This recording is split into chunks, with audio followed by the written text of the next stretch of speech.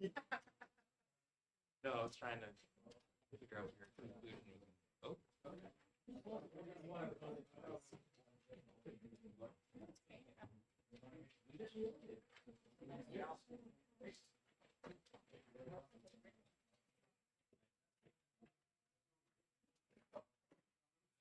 okay. Oh, thank you.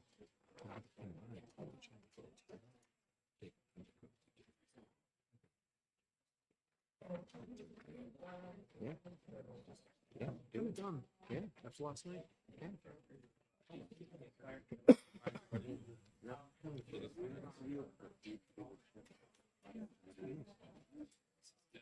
Neil. Joe Guthrie. I pay my taxes in January. I get on top. Not because I'm happy about it. I want to get it over. You know how much it is. Yeah. The second I get that thing, I just want to get it done. I haven't gotten a refund in a few years, but 7 years time.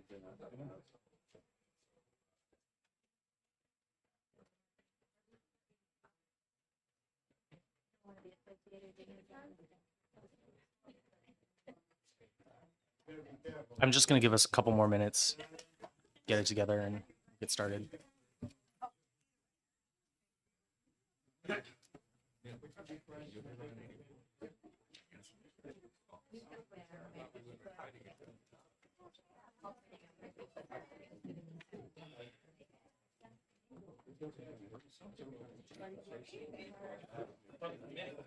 yeah.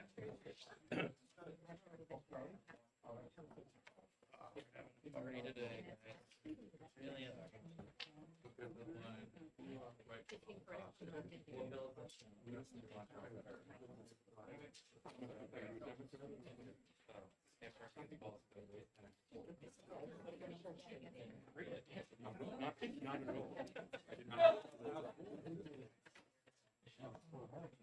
Well then, I look forward to hearing it. Yeah. Well,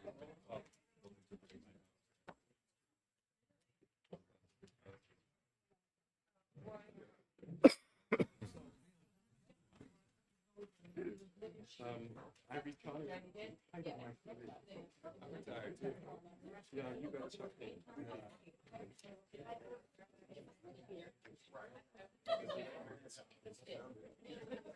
I will take that. You know what? The big decade. Yeah. I was in this room yesterday. I made a mistake. Yeah, that's a fact. That's why I said it's planning the DI, making sure that we get all of them.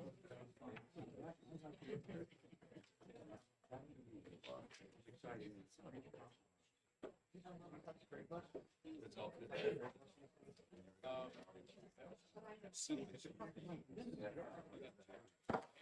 Okay, good morning. It is 10:12. Welcome to the House Committee on Housing. We're going to get started with the Pledge of Allegiance. If you'll rise with me.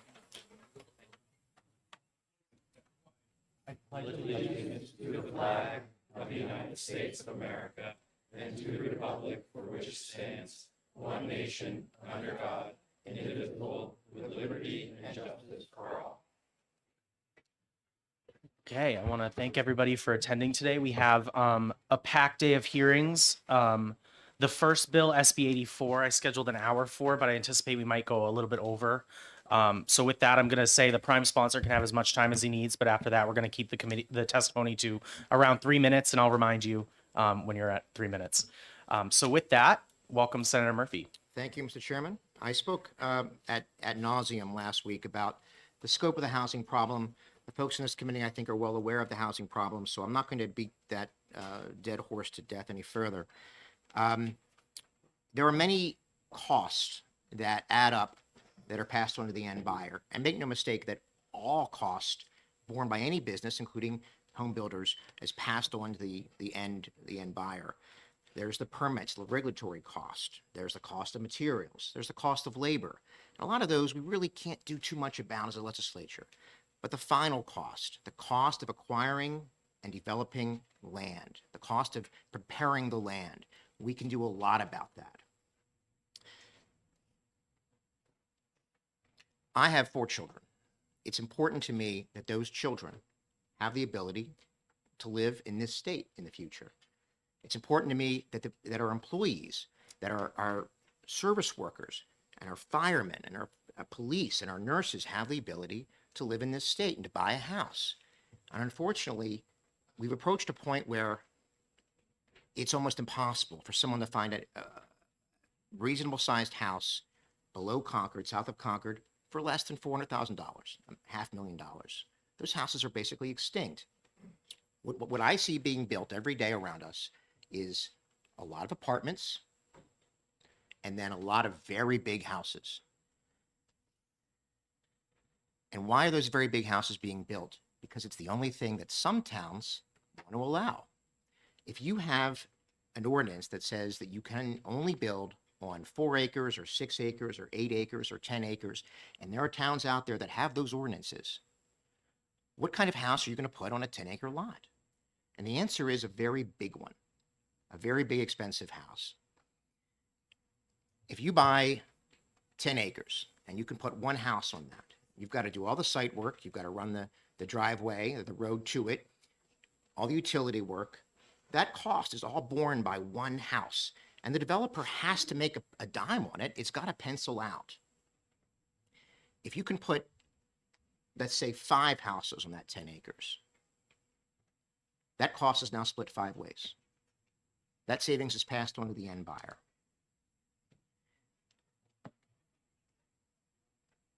I sit on Senate Commerce, and the bills that you all dealt with a few months ago are coming to my committee right now. There's a lot of great housing legislation that's been put in this year so far. This bill is a big one. This bill, in my opinion, will do more to bring down the cost of housing in our state than any other single bill we will deal with. And so I hope that you will support it. And I want to talk about the bill itself for a minute. What the bill does, it says that for any lot that has public water and sewer, the town can't require more than a ½ acre of land to build a house on that lot. If it has public water but not sewer, the town can't require more than 1 acre. And for everything that's left in a majority of the residential area, which means 50.1% or more, the town can't require more than 2 acres. Every community would have to allow in at least half the town lots of 2 acres or less per building. Does it mandate that everyone must have 2 acres? No. No, it does not. It gives home builders and home buyers the flexibility to say, I only want 2 acres. I want 2.5. I want 3. I want 5. No one's talking about forcibly subdividing property. People can still have 5 or 10 or 20 acres if that's what they want and they can afford it. For that matter, there's still local control allowed. This bill provides guardrails around local control, no different than we've done on any number of other topics dealing with schools, dealing with local elections, dealing with free speech. All of those things we have regulated just this term. It still allows towns to have a degree of local control to say, this part of town is rural, should be left rural, we're going to require 5 acres or 8 acres. It just says half the town, 50.1%, must allow people to build on 2 acres or less. And there's an important part of the bill, and I really want to point it out. Lines 19 to 24. Nothing in this section shall override or supersede applicable municipal zoning regulations unrelated to minimum lot sizes.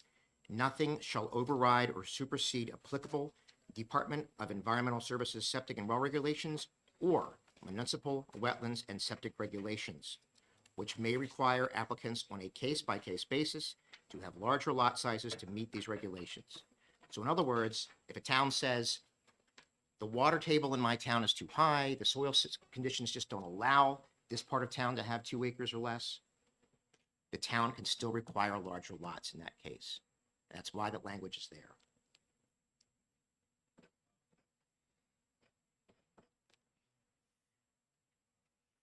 I apologize, Mr. Chairman, for the number of dead trees that I passed out, but just when I hit the high point on the YouGov poll, 55% of New Hampshire voters believe the cost of housing is the biggest issue Granite State is facing today. There isn't a close second. This is the number one issue that our constituents face. And I felt when I went door to door and I heard this over and over again, I felt strongly that we had a mandate to solve this problem. In any bold solution, you will hear objection. But I urge you to be brave. I know we do the right thing and pass the bill. A couple of articles that I had written, if you haven't seen them in New Leader, they're out there for you to get caught up with.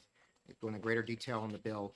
And lastly, it's a list of the towns that are affected and not affected by SB 84. In summary, New Hampshire's 234 towns and cities, 176 are unaffected. The vast majority of towns are not affected. The remaining ballpark 60 towns, a lot of those almost qualify. For example, Brookline and Mason, they're at 2.02 acres in the entire town. That's a rounding error. 2.02 acres, to get to 2 acres, that's a very, very small change.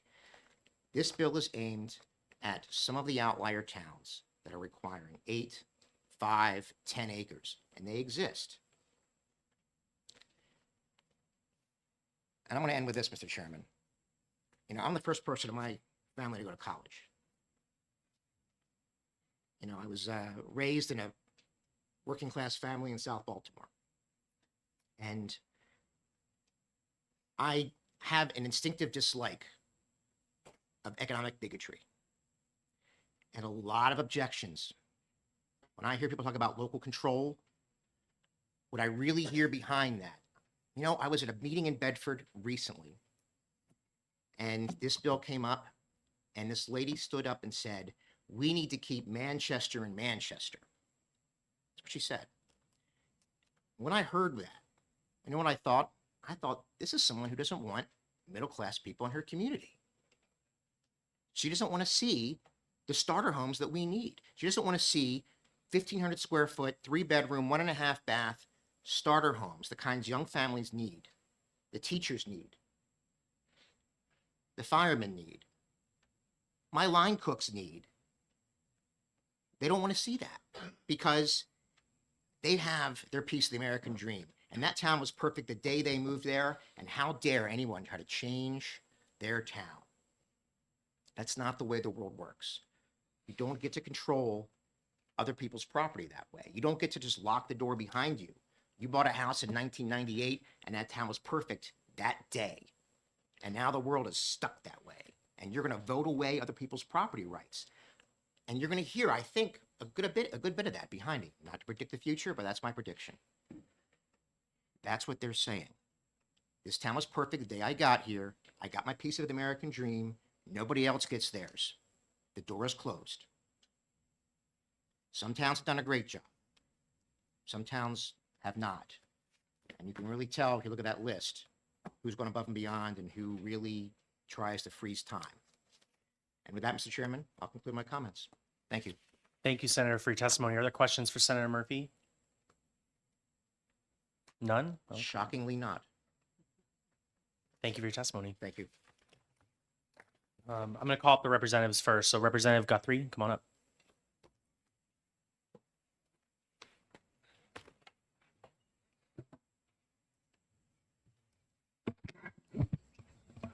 Good morning, Chairman Alexander and the committee. I will try to speak very shortly. It looks like you got a gang here who wants to come up here anyway. And my comments are pretty simple. I'm, in addition to being a representative, I happen to be a selectman and a planning board member in Hampstead.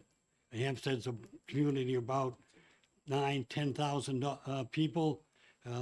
Got a half an acre limit in our zoning.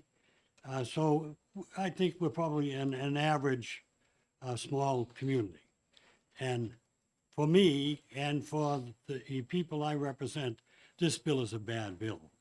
It has too many bad 5-letter words. I don't like 5-letter words. The 5-letter word is shall. I'm on the municipal and county government committee. And every time we see the word shall, up goes a red flag. Doesn't mean that the bill isn't a good one, but the intent is good, because I really envy what you have to do this session. You know, we didn't have a housing bill before, and most of these bills would have come to my committee, M&C. And I'm glad that you have them instead of us. So I know it's not an easy job, and thank you for your service. But I suggest to you that this bill, on its surface, takes away local control, and I think that we have to recognize that the zoning situation is better in local hands than the state, and to set arbitrary parameters is dangerous and can do some harm. And I think we all have to agree that, particularly up here in the House, one thing we want to do is do no harm. So I suggest to you that you take a real good look at this bill, and hopefully will feel, as I do, that it's in approaching the local control. We can do a better job than you, and ask you to recommend this ITL. Thank you, Mr. Chairman. Thank you for your testimony, Representative. Any questions, Representative Guthrie? Seeing none, thank you. Thank you.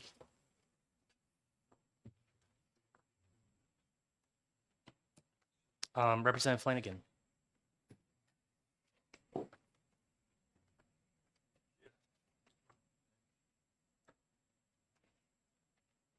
Good morning, everybody. Happy tax day. Very happy indeed, right? Thank you, Mr. Chairman and colleagues of the House Committee. Before I give my presentation, I'd like to respond a little bit to the Senator. I represent Brookline and Mason. I used to live in Brookline, and I now live in Mason. Mason has a 4-acre minimum. I probably shouldn't bring it up, maybe, but the first area would be attacked.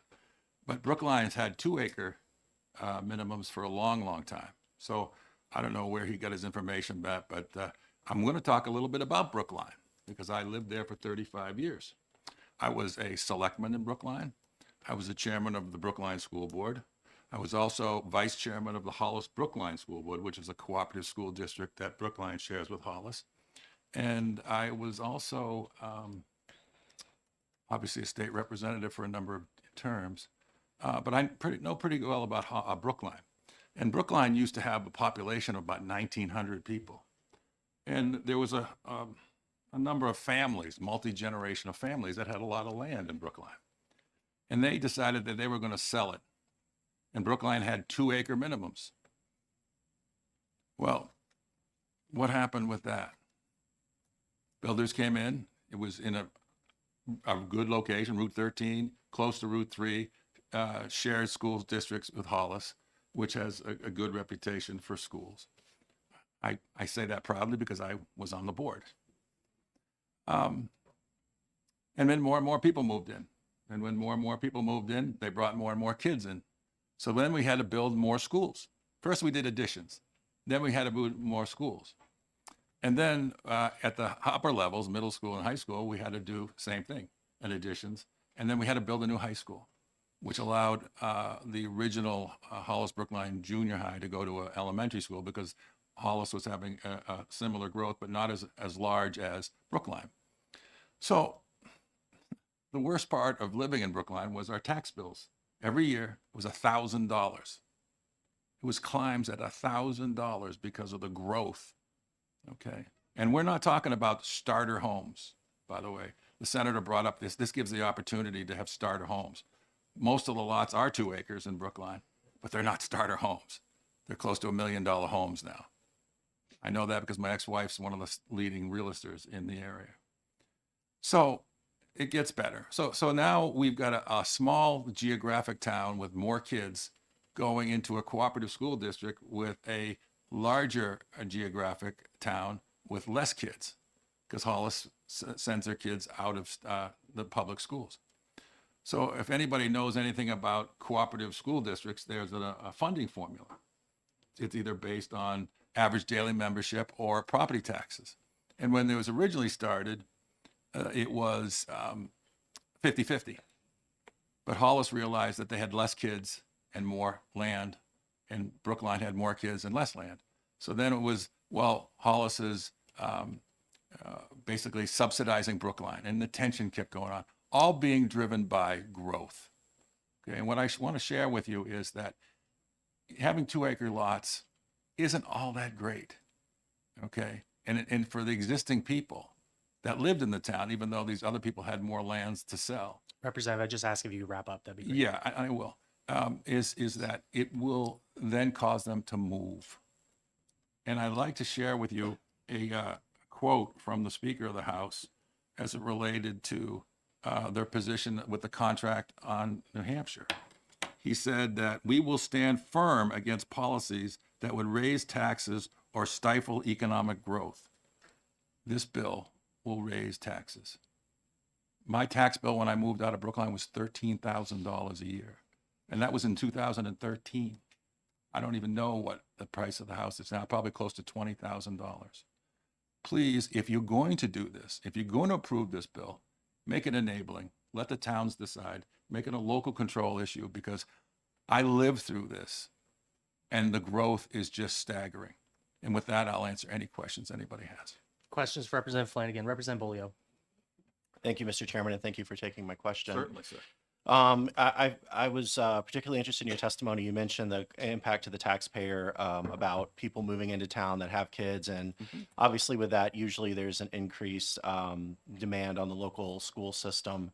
So my question is, would you still maintain your opposition if, let's say, theoretically, there was an option to where people who came into town, you know, let's say, those additional children or those additional students would not be a burden on the taxpayer? Is it really because of the strain on the school system, or is it something else? Thank you for your question. There's actually a lot of different things. For example, when you build a bunch of subdivisions, you got to plow them. Okay, plow the roads. But the other issue is that, you know, you got to educate the kids that are in your town. Not only is it state, but federal law. So my only thought process is the only way to get around this is if you limit the number of subdivisions a town has to have per year. In other words, oh, by the way, I got to share something too, Mr. Chairman, is that Tamposies tried to put workforce housing in the town of Brookline, and they wanted to put it over the largest known aquifer in town. Talk about zoning changes from this area, is that Brookline said, no, we're not going to allow it. They sued them in federal court under a civil rights violation, saying that it was a snobby rich town that didn't want poor people in their town. And they lost a $600,000 judgment. So talk about increasing the taxes on the people that live in that town. Brookline, the growth in Brookline has been awful, absolutely awful. You know, it still is a beautiful town, but it's just reeling it. So I don't know if I answered your question about the schools. Other questions? Representative, follow up. Yep, thank you. Follow up. So I guess then, you know, to follow up on that, you know, for the people, you know, because there's a lot of young families in New Hampshire, and, you know, the cost of housing has been a major issue, been a major strain. Has there been anything done in your community to address that? Or what would you say to the young families and people who have really been struggling with this, you know, increase in the cost of housing that's far exceeded the rate of inflation over the last couple of years? Again, thank you for your question. Speaking of cost of housing, I just recently built my house in Mason. So I know what the cost of housing is. I know what it costs for the framer. I know how much it costs for the sheetrocker. I know how much it costs to actually dig the hole to put the concrete in the ground. And inflation hasn't helped that. The reality is at a town and local level, I think they're just dealing with the challenges that they have right now: paving the roads, educating the kids, maintaining the roads, police, fire. We have a volunteer fire department. We just hired a full-time fire chief, although he didn't last. But I think it's all those other things in towns that challenge them too. I'm not sure if we can solve the problem about the cost of housing, because there's so many variables that is labor and materials. This whole idea about zoning will solve that problem too, is whether it's a 1.5 acre or a 2 acre lot. In my area, it's going to be over $100,000 for that lot, because you can build a house on it. So I don't see how this is, going to solve that problem either. Representative, let me ask. Sure. There are some situations recently in which the legislature did override local control. I'm thinking about situations where we banned sanctuary cities, or we prohibited municipalities from banning guns, or we allowed municipalities to distinguish between the true biological sex of two people. Can you please talk to me what the difference is when we override local control or provide reasonable guardrails on zoning? What the difference is than when we did that for other things such as sanctuary cities? Well, I think all those things that you mentioned were protecting individual rights, whereas the senator brought up the fact that someone moved into a town and they expect it to stay the same as the town. So that's what zoning really does, is to maintain the character of that town. For example, if you had 4-acre minimum, like I have in Mason, I mean, you can have a reasonable expectation that you won't be hearing your neighbor. Or if they got a barking dog, it won't be something that will annoy you in the middle of the night. So, I mean, I think those other issues are dealing with more with personal rights versus the zoning protecting of the property values in the town you live. So protecting property values is more important than protecting private property rights Well, of others. I guess I'm wondering. I'm trying to understand this. your No, position. I don't know if that has bearing on the fact that 2-acre lots are the minimums, but to your question, which is your hypothetical, is that how is it different? One was protecting one's housing rights, I suppose, and one individual rights. Okay, thank you. All right, seeing none, thank you. Thank you for your time. Representative Terry Spar.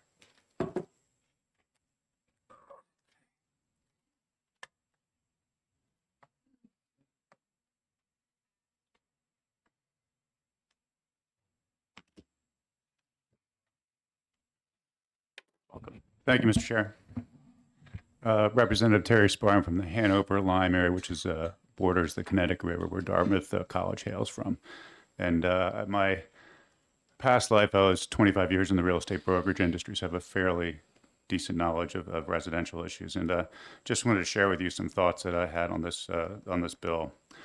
Notwithstanding the demand side of housing from pressure due to population growth, it's critical to understand the multiple upstream forces on the supply side caused from challenges surrounding zoning, financing, regulations, infrastructure needs, construction and material needs and costs, and other impediments to building more homes. And it's important to tailor the appropriate solutions that preserve and protect the integrity, the autonomy, and the unique qualities of the hundreds of towns and villages and communities in our state. And the decisions that will impact them. For a rural town like my Lyme community, whose characteristics and charm attract and retain people at all economic levels, who seek such a community, is it suitable or just or fair for Concord to abridge that community's right to self-determination by mandating that they conform to a one-lot size-fits-all edict? I'm surprised and perplexed that the Republican sponsors would submit a bill that is inconsistent with their stated values, usurping local control and local decision-making and investing that authority at a centralized level here in Concord. There are many, many other bills and alternative paths that this committee can implement that encourage and incentivize, not mandate, to enhance a greater supply of homes at a local level. This bill is not one of those. To me, it's government intrusion at the highest levels into the everyday lives of New Hampshire's citizens and their communities. It champions state government intervention, which is antithetical to the very principles of our state's founding and its motto, live free or die. This bill is not the New Hampshire way. I urge you to not pass this bill or any other similar bill that does not make New Hampshire stronger. Thank you for testimony. Questions? Representative Bolio. Thank you, Mr. Chairman, and thank you for taking my question. My question is, you mentioned this, our state's founding and the live free or die attitude. My question to you is, was the community that you represent, was the majority of that community built and developed before or after the New Hampshire legislature gave towns the authority to enact zoning ordinances about 100 years ago? I would assume that most of the construction has happened since that 100 years ago. All right. Thank you for your testimony. Representative Perez, come on up.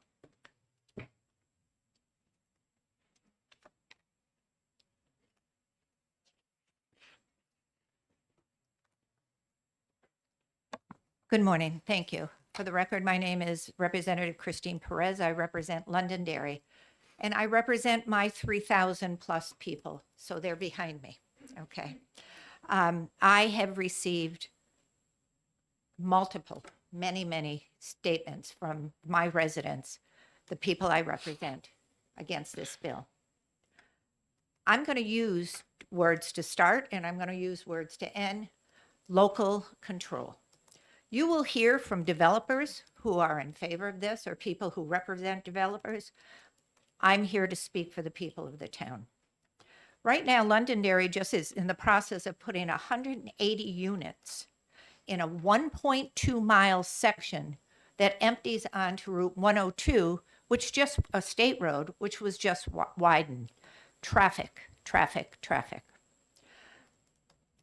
People in town can change the ordinances as the town changes. This mandates that no matter what happens to your town, you're stuck. That takes a right away from us. Towns are the ones that have to enforce these. That takes away from them saying, well, I have to enforce something I had no say in. This bill will not help housing prices. They won't. Housing prices have skyrocketed all over the East Coast. I have a son who lives in North Carolina, and they're skyrocketing too. What this bill does is it puts an unnecessary burden on towns for safety, police, fire, schools that they have no say in. They have no say in. So what does that equate to?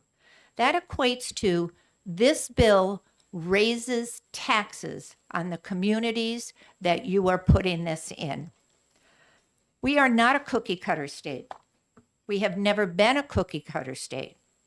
This is saying that everyone in the state should have a blue house. Taking the freedom away from the people to decide what is best for their town shouldn't happen. This is not a may, this is a shall. And if you are so confident that this is what the best thing for these towns, make it a may, and that it has to be passed on a warrant article. Do it that way. This will not, the only thing that's going to help the state of New Hampshire and many other states is when our interest rates go down. You are not going to get low-income, small houses, starter houses. What you're going to do is that people are going to start foreclosing on houses because they can't afford them because of their taxes. Please, please, do not pass this bill in the state that it is in because it will hurt. It will definitely hurt the towns like mine in Londonderry. Thank you. Thank you for your testimony, Representative Bolio. Thank you, Mr. Chairman. Thank you for taking my question. You started with your testimony mentioning, I believe, 180 unit development. Well, it's 3 separate developments. Okay, 3 separate developments. So it sounds like a large multifamily development, correct? There is, one of the developments is a 55 community, which Londonderry has 16 of them now. I happen to live in one. Okay. The other development is an apartment, and the other development is townhouses, 3-story townhouses. Okay. So for SB 84, this bill, did you see anything in the language of this bill that would force towns to allow multifamily development? No, I didn't, but I'm just saying we already have an issue. We have hundreds and hundreds of apartments that are going up.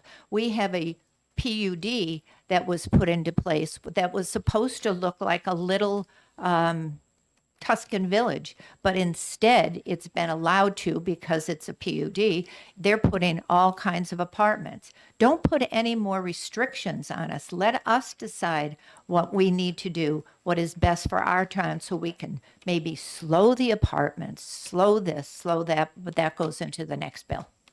So Go ahead.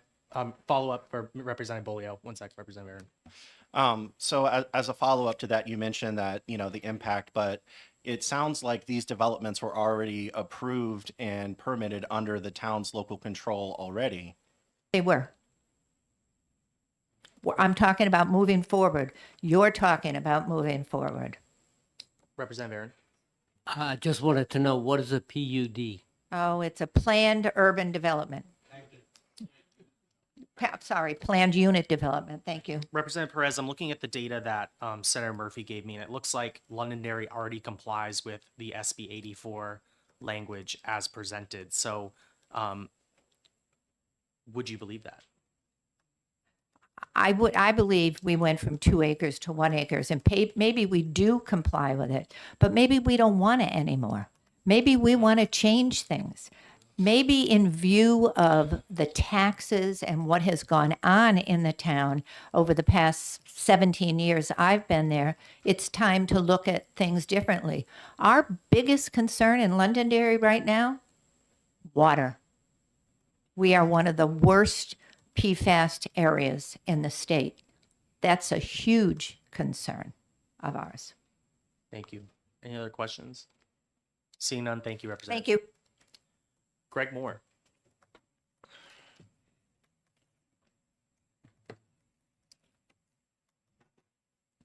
Good morning, Mr. Chairman, members of the committee. For the record, my name is Greg Moore. I'm a regional director with Americans for Prosperity, and I'm here today to testify in support of Senate Bill 84. We believe Senate Bill 84 appropriately adjusts the balance of property rights, as well as giving individual communities the ability to direct where they want development to take place in their towns. I will say this, a couple issues is just raised up. I know I only have 3 minutes, so I'll be brief. First and foremost, it's been well documented that the student population in New Hampshire has been declining and rather precipitously. So I think that the concern at these schools, which are at this point to a degree a little bit overbuilt, can absorb those additional students is probably a little bit excessive. I will say finally on the issue of local control, I agree on the issue of local control, but I don't think we're thinking local enough. I think the local is the individual and their rights and the ability to protect their rights. Fundamentally, the state has a responsibility to step in and protect those rights. States have, and as well as the federal government, have a constitution and they have a Bill of Rights. And so the state has an affirmative duty to protect those rights. Local governments do not have constitutions. They have no duty to protect individual rights. So that's why it's appropriate for the state to step in this instance to protect individuals' rights. So with that, I'll stop and take questions and let you move on because I know you have a few more speakers. Thank you for your testimony. Questions for Mr. Moore? Seeing none, thank you. Thank you. Mike Skelton.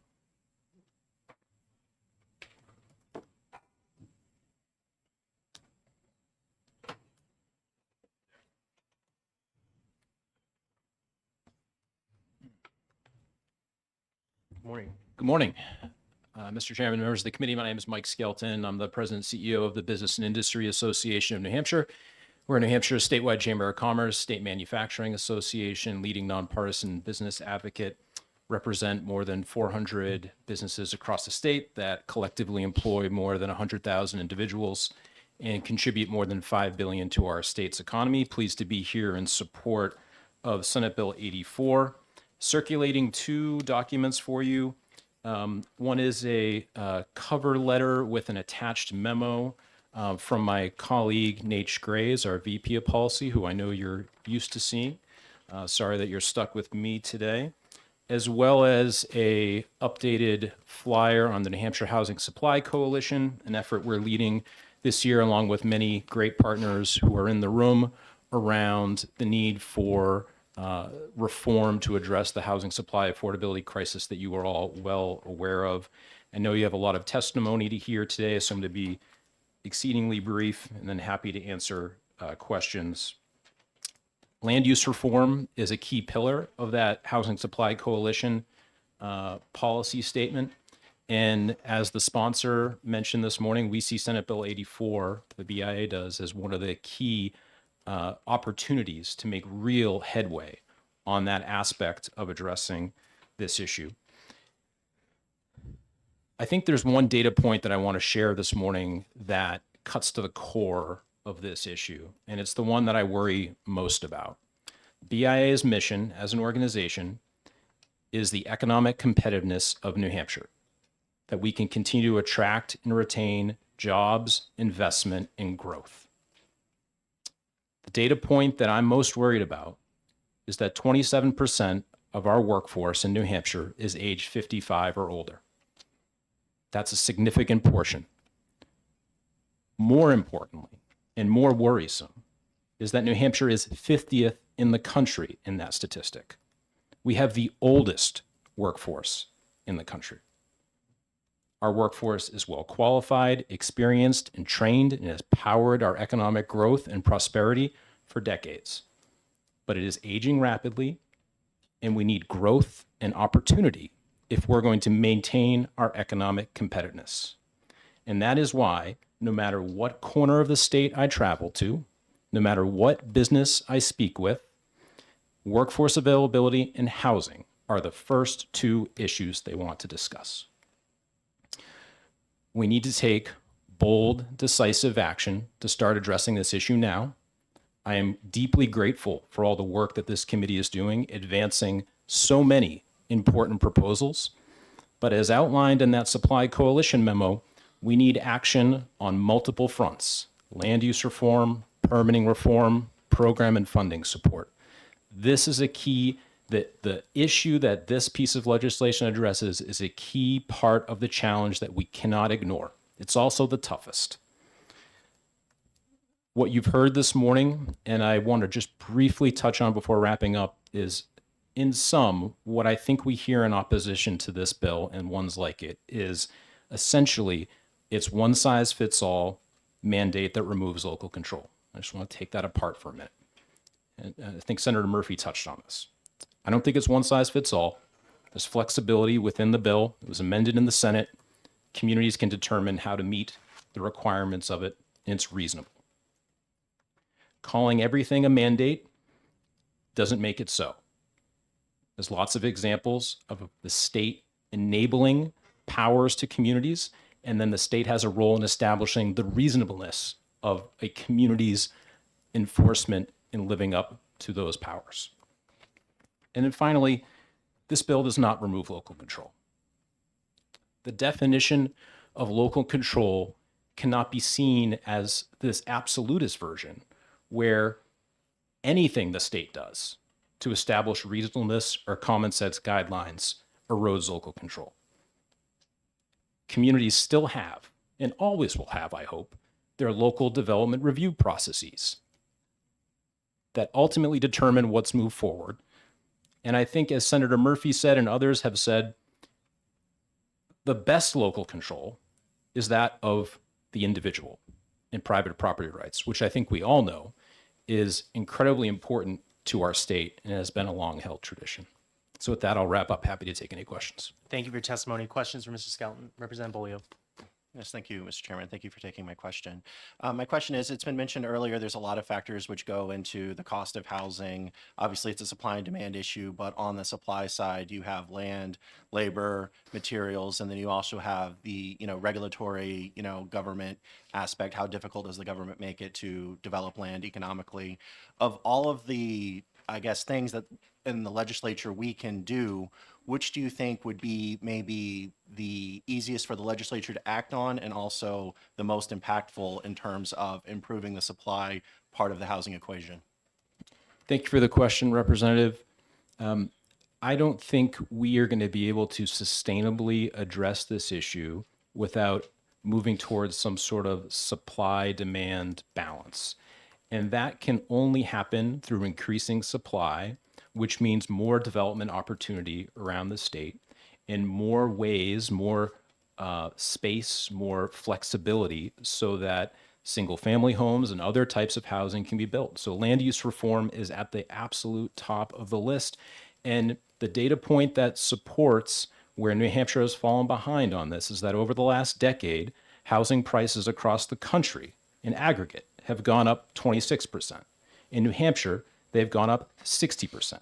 Let's ask ourselves, what's differentiating us that's driving that?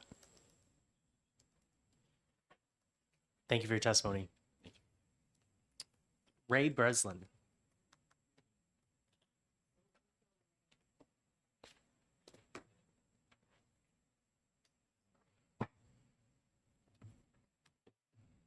Welcome. Thank you for allowing me to speak. Ray Brereslin, I'm from the town of Londonderry, and I'm just speaking for myself. We have a lot of experts here that know a lot more about this than I do. I certainly don't know all the ins and outs of it. However, it seems quite apparent to me that we have a certain group that would be developers and perhaps people in the real estate business that are very much for this.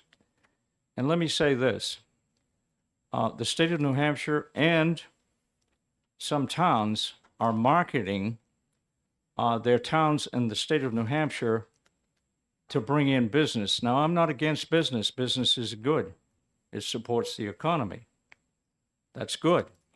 But when we're marketing to Massachusetts and around the country to come to New Hampshire because we don't have a lot of taxes, and we will very much do whatever's necessary to support you if you come and build here. However, this housing crisis is not the number of units that we have. It is what they cost, which has already been said here multiple times. So here we have a police officer, a firefighter, a school teacher that can't afford to buy a house in Londonderry and many other towns. We have young people graduating from high school, going on to 4 years of further education, come back and want to live in Londonderry or some other town, and they can't afford to. The problem is that this is being marketed, and it's fine. The Chamber of Commerce wants to assist businesses. That's all well and good. But you got to look at what the problem is. This problem is not going to be fixed. You know, if you think you're going to fix and supply reasonable housing that a young family can afford, how are you going to do that? I think we need to look long and hard at what we're trying to do here. And by the way, towns are allowed and encouraged to have a master plan, a vision as to what the citizen of the town would like their town to be. That's not a problem. Okay? And by the way, if you want to go out in Western Massachusetts, it's pretty much forested and farms, and there's a lot of multiple acreage lots. They're not required to build up out there, I don't think. Once again, I don't have all the answers here. But please, to simply just put this through, and I don't think it's been brought forward to the average citizens. And by the way, the average citizen doesn't have the time to be coming to this meeting. I do. I'm retired, and I'm trying to pay attention. But the average citizen has to work. Wait a minute. They have to take the kids to daycare. They don't have the time to be paying attention. When I was working full-time, I didn't have time to pay attention. Now I am. So please, consider what you're trying to do here. The towns do have a right to have local controls. We have RSAs that the towns have to follow. Fine. But if the town is concerned with the health and welfare of the citizens, and we are in Londonderry because, yes, we have serious problems with water, contamination, which is a problem throughout southern New Hampshire, that all cost a lot of money. Please think about what you're doing here. The decisions you make today are for the future generations, the children coming up, your children, your grandchildren, your great-grandchildren. Let's make sure we think about what we're leaving them. And thank you for Thank allowing you me to for your- speak. thank you Anybody for your got any testimony. questions? Questions, Representative Bolio? Thank you, Mr. Chairman, and thank you for taking my question. I think you very eloquently laid out, the problem before us when you were talking about, for instance, firefighters, police officers that often can't afford to purchase homes in the communities that they served. And you also mentioned future generations and, what's kind of society, they're going to inherit. So my question is, and I know you said you didn't have all the answers, us here in the legislature, what would you recommend in terms of some of the housing policy goals or some of the things that, we're trying to do to address this problem? What suggestions do you have about how this state can face this issue? Thank you for that question. Look, that's a pretty hard question to answer. But I guess we got to think about how we support our businesses. I mean, we have businesses in Londonderry that are leaving, and I wonder why. I mean, look, we're on 93. We're also connected to Route 3. We have an airport. We have a property in town that is very desirable to develop it just because of the logistics. I mean, we're less than an hour's drive to Boston. Probably, I don't know, 40, 50, 60% of the people who are working probably travel on 93 to Boston. So I certainly don't have all answers. I don't know how we fix it, but we need to give it some further thought. Thank you. Any other questions? Seeing none, thank you. Mike Padmore and Grace Nordman from AARP.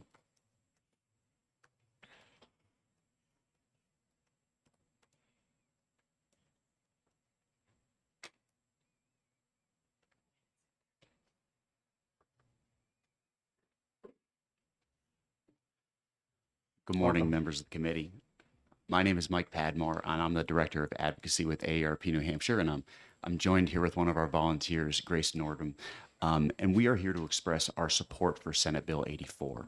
I'll be brief, but I'll effectively say, we've talked about the fact that we have a problem, and a problem calls for a solution, and we believe that this Senate Bill 84 is a solution to this problem. Specifically when it comes to AARP and our membership, we hear all the time from our members talking about the challenges with downsizing. They're in a home that they've lived in for their entire lives, and now they're facing rising property taxes, homeowners insurance, and they're looking for other housing options, smaller housing options. And so what our hope is that this bill can help move us in that direction of being able to create more of that type of housing. I'll bookend my comments with saying we have an intern with us in the room who, before this hearing, she shared with us a personal story where she's in the process of graduating from UNH. She's a 9th generation Granite Stater, and she's going to be leaving New Hampshire in a few months. And housing availability is one of the major factors in that decision, her choosing to leave. And so with that, I'll pass it over to my to Grace. Member of the House Housing Committee. My name's Grace Nordman. I'm a volunteer with AARP and a retired real estate agent. Affordable housing continues to be a serious problem in New Hampshire, with not only few properties, but few affordable properties. New Hampshire's aging population has limited options to choose from. We need more planned communities where seniors can thrive in their later years. To be able to stay in the state, which they call home, additional attention and resources need to be focused on housing. I support SB 84 to help meet our housing needs, and I hope you do as well. And first of all, I've lived in 4 different zip codes in New Hampshire. We moved from Florida to Milford, from Milford to Stratford over on the seacoast, and then we were in Concord, and now we're in Newport, which we're retired now. Our house went up 80% in the last 3 years living in Newport. There's nothing under 300,000. And Newport is an affordable area. I still follow, I don't sell houses, but I do follow. And it's just unaffordable for not only the young people, but the older. The older people can't sell their big house. They're renting rooms to be able to afford it so they can stay retired. And this bill would help. Thank you. Thank you for your testimony. Any questions? Representative Bolio. Thank you, Mr. Chairman, and thank you for taking my question. Sure. I guess my question is, and I think maybe I heard it a little bit in your testimony, Mhm. but in regards to, people who in New Hampshire who are elderly or who are retired, oftentimes they depend upon medical services. Has there been any impact on the housing shortage in terms of availability for medical care for people who are part of your organization? Thank you for the question. That's a good question. I'm not certain. I can follow up. I think one of the things that we find is that when we talk with our members, the overwhelming message that we hear from them is that they want to age in their communities. And so with that comes, we need the supports and services to be able to support folks being able to age in place. And I think then in a lot of ways, we have been able to provide that for folks. And so I think our focus here is understanding that we know that folks want to be able to stay in their communities and they're left with only a finite number of options. And in some cases, that's maybe moving into a long-term care facility. We know that's not really what they want to do. And so our focus is being able to create, I think, a little bit more housing diversity, smaller units. And I think Senate Bill 84 it moves us in that right direction. Okay. Thank you for your testimony. Megan Portnoy.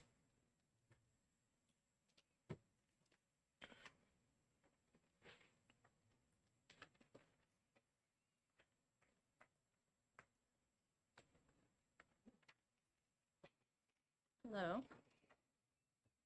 Thank you for this opportunity to speak. I serve on the planning board in Canterbury, and I'm here to express my strong opposition to SB 84, which I believe represents a sweeping and harmful overreach by the state into matters that have long and rightly been handled at the local level. New Hampshire has a proud tradition of local control. It's one of the core values that draws people to our communities. Planning boards, select boards, and citizens have worked for decades to develop thoughtful, responsive zoning that reflects our unique landscapes, infrastructure, and community needs. SB 84 disregards all of that. It imposes a one-size-fits-all mandate that undermines the very local governance that keeps our towns functioning and livable. Let me be clear. This is not about opposing housing or trying to freeze time. We agree that we need affordable housing, and many of us are working on creative solutions to that end. But this bill will not achieve that goal. Let's not pretend that this bill is about affordable housing at all. This bill benefits developers, not people. Blanket reduction of minimum lot sizes will not magically create affordability. In fact, in many of our towns, it will do the opposite. Developers will continue to build what is most profitable, larger homes at higher prices. With this bill, you are ignoring the actual drivers of the crisis. Landlords pricing people out of their homes, long-term rentals disappearing into short-term profit models, and wages that simply do not keep up. The legislation places the burden of fixing market failures on the backs of municipalities, and small towns like mine do not have the infrastructure to absorb this kind of rapid density increase. Our infrastructure is not built to support scattered and premature growth, nor do we have the tax base to fund the rapid changes and upgrades that would need to be required to meet these demands. We will be forced to raise taxes or reduce services just to comply with a law that we had no hand in shaping. I urge the state to work with local governments, not against us. We need collaboration, not coercion. In addition to being a member of Canterbury's Planning Board, I am also a doctoral candidate in clinical psychology, and there's a psychological toll to this bill that I would like to acknowledge. When rapid, unplanned sprawl is imposed on rural communities, it erodes people's connection to place. This is harder to measure, but it is deeply felt. When development is dictated from above, with no regard for a town's pace, capacity, or character, it destabilizes community, breeding disorientation, grief, and disengagement. We've seen it happen in other states, historic neighborhoods swallowed up by developer-led expansion, longtime residents priced out, and civic engagement hollowed by a sense that no one is listening. Once that damage is done, it is almost impossible to undo. And when we pave over the very green spaces that give people a sense of calm and orientation, our forests, our fields, our wetlands that define rural New Hampshire, we strip away a crucial buffer against stress and isolation. The loss of these natural environments isn't just aesthetic, it is well documented and in having mental health impacts. This isn't just about zoning, it's about the emotional and cultural fabric of our towns and what is lost when we tear through it in the name of supply-side efficiency. SB 84, among other sweeping overreaches proposed in this legislative session, is not a thoughtful, skillful, or sustainable solution to the housing crisis. It's a blunt instrument that passes off responsibility while handing developers the keys. And I urge you to reject this bill. Thank you for your time. Thank you, Ms. Portoy, for your testimony. Any questions? Seeing none, thank you. Chris Norwood.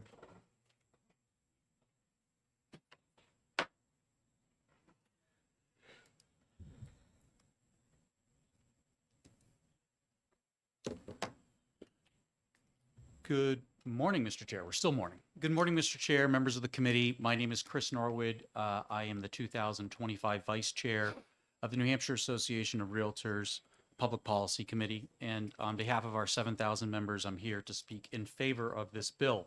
Just a couple quick points that have been mentioned. I just want to touch upon them. We talked about, or it was mentioned about student population in the rise of development into additional students in classrooms.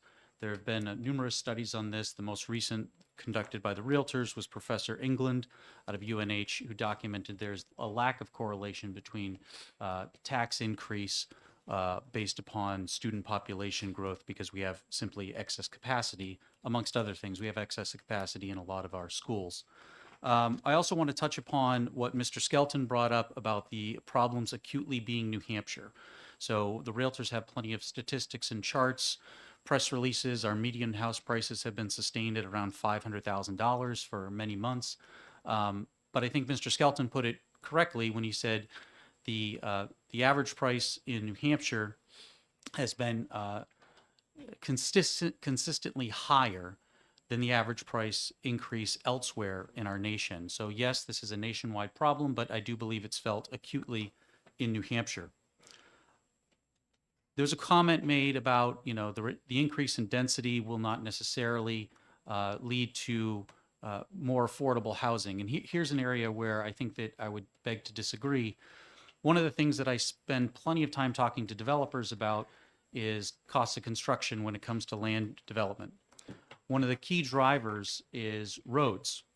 Not to get too far into the history of it, but right now, most engineers and most contractors will tell you baseline around $600 a linear foot to construct new roads up to a town standard. And if I can put 10 lots on a road of, you know, whatever, 500 linear feet, 600 linear feet versus putting only 6, it's not a matter of whether or not those 4 incremental lots are less expensive. It's a result of that project moving forward or not. I'm in commercial real estate, but I do sell a lot of bulk land, and I do a lot of consulting work for land use and development potential.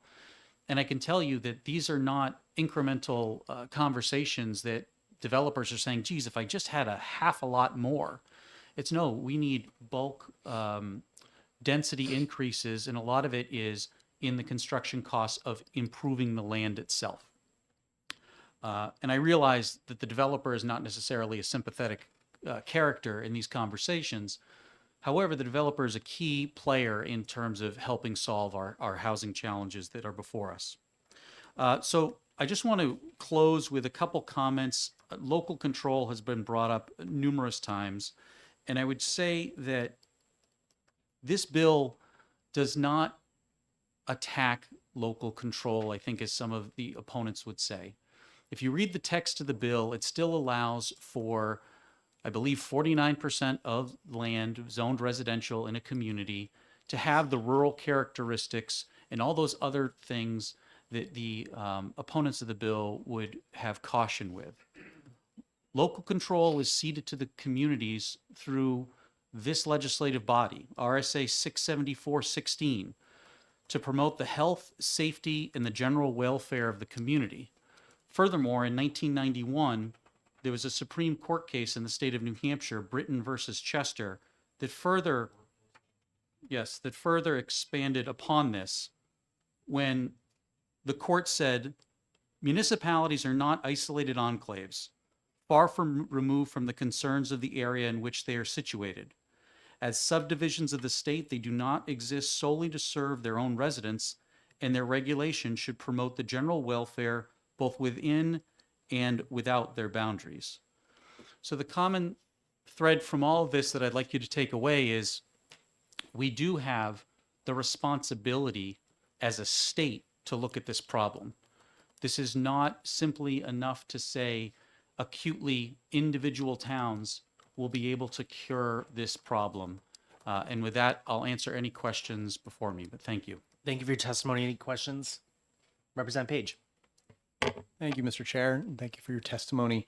So a previous speaker sort of got at a question about, are we trying to solve for available supply or for affordability? And of course, I think all of us here on committee would say both, right? We think these are both problems.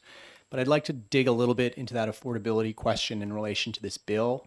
I was really grateful to the senator for supplying us with this sort of cheat sheet of every town and sort of who's already sort of in compliance with the provisions of this bill should it pass and who's not. And one thing I'm curious about that I'm hoping you might have insight on is whether we see more affordability in these communities where we have zoning that is already friendlier to density. Is that something we're seeing where we have communities that are already in compliance with the provisions of this bill? Thank you, Representative, for the question. The short answer is I have not yet seen a copy of that town list, so I very much would like to research that for you. I can just say anecdotally that when I work in the valuation side, the consultatory side of my business, or representing landowners and developers, I think that there are certain communities that are known to be more or less friendly to development, and those communities tend to have more development and lower costs as a result. Again, anecdotal evidence, but we can certainly look for empirical data. Thank you, Mr. Norwood, for your testimony. Thank you, Mr. Chair. Jin Jalbert. I think I don't. Correct me if I'm wrong. Come on up. You got it right. Oh, great. Good morning, everybody. Morning.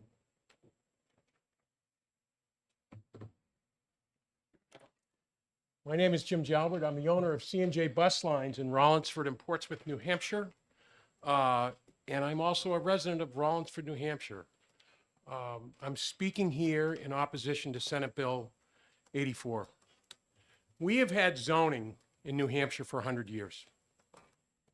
And when it was enacted in 1925, thereabouts, the state legislature authorized the adoption of land zoning and wanted it to be regulated by the cities and towns. That's how it all started. In 83, Title 64, Planning and Zoning, Chapter 672 was enacted, and the very first thing it said when it was approved by the General Court with the first declaration of purpose being that planning, zoning, and related regulations have been and you continue to be the responsibility of local municipal government. For over 50 years, we've had a housing problem in New Hampshire.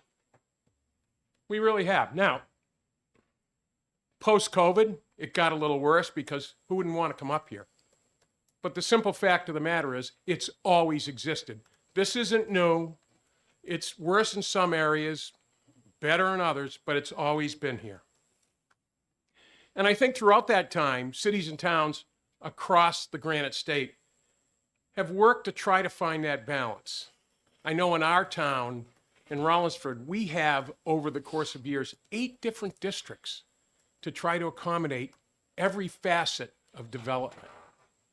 From our Salmon Falls district, where we require very little square footage, all the way out to our rural district, where we require a lot more. We have aquifer issues, we have slopes and grade issues, which, by the way, is a problem in this bill because it doesn't really address it. And so it's sort of a little cheat on development. But nevertheless, we've done a good job over the years, and it's all done with volunteerism. In my area down on the seacoast, so Dover, I'm in Senator Waters' district, who supported this bill, Dover, Somersworth, Rollinsford, Barrington. We've embraced vehicles which would promote development. Tax increment financing in 1989 and 90 when Liberty Mutual came to Dover and occupied the downtown mill. Transfer of development rights to do more thoughtful zoning and get better density where we needed it. In fact, Dover has 1,500 units under construction right now. And the Seacoast overall has been dealing with this issue since the onset, but it's been done at the local level. It was never done here. SB 84 changes all of that, ignoring the first declaration of Chapter 672 on the premise that the legislature, is at least what the sponsor tells you, knows better. But yet, for over 100 years, we got it right, and all of a sudden there's a problem, which always existed. They want to put guardrails in. We need guardrails because local cities and towns don't know what they're doing, when nothing could be farther from the truth. You will hear, and somebody said it earlier, I don't know if it was the BIA or the housing folks, that there are surveys that exist that says we have a housing problem. They're absolutely correct. We have a housing problem, and that people want this. Almost 30 years ago, the Portland to Boston rail system began to be studied. And they had, I remember walking into Bob Dustin's store on Route 4 in Portland Avenue in Dover. If you've ever been to Dover, it was a great place. Poor old Bob, he's retired now. And there was a survey, and it said on the survey, would you like passenger rail service between Dover and Boston North Station? And everybody signed yes. Had that survey said, would you like passenger rail service if you knew over the course of the next 25 years, it was going to cost the taxpayers of this country and the state of Maine, and to a certain extent through the movement of federal CMAQ funds, over $1.5 billion, the answer probably would have been a lot different. Mr. Jalbert, just ask you wrap up if you can. I'm getting it. Thank you. Fast as I can. Please, if you can, just give me a little leeway. I would suggest to this committee that one size doesn't fit all, and it will not answer the affordable housing question. One of the things in the bill that talks about 1 acre if you have water, Janatus Farm, which abuts Rollinsford, was cut up into lots. 0.87 acres, 2,300 square feet, $1.43 million. It's not going to solve the problem in the Seacoast. It's not going to solve the problem in Stratford and Rockingham counties. But Representative Bowyer, you asked, what do you do? You asked, well, what would you do if we were all of you? You know, first I look at the financial impact. It's going to cost cities and towns money. The bill never said that. Fiscal gave it a waiver. They never listened to the Municipal Association. I'd think about that. But then what I would do is I would ITL this bill. I wouldn't support it. And I'd take some of those snobs and boorish people that Senator Murphy referred to in his article in the Union Leader, who do the live and the work and make all this planning happen in these cities and towns. And I create a work committee appointed by the legislature and bring people together and figure out how to solve the problem and how to solve the problem the right way. If you do that, you'll get somewhere. Look, I have bus drivers that make over $100,000 a year. They can't afford a home in the New Hampshire Seacoast. This bill will not change that. The governor gave you New Hampshire champions. You guys all approved that. Remember that? Put some teeth into it. Put more money into it. Create a bonding mechanism. so you can repurpose Liberty Mutual in Dover, so you can repurpose the tech school in Stratham, and make developers take a piece of that in exchange for that low interest and sell it to the low income people, the policemen and the firemen and the people who do all the working in our state. I asked you to wrap up. Thank you very much. Appreciate it. Any questions for Mr. Jalbert? Seeing none, thank you. Thank you, sir. Appreciate it. Matt Mayberry.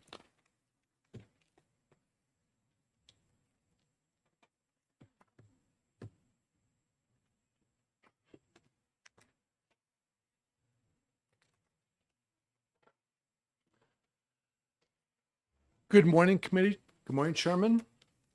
My name is Matt Mayberry. I'm the CEO of the New Hampshire Home Builders Association, and I'm here today to talk with you about our strong support for SB 84.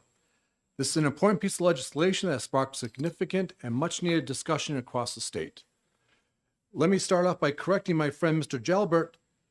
When you look at the bill on lines 21 through 24, you'll see that nothing in this section shall override or supersede applicable DES or septic well requirements. So the argument on the slopes is moot.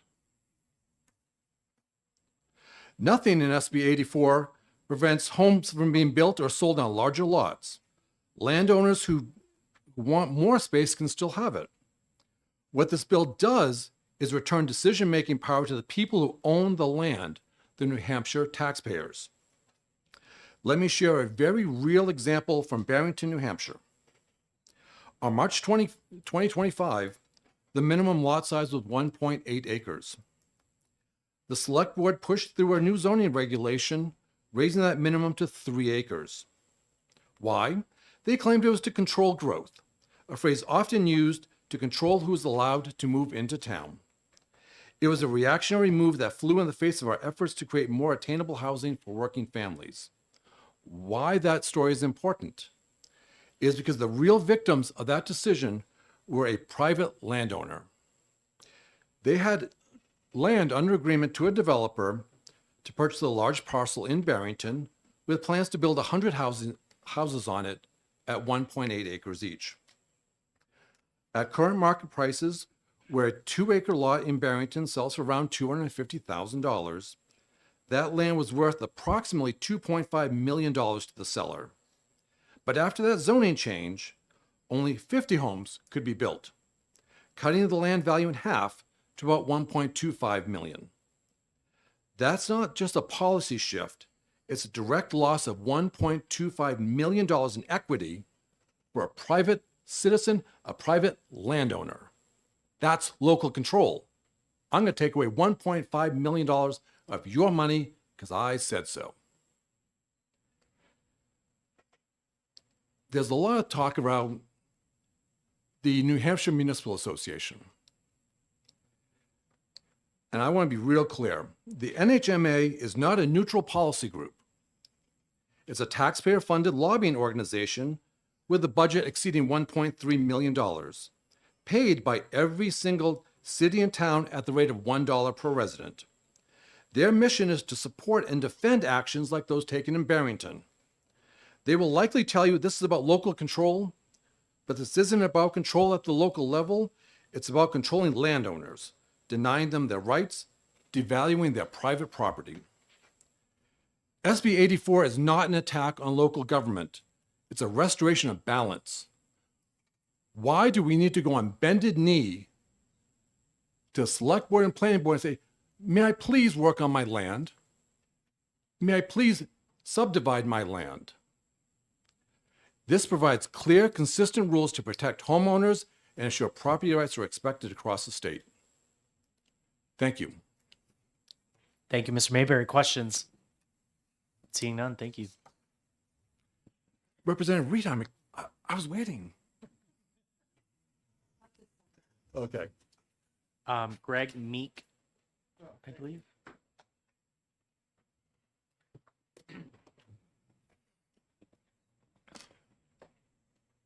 Well, it's still morning. Good morning, Chairman. Good morning. Good morning, committee. My name is Greg Mee. I am Chair of the Canterbury Planning Board. I'd like to share some of my observations of the last several years of working on this issue.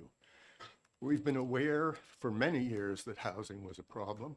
In fact, Canterbury adopted a ADU law that is very generous, much more generous than most of the ADU laws in this state, and we adopted it before the RSA requiring us to have it. For the last 5 years or so, we've been working very hard on a number of solutions to this, with cluster development, and with something we're calling the Farmstead Design Standard. We're also mandated to have a master plan. Our town is, the primary concern in our town is preserving the rural character. We're home of Canterbury Shaker Village. Rural character, we all know how tourism is important to our state, and erosion of rural character is something that I feel is detrimental to the tourist attractions in our state. If leaving Shaker Village, you drive up Shaker Road and you can no longer see Gunstock and Belknap Mountain and the Bean Hill Ridge, you've degraded the experience. So what we have worked on is a way of preserving our viewscapes, preserving our rural character, and finding ways to incentivize landowners and developers to do that. We're not trying to take something away. We're trying to give you an incentive to protect the things that we find valuable, the things that future residents are going to find valuable. We're not saying pull up the ladder and Katie bar the door. We're saying new people come in here deserve the same protections that we have.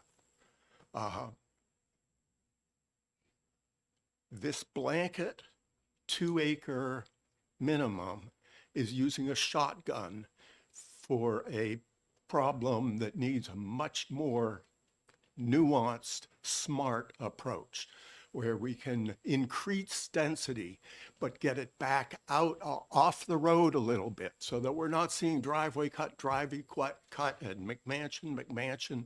We're seeing much more of a rural cluster of construction that looks more like barn and outbuildings, and it can have 6, 8, 10 units in it.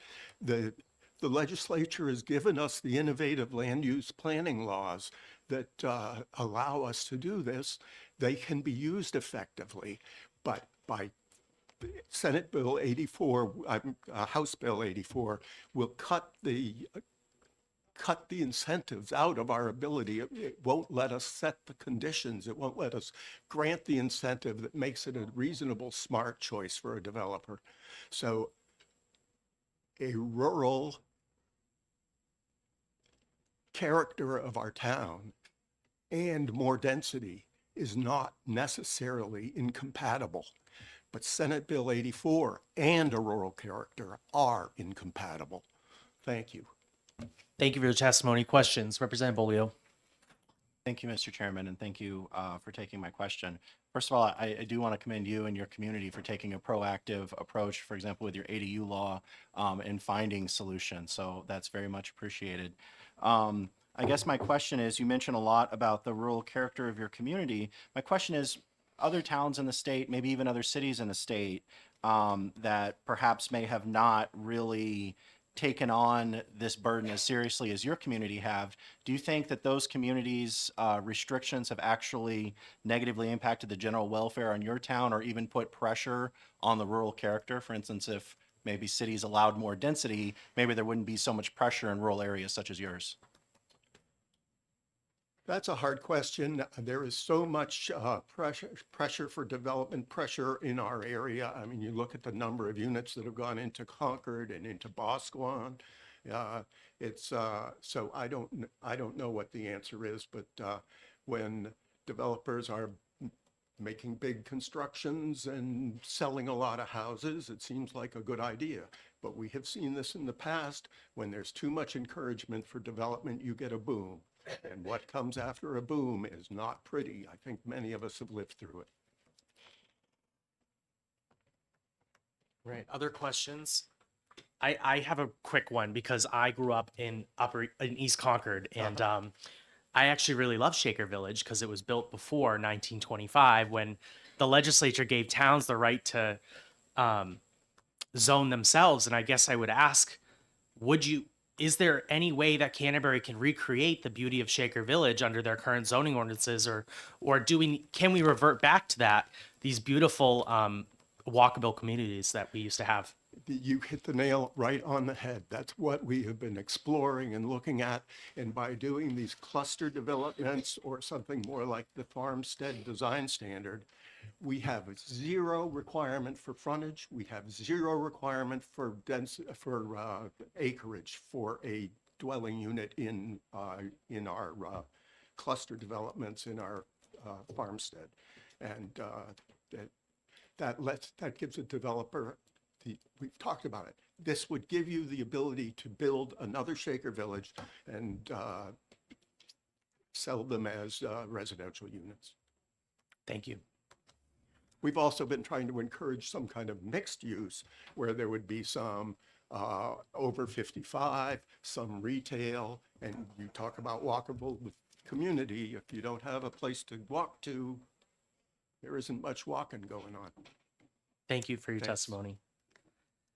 So at this time, I'm going to recess this hearing to Tuesday, April 15th at 11:40, so 5 minutes from now. And I'm going to open up the public hearing on SB 166 and recognize the prime sponsor, Senator Reardon, to testify and introduce her bill. And then we're going to go right back to SB 84. Welcome, Senator. Thank you, Mr. Chair. And for the members of the Housing Committee, my name is Tara Reardon. I'm the senator from District 15, which includes Concord, Bow, and Hopkinton. I'm bringing you Senate Bill 166 today. And as you can see, it requires a seller of manufactured housing in a resident-owned community to provide notice to prospective buyers of their right to obtain information about the community's bylaws, fee schedule, and financial statement.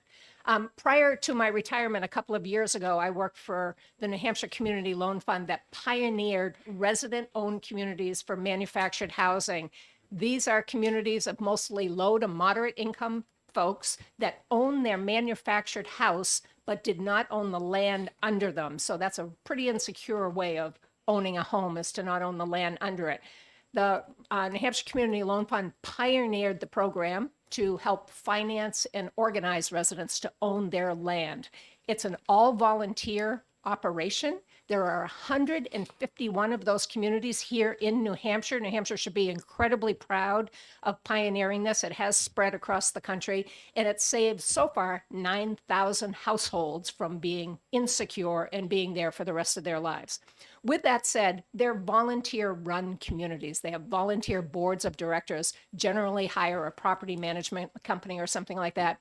When somebody is selling their individual home in a resident-owned community or ROC, they're selling their home, although they are a member of a cooperative that owns the underlying land. The Realtors Association has articulated, and they are absolutely right, that it's really hard to get information about the community and the cost of the community and the budget because you're asking a volunteer board to come up with that. The Realtors Association actually just modeled this legislation on what exists currently for condominiums. So a buyer of a home in a manufactured housing community will get the benefit of that same information. So going forward, they can sell and buy with confidence that they know what's going on. I believe the Realtors Association will testify on this and can answer specific questions, but I would be happy to answer any questions that the committee may have. Any questions? Representative Bolio. Thank you, Mr. Chairman. Thank you for taking my question. And perhaps the Realtor Association might have some more information about this. I guess my question is, in terms of what is the recourse for the buyer if this information is not delivered before closing? Could they back out of the contract? Or on the flip side, let's say the owners association does not deliver the information. What penalties or consequences are there if they do that? I think it's a great question for the Realtors Association. Thank you. Any other questions? Seeing none, thank you, Senator. Thank you, Mr. Chairman. So at this time, I'm going to recess the hearing on SB 166 to Tuesday, April 15th at 12:30 p.m. And the committee will probably realize that I will not be taking a lunch, but anybody else is willing to take a step out for a lunch. I might leave for a little bit and let the vice chair take over. So with that, we're in recess for 2 minutes, and then I'll reopen the public hearing on SB 84. When are you moving this to? 12:30. This is gonna be here.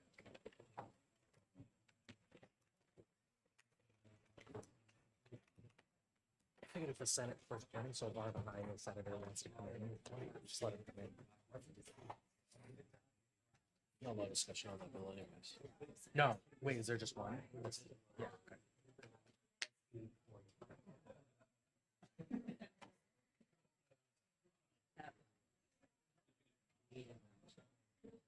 Tuesday first, you or me?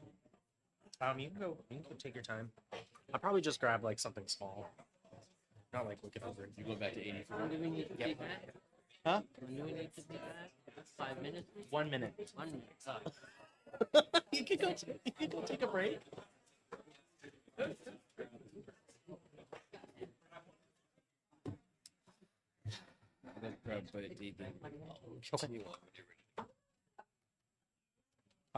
You're gonna leave for a while?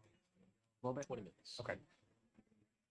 All right, it is 11:40. I'm gonna reopen the public hearing on SB 84 and call on Jason Sorens.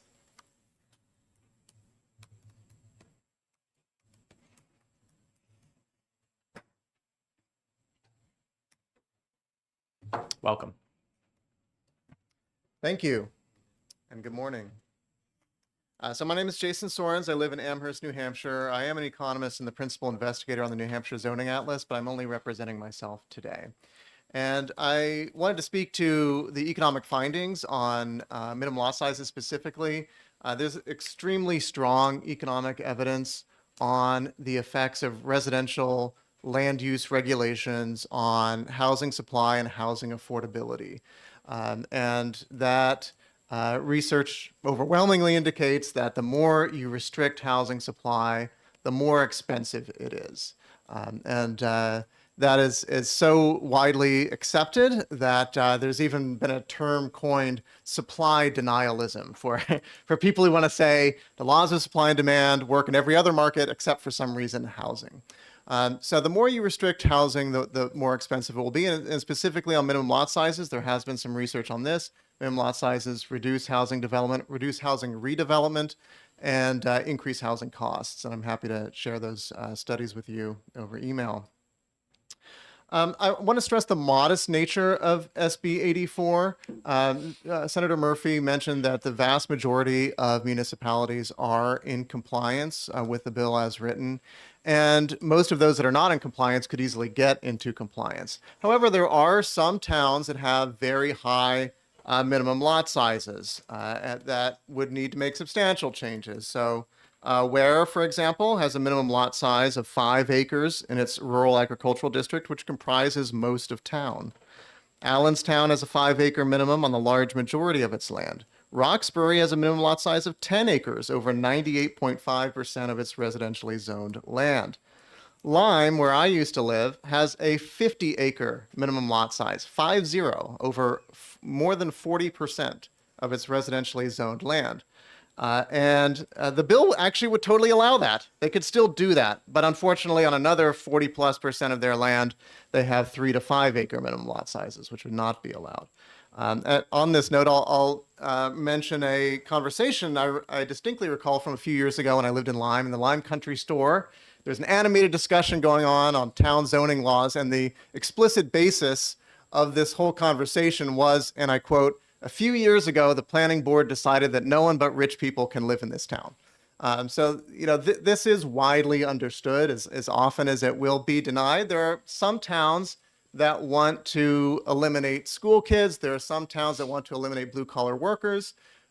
And the trouble is that those people have to have somewhere to go. And so that puts that development pressure on nearby towns.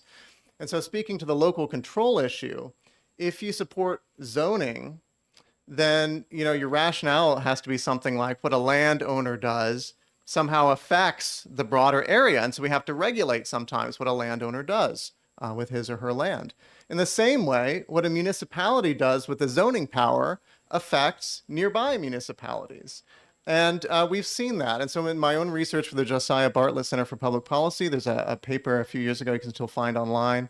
I looked at how towns responded to neighboring town zoning restrictions. And I found that if you are next to towns that had stricter regulations in 2000, you were more likely to increase your own regulations over the next 20 years. So what we have going on here is kind of a, if you will, a race to the bottom or a war of all against all. Even the towns that are more relaxed about development don't necessarily want to take all of it. And so when what one town does to restrict development pushes that onto other towns, and it makes us all worse off in the long run. We end up with a spiral of stricter and stricter regulations, less and less housing. You know, population growth has nearly stalled in New Hampshire over the last 20 years, despite being a fast-growing state before that. And of course, the ultimate upshot is more and more expensive housing. I participated in the St. Anselm College survey that comes out every year on housing policy attitudes. And I would note that you know, one of the things that we ask, and this is conducted by the Survey Center, so a very you know, well-respected survey group. We asked people, do you agree or do you disagree with a series of statements? And one of the statements was, I want more affordable housing to be built in my community. And over 60% of New Hampshire residents say yes, that they agree with that. But in addition, when we looked at voters under 35, 95% said they agreed with it. 0% said they disagreed. Not a single young voter disagreed with that statement. 5% said they didn't know. My guess is that most of you, just like most local land use boards, don't hear from that generation. But I think we are duty bound to take their interests into account. Thank you. Thank you for your testimony. They hear me pretty frequently, but I'm one person, so. Representative Hicks. Thank you, Mr. Chairman. Thank you for taking the question. So was I understanding you correctly when you said, and I'll use Concord as an example. Concord we have built or building in town thousands of units of housing. So what I heard you say is when towns or cities in particular build this housing, that the surrounding towns have become more restrictive? Did I hear that correctly? Just the opposite. So when neighboring towns are more restrictive, then you ratchet up your own regulations, presumably because you don't want to take all of the development. Okay, thank you for your testimony. Thank you. Sharon Monahan.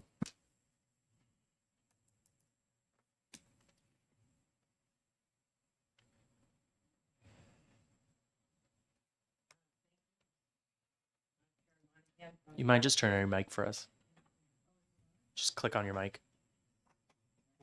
There you go. Hi. Okay. I'm Sharon Monahan from Peterborough, New Hampshire. I want to keep this brief because you have a lot of people. Thank you. So I submitted testimony online. I urge you to look at all the testimony online. Most people are in opposition. And the situation is, somebody asked me to submit written testimony today. I think she asked the biggest question is, why are you listening to lobbyists instead of your own citizens? Please, you know, there's a lot of opposition there. I reviewed the video of when the Senate approved this, and the vote was 13 in favor to 10 against it. And to my disappointment, only one Democrat senator voted against it. So that tells me there's some misinformation here going around that this is actually going to create more affordable or workforce housing. Okay. And that's what I want to address. I'm actually depressed about this, this proposal, because It's actually a reversion back to traditional zoning. Cookie cutter, divide everything up in certain size lots. The neighborhoods, the suburban neighborhoods, we were trying to get away from, okay? And the only difference now is it's higher density. That's it. That's it. You know, it encourages road costs because it's simple to do. That's why it all happened in the first place. I'm concerned that this is prevents alternative and creative housing solutions such as open space cluster subdivisions and different types of housing units. I recognize that single family homes is still the highest demand, but we're trying to come up with other solutions, and this is just going to encourage a reversion back to what started the problem in the first place. That's my opinion. Okay. The other thing I wanted to mention is we've in Peterborough, we've had a lot of different innovative things. We've had higher density housing units. You will probably hear from my counterpart. I did my first protest petition against her. How's that? So yeah, whereas I'm opposed to this, she is. I shouldn't speak for her. She can speak for herself. I'm opposed to it because it was creating gentrification in our existing working class neighborhoods. That's what was happening, and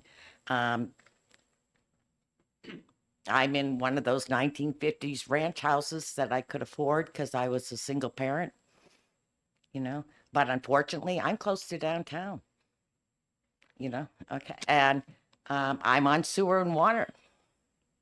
So I'm assessed as an urban lot, like I'm taking up too much space, okay, to discourage single family homes, okay. So ask if you would wrap up, that'd be great. Okay. Thank you. So why I'm against this, and one of the reasons I'm opposed to this is that it actually inflates the property values, the land values. And you're not creating affordable housing. So an 8-acre lot, now let's say they can put up, a builder can put up 4 houses, right? 4 McMansions on 2-acre lots. That's the only difference. That's the only difference because they do. Our land value now in Peterborough has risen in the last 3 years to $250,000 an acre. Ms. Think Monahan, about it. If Thank you could you. wrap up, that'd be great. Any No, questions? I'll take questions. Thank you. All right, seeing none, thank you. Thank you. Nick Taylor.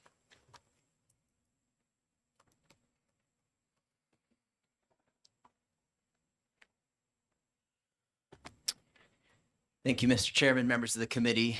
I'll try to be brief. I know there's been a lot of points that have been made here.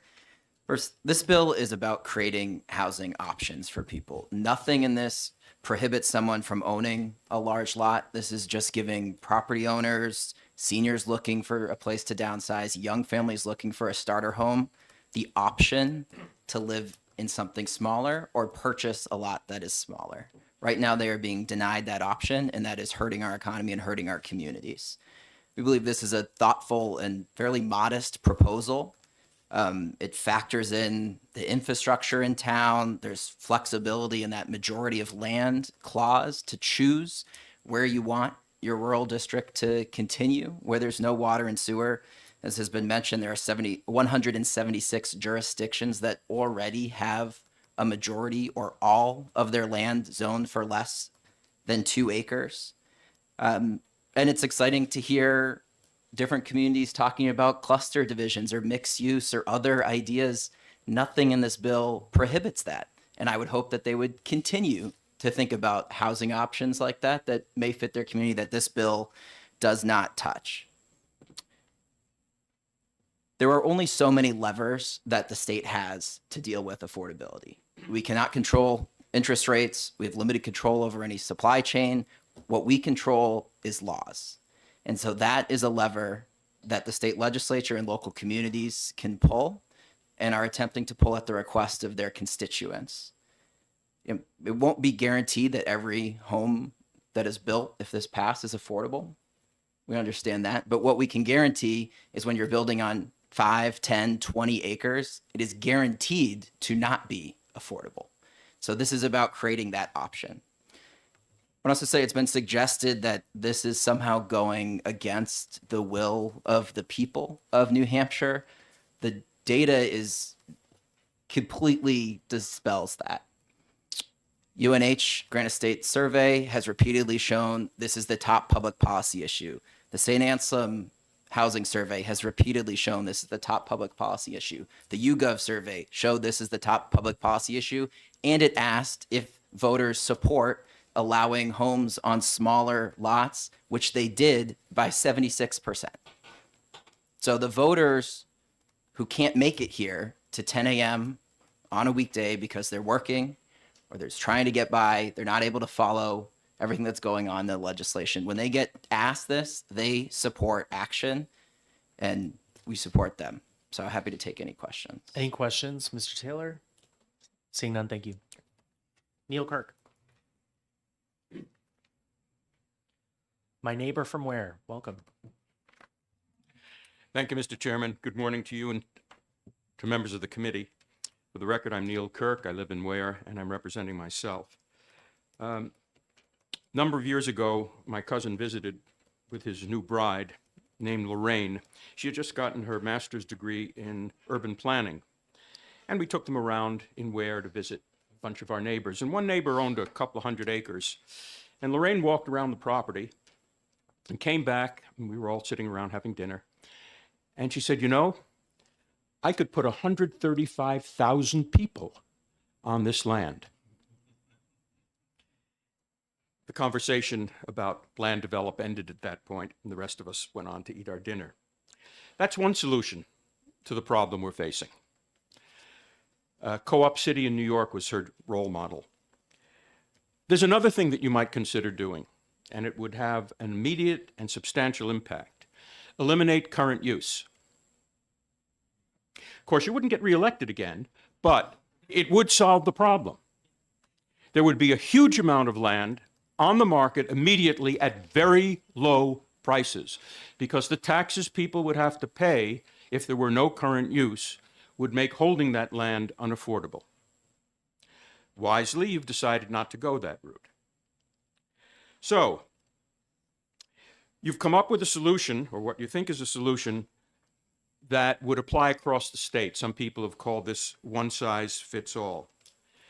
The state knows best, and the state seems to think, the legislature seems to think, that Pittsburgh and Pittsfield, Greenville and Greenfield, Bedford and Bartlett are substantially the same, and they should be zoned the same. I put it to you that that's an assumption which flies in the face of reality. The assumption behind SB 84 is that the bill will make housing more affordable. Available too, but more affordable. You heard someone who's an economist with the Bartlett Foundation. You didn't hear anybody yet from the Fiscal Policy Institute. You know how it is with lawyers. It's the same thing with economists. You pays your money and you gets the answer that you want. If this committee is serious about trying to make 84 work, you need to hear from a couple of independent economists as to what will happen and how long it will take and what kind of housing prices will come about. I suggest that it would not be affordable housing. You are going to get more McMansions and more really nice houses, but not affordable houses. I think that if the legislature is serious about this and in the short run wants to get more affordable housing, you're going to have to pony up to the bar and pay the piper. And we don't like to do that. And you're going to have to subsidize various kinds of housing. That will get you the housing that you want in the locations that you think are reasonable at a price that the taxpayers are going to have to pay through additional expenditure. I don't see any other solution to this. This bill is the first step in destroying the state in order to save the state. And that's not what New Hampshire is about. Thank you, Mr. Chairman. Thank you, Mr. Kirk. Questions? Seeing none, thank you. Ivy Van.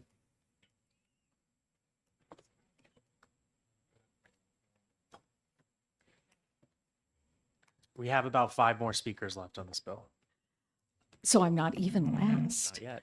Hi, I'm Ivy Van. I'm a former legislator, but why I'm here is because I'm here as a private citizen. I live in Peterborough, and I work as a land use planner. And for the last 3 years, I've been working with small towns in New Hampshire through the Housing Opportunity Planning Grant. And the goal, of course, of the planning grant was to encourage small towns to change their zoning to allow more choice and availability.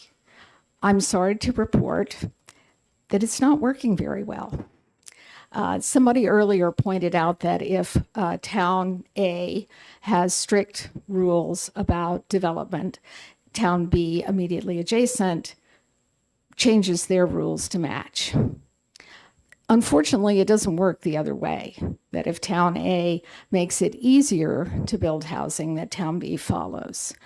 I wish I could report more success from the last 3 years of work. So that's one thing I want to remind you of, is there is really no reason for a single town to take on this issue through their zoning. It's hard to do. Zoning is really inside baseball. People don't, it's hard to, figure out exactly what the rule changes say. This proposal, SB 84, is, if I were in charge, all lots served by the minimum lot size for places served by water and sewer, there would be no minimum, because that's sort of the point of water and sewer.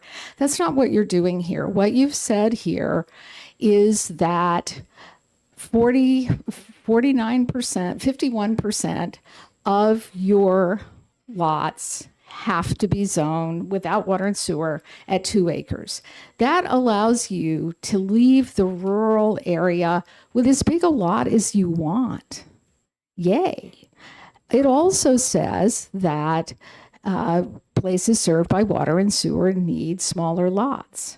And there's a good reason for that. You've all heard me talk about road costs and how much it costs to maintain a foot of road, and how much it increases your road costs when you require frontages of 200, 300, 500 feet of frontage in the rural district. That's expensive. So I think this bill is a great first step. I'm here to support it. And I'd like to talk just for a second, because I know we're all tired of listening to people talk about this. One of the things that has come up over and over and over in this testimony is, well, this is not going to produce affordable housing. Guess what? More housing produces affordable housing. If you have a place that is desirable to live in, and New Hampshire is, people want to move there. And they move there frequently having sold a house someplace else. And they're going to buy whatever's available, pour a mort of money into it, make that house a really nice house. If we have more houses available, particularly new housing, those dollars go to those houses. Housing, as you know, is like musical chairs. I move into a new house, or I move here and I buy a house, and I left a house behind somewhere. Right now, we're playing musical chairs where we have new people joining the game, and we're not adding any more chairs. And we are pinched because of that. And in a case like that, as has been pointed out by people earlier, the people who have the most money are in the best position. They get to buy the chair. So we need more chairs. And it doesn't really matter whether those are fancy chairs or whether those are less fancy chairs, because once the chairs appear, they're there. So I think it's a great start. Good for you guys. And I'm happy to take any questions. Questions for Ms. Van? Seeing none, thank you. Thank you. Brody Duchess.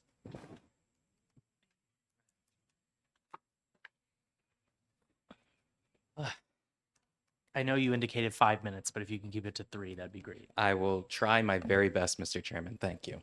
Thank you, Mr. Chairman, and thank you to committee for taking my testimony this now afternoon. My name is Bertie Duchess. I represent the New Hampshire Municipal Association. We're nonpartisan, nonprofit that represents the 234 municipalities throughout the state of New Hampshire. I'm speaking today against Senate Bill 84, the Gentrification Act of 2025. First, I just want to state very clear. This bill has no flexibility. It's a mandate. It removes local control. Now that we got that part of my testimony out of the way, I want to point out some things that have been mentioned today, and then I want to read just a small section of my written testimony that I'll hand to you all after. First, Housing Champions was mentioned regarding as a solution for building more workforce housing and housing in general. If I'm not mistaken, future funding for that was removed from the state budget. That was a key thing that municipalities depended on to help increase development, and as they made, with the consent of their voters, changes to their zoning ordinances to improve development. That was taken away. Boom. Now we're going to take away all the zoning ordinances that help control development and help create safe, responsible development in municipalities. Boom. You take away the carrot and you doubled the stick. BIA, their housing coalition member, the New Hampshire Planners Association, opposes this bill. So not even all the housing coalition people agree that this is actually a housing solution. I also want to point out surveys of about 400 to 500 people are not the way we make policy in New Hampshire. Typically, we go to town meeting and we vote on warrant articles. Right now, we're trying to overturn all those votes on those warrant articles and zoning ordinances locally. I also want to point out nothing in this bill supports or incentivizes starter homes or smaller homes. It only decreases building lot sizes and presumes people will subdivide. No requirement for that, thank God. Housing costs are fairly inelastic. It's tied to cost of construction material, cost of labor. Labor costs and construction material are at all-time historic highs. Are we surprised that housing prices would be at all-time historic highs?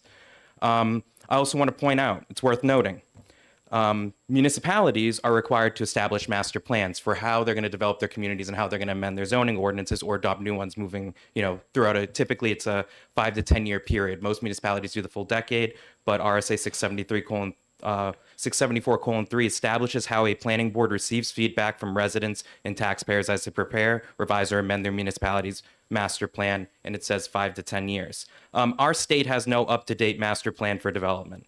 It's called, and we do have one on the books, quote, State Development Plan. It was last done in the 1990s, before myself and the chair of this committee was born.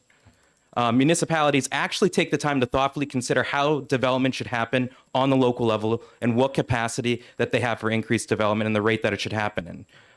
I would gander also this committee hasn't done any master plan for the state of New Hampshire or any other municipality. Some of you might be on planning boards and have been involved in master plans. Kudos. Thank you for being part of the solution and being thoughtful about it. I also want to say, how can you strive to solve a problem without a plan? Do we just throw as much spaghetti at the wall as we can and see what sticks? Just a question. I want to also point out that this bill would raise taxes for folks who have lot sizes of 4 acres or more. Theoretically, if you can subdivide that land, your assessed value goes up. This is a hidden property tax on all of your property taxpayers in your municipalities, especially if they have more than 4-acre lot sizes. And there's, again, nothing that forces them to subsidize this, and arguably more people will try to put their land into current use, less land that can be developed in the future. I want to read my brief section of testimony about wastewater because I think it's very relevant about safety, the safety of the residents of this state who you represent. SB 84 does not properly consider the impact on municipal infrastructure and cost with respects to lots of municipal community water and sewer. Limiting consideration of larger lot sizes to only be municipality provide undefined empirical evidence is too narrow and not always allows municipalities to consider their infrastructure's actual capacity and the amount of stress it can take. The bill does not establish a process for who will evaluate this undefined, quote, empirical evidence, end quote, or who will ultimately make the decision on the evidence's applicability, which makes a mandate extremely unworkable. SB 84 also incorrectly assumes that public water and sewer, where such infrastructure exists, is unlimited in its capacity. It is difficult for municipalities to precisely determine their water and sewer capacity. Furthermore, studies can take months or even years to complete, and the accuracy of such a study depends on the system and certainly comes at a cost to the taxpayers, property taxpayers. Available groundwater supplies are unknown, and a municipality's ability to meet increased housing density demands and usage are unknown. Groundwater is dynamic and does not stay within property line boundaries. Contamination can easily spread and is often unrecoverable. All drinking water, whether it is municipal or private wells, is drawn from the same aquifer, and the recharge and drawdown on an aquifer is unknown. A municipality cannot prove through, quote, empirical evidence, end quote, that their water supply can meet or not meet the demands of more housing. Additionally, municipalities are not advised to, quote, max out, end quote, their water and sewer systems because it could lead to failures in the system that would negatively affect health, safety, and the environment of the municipality. As a result, SB 84 puts future development into the best interests of New Hampshire residents. And in sum, keeping these decisions with the municipalities and ultimately the voters promotes the flexibility necessary to deal with these issues and allows local governing bodies to be responsive to the needs of their communities and have and promote responsible development. SB 84 is like using a sledgehammer to kill a horsefly. And with that, I'll yield to any questions. Questions? Representative Bolio. Thank you, Mr. Chairman, and thank you for taking my question. So thank you very much for your testimony. Correct me if I'm wrong, but as far as I can recall, every single bill that NHMA has testified in front of this committee, NHMA has been opposed to. You know, and I totally get the local control argument. I mean, you have to also sympathize with, we are also elected by the voters, and there are a large amount of voters in New Hampshire that want something to be done about this issue. And as previous testimony indicated, laws are the lever that we in the legislature have to pull. So my question to you is, what can we in the legislature do that NHMA will support that will help solve this problem? I'd say great place to start is refunding the Housing Champions Fund and all those funds that help promote development. I'd say not defunding the regional planning commissions and how they help municipalities and help them plan and develop growth would be a great place to start. I would say increasing funding for infrastructure, specifically the current water lines that attached to the Manchester system that are trying to be grown out through Salem and into other communities in the southern part of the state that are trying to increase density and are trying to promote cluster developments. I would say there's a myriad of things and there's a myriad of bills. And the bills that do incentivize housing, they've been chopped off because we don't have the funding. We don't have a position as a municipal association how you raise funds, but we know that without funding for infrastructure, without funding to support the municipalities, without funding to help them with the development, all you're going to do is just toss a problem onto the municipalities of having to figure out how to clean up the pieces, how to clean up these aquifers, how to clean up this groundwater that's polluted, how to clean up all these issues. And again, the state doesn't even fund the SAG funds, the SAG grants, state aid grants that help with disposal water systems and other systems that promote good stewardship and good infrastructure. The state's been putting that off for decades now. So yeah, there's a lot of things that this legislature could do. This bill will not increase housing. It will only make it so then there theoretically could be more lots, but it's not going to increase the number of lots either.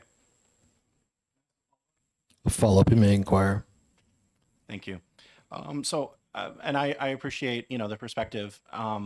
So my follow-up question is, I understand that, say, hey, fund this, fund that. Are there any suggestions that NHMA has to improve the situation that do not involve spending more taxpayer money? You need to invest in some, like any business owner. My father, uncle, and grandfather own a business, right? And when you own a business, you take some of your profits, you take some of your revenues, and you invest it. You reinvest it into your business, right? And you reinvest in ways that's good for your business plan, that matches with your priorities, that matches with your business's goals. This state's goals is more housing. I would say they need to find a way to invest in more housing. They can't just pass mandates like this. And we at the Municipal Association are opposed to any statewide zoning mandates. We believe the power is best left to planning boards introducing warrant articles, proposing them to their voters, and ultimately the voters approving it. We have been doing that in New Hampshire and has been the primary way the voters have passed policies on the local level or determining their spending priorities since this state was first birthed as part of this union. So, I just find it crazy that in a 1 year span, we're going to flip the entire tradition of New Hampshire and how it governed itself on its head with no guarantee that any of this will decrease housing costs, without any guarantee that any of this will increase housing supply. It's just, I'm beyond confused as a New Hampshire resident, separate from representing the Municipal Association, the 234 towns and their local elected officials who are trying their best with the cards they're dealt, and they're not getting dealt good cards from Concord right now. Representative Page. Thank you. So I recognize the Municipal Association rejects the entire premise of the bill. That said, just trying to get into the weeds a little bit, one of the specific concerns you had was around the infrastructure capacity and the specific language that's there. I'm looking particularly at lines 11 through 12, beginning with unless the municipality provides empirical evidence that the water system cannot support additional homes. And then again, similarly with sewer infrastructure on lines 15 through 16.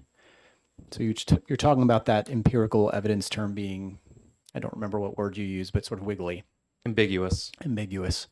Do you have a different way that you might frame that you would think would provide more clarity for municipalities? You know, we've actually thought about that internally, and we've spoken with our legal counsel about how can you make, quote, empirical evidence less ambiguous. And we kind of reached the conclusion that part of the reason why municipalities will change their lot sizes, it's a way that they deal with wastewater disposal, right? Typically lot sizes or number of units. You guys had a hearing last week. Usually those are the two things that it's the least administratively burdensome and the most effective way many municipalities can deal with trying to control those costs related to and the infrastructure necessary for wastewater disposal. I think the whole concept of an undefined empirical evidence or forcing municipalities to try to measure immeasurable things is it's foolhardy at best, it's bad policy at worst, and it's going to force municipalities into very tough situations and putting people into unhealthy, unsafe situations, not just the landowners themselves, but abutters. Yep, follow up. So I follow what you're saying, but I'm not hearing any kind of language that you think would help relieve some of that ambiguity. I think if we did we're trying to measure something that's immeasurable in some cases. It depends. I mean, some sewer systems, you might be able to say it has to meet DS requirements for flow, how much water that's been treated and put into, for example, I live in Wolfboro, put into Back Bay and ultimately into Winnipesaukee. There's measurements that DS does, and we're required as a municipality, as administrative costs to, check that flow, see how much water. And we also have spray fields that we had to install as we increase development. Pretty rare municipalities. I'm willing to bet most of you don't have municipalities with spray fields, but basically they treat the wastewater and rather than put it into the lake, they put it up on a mountain and just spray it out of these things and it dissipates into the soil.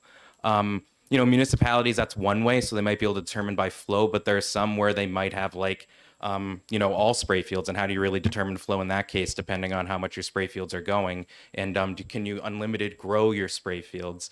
Maybe if you have enough municipal property, or if you did like the town of Wolfboro, you took it by eminent domain, and took a few of the lots that way so you could deal with some of your wastewater trouble, which is a shame to those property owners, but that was what happened when Wolfboro overdeveloped over a short period of time between about 1980 and 1990.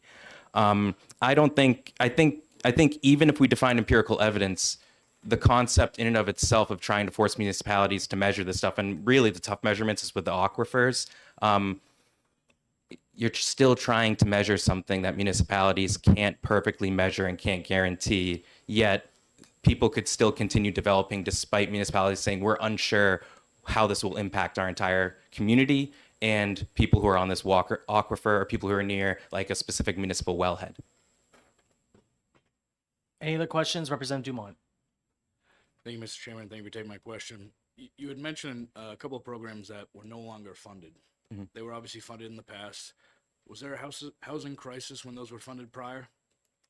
There was, but the thing is that we have direct evidence from BA that those programs that BA helped administrate were increasing the housing supply, and especially in the 20 communities that updated their zoning ordinances and applied for that grant funding, and that was working towards increasing the number of units either being built or that were in the pipeline. And BA actually has a report that shows that I believe it was we have 30 to 40,000 housing units that are in the pipeline are currently being built. And a lot of those programs were incentivizing that, and infrastructure that the state can help fund, or SAG grants, state aid grants. Those are things that help municipalities beef up their infrastructure, increase their capacity, and then they're incentivized to either promote cluster developments, subdivisions, in areas where they haven't previously had subdivisions, where they might be able to expand their water and sewer, or increase density. So it's one of these things where it's like there needs to be funding to be able to build the ecosystem that promotes housing.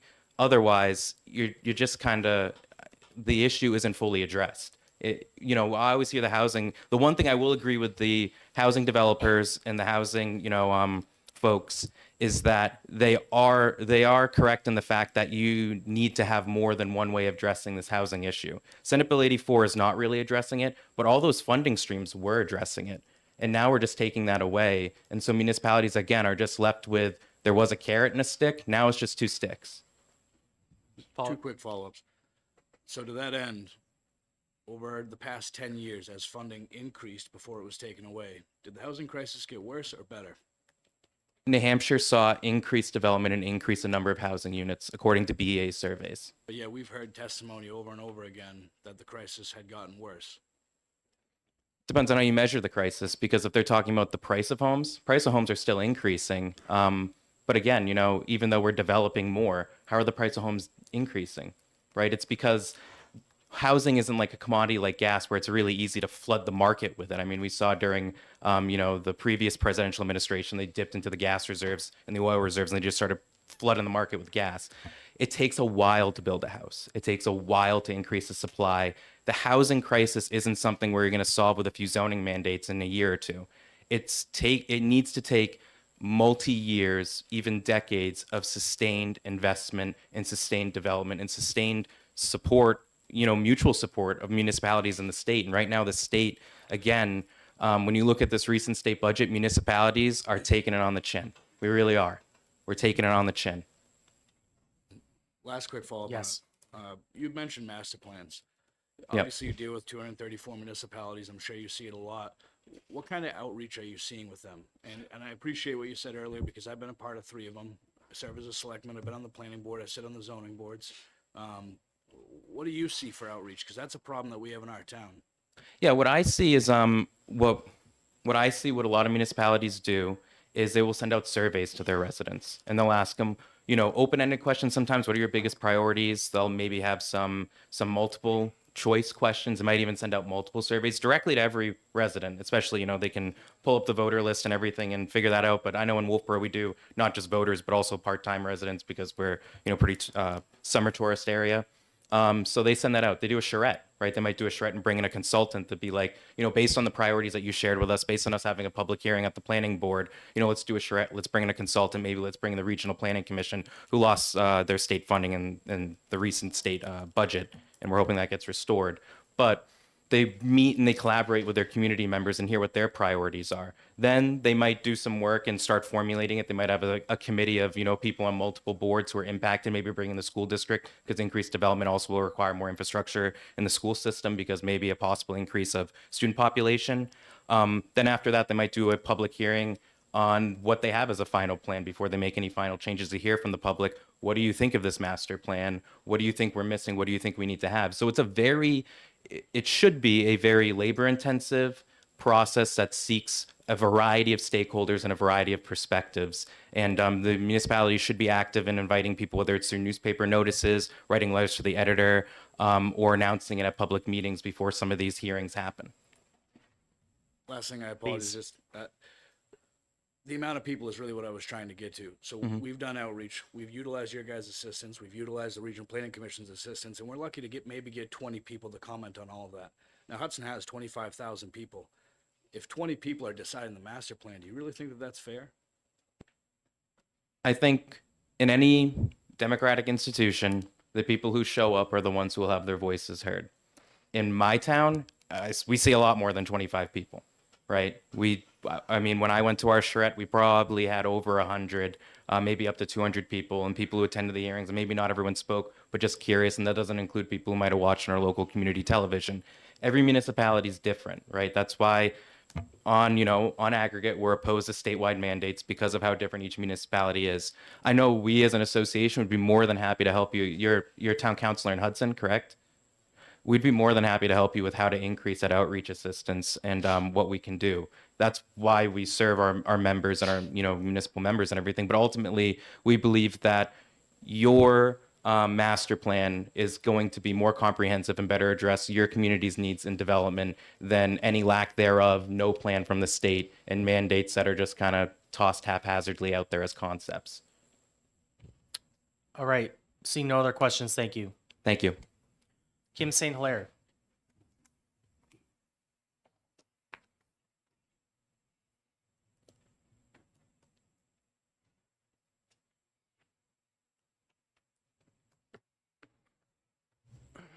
Welcome. Good afternoon. My name is Kim St. Hilaire, and I am a member of the Select Board and the Planning Board for the town of Rollinsford. And we met this week and we discussed at length SB 84. And the bill states that the costs are indeterminate. And in fact, that's true because we don't believe that the Senate has done their part to explore the financial impacts on municipalities, schools, and water and sewer districts. We felt it was important to share what the impact means to Rollinsford and to many small communities. Rollinsford is a town with a population of about 2,500 people. We have about 1,200 property owners, and we have what I thought was slightly over 600 acres. We have significantly more acreage than that. We reviewed an assessing report last night, and in fact, we have over 100 parcels that are greater than 6 acres. So that could effectively house 400 or 500 houses in our town, additional houses. Our town is made up of an elementary school only, and the capacity for the school is 200. We're currently enrolled at 150, leaving capacity for about 50 more students. We tuition our 7th through 12th graders to a neighboring community because we don't have a middle school or high school. And the average cost per student is $20,000 to $25,000 per student, which is approximately double what the average household generates in property tax revenue. We have an on-call fire department and very little commercial business to support any of these services. We have 4 police officers. So the majority of the burden and the impact is on our current residents.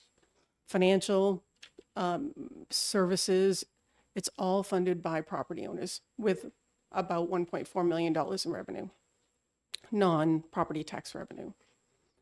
For Rollinsford, this bill means the construction of a new school. It means conversion of our on-call fire department to a full-time fire department. It needs increased staffing for police officers and a facility to house them because the current facility would not support growth. It also increases our highway department and equipment. We're currently staffed at 1 full-time person for highway and several part-timers. So for Rollinsford and many of these small communities with minimal staffing, schools at capacity, this is a significant financial burden to us. Senate Bill 84 does not address unintended consequences for unplanned growth, and New Hampshire is made up of hundreds of small communities. This bill irresponsibly presumes that there's no impact, and in fact, it financially threatens our existing residents, and it impacts the quality of life of the people who have lived here for decades. Sure. Senate Bill 84 does not ensure the development of affordable housing, and it does not ensure that developers will honor commitment to developing affordable housing. The bill outlaws our environmental protections and allows increased density in our aquifer and wellhead protection areas. Healthy growth requires collaboration between the state and the municipality. So today I ask that you support preserving our authority at the municipal level and reject this bill. We respectfully ask that you further study and develop more responsible solutions Any questions? Any questions for Ms. St. Hilaire? Seeing none, thank you for your testimony. Diana Lush.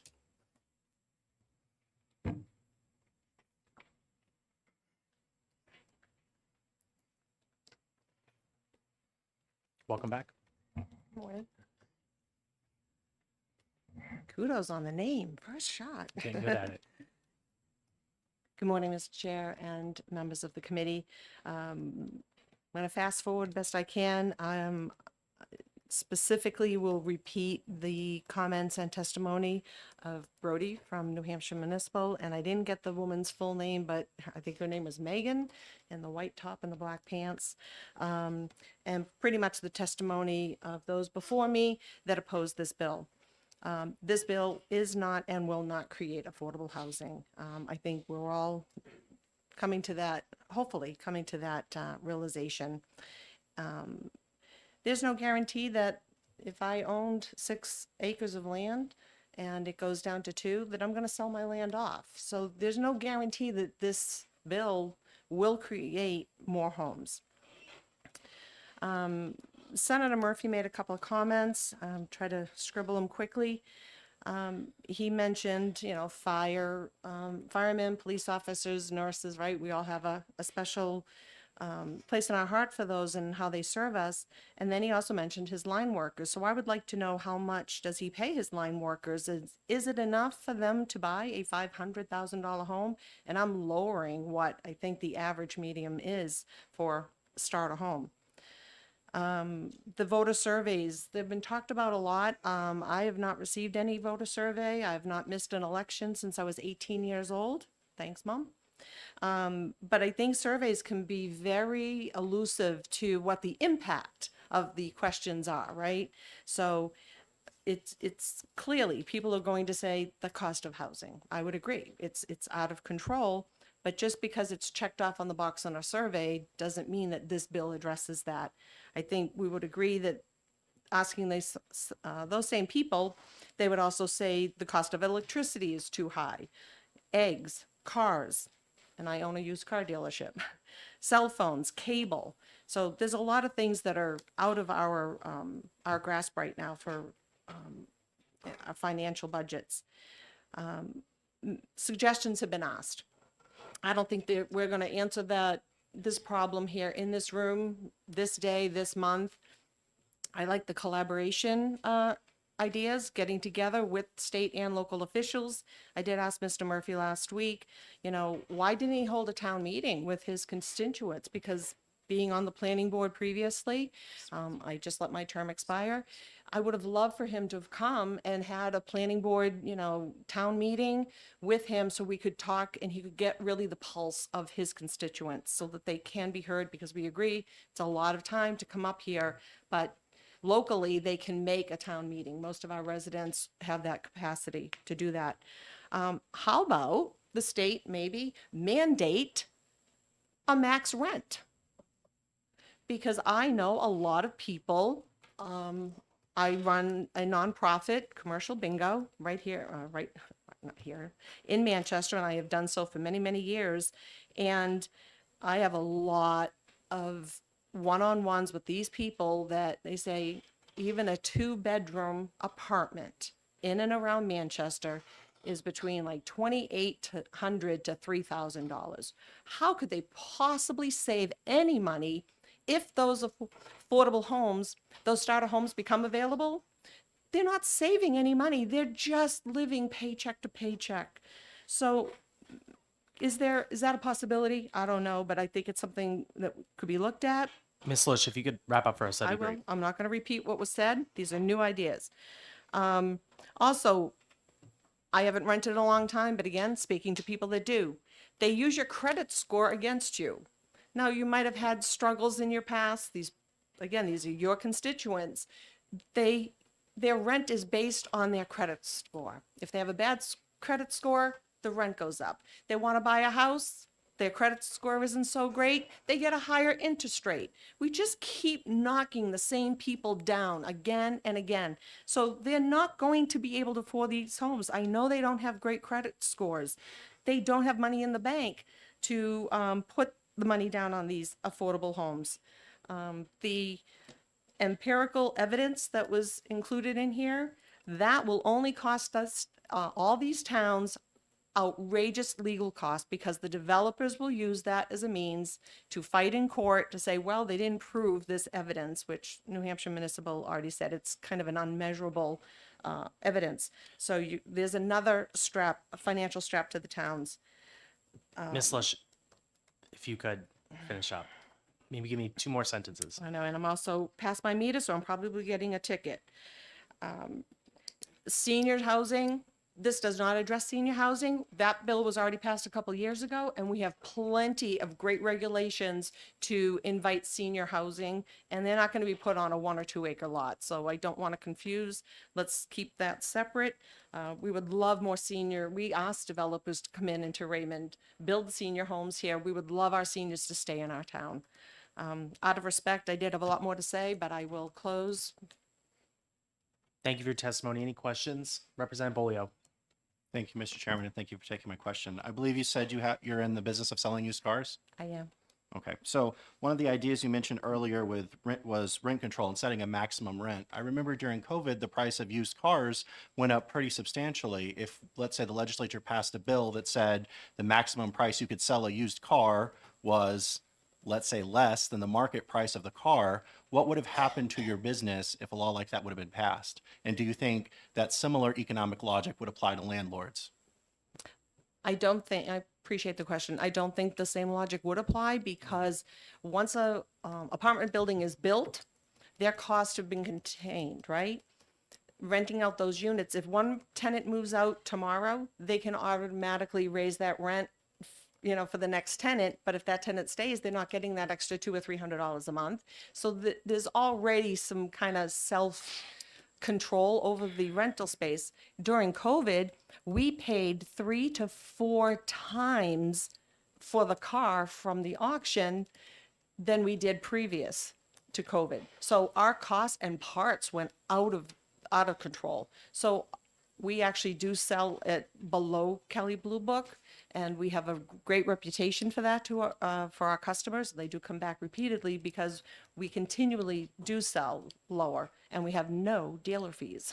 So I don't think you can put, because obviously in the cars are very, very different. We are subject to the current parts prices and what the auction is producing at that time, but we were paying 3 to 4 times the same rate that we did pre-COVID. So, All right. Any other questions? Not seeing any. Thank you for your testimony. thank you. Robert McDowell.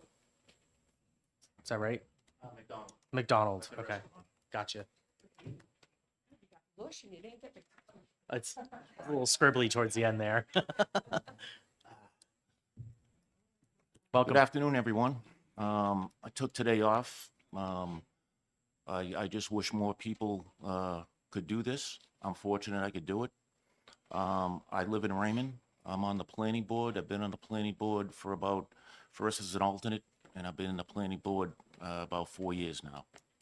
I'm going to give you a little bit of history. I'm against this House bill for one simple reason. It's not going to help with affordable housing or workforce housing. And when the legislature begins to talk about those terms, you need to define them to people because they get mixed up. A little history. I grew up in Boston on a 4,000 square foot lot. I didn't know any better. My backyard was about those tables. I thought it was heaven. My sister moved to New Hampshire, and she ended up being the executive secretary of Governor Meldon Thompson, who I got to meet as a young kid.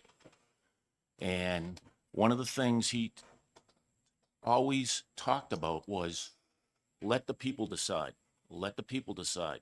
Another person that in our town was a senator, Mr. Barnes. That's what he'd say. Let the people decide.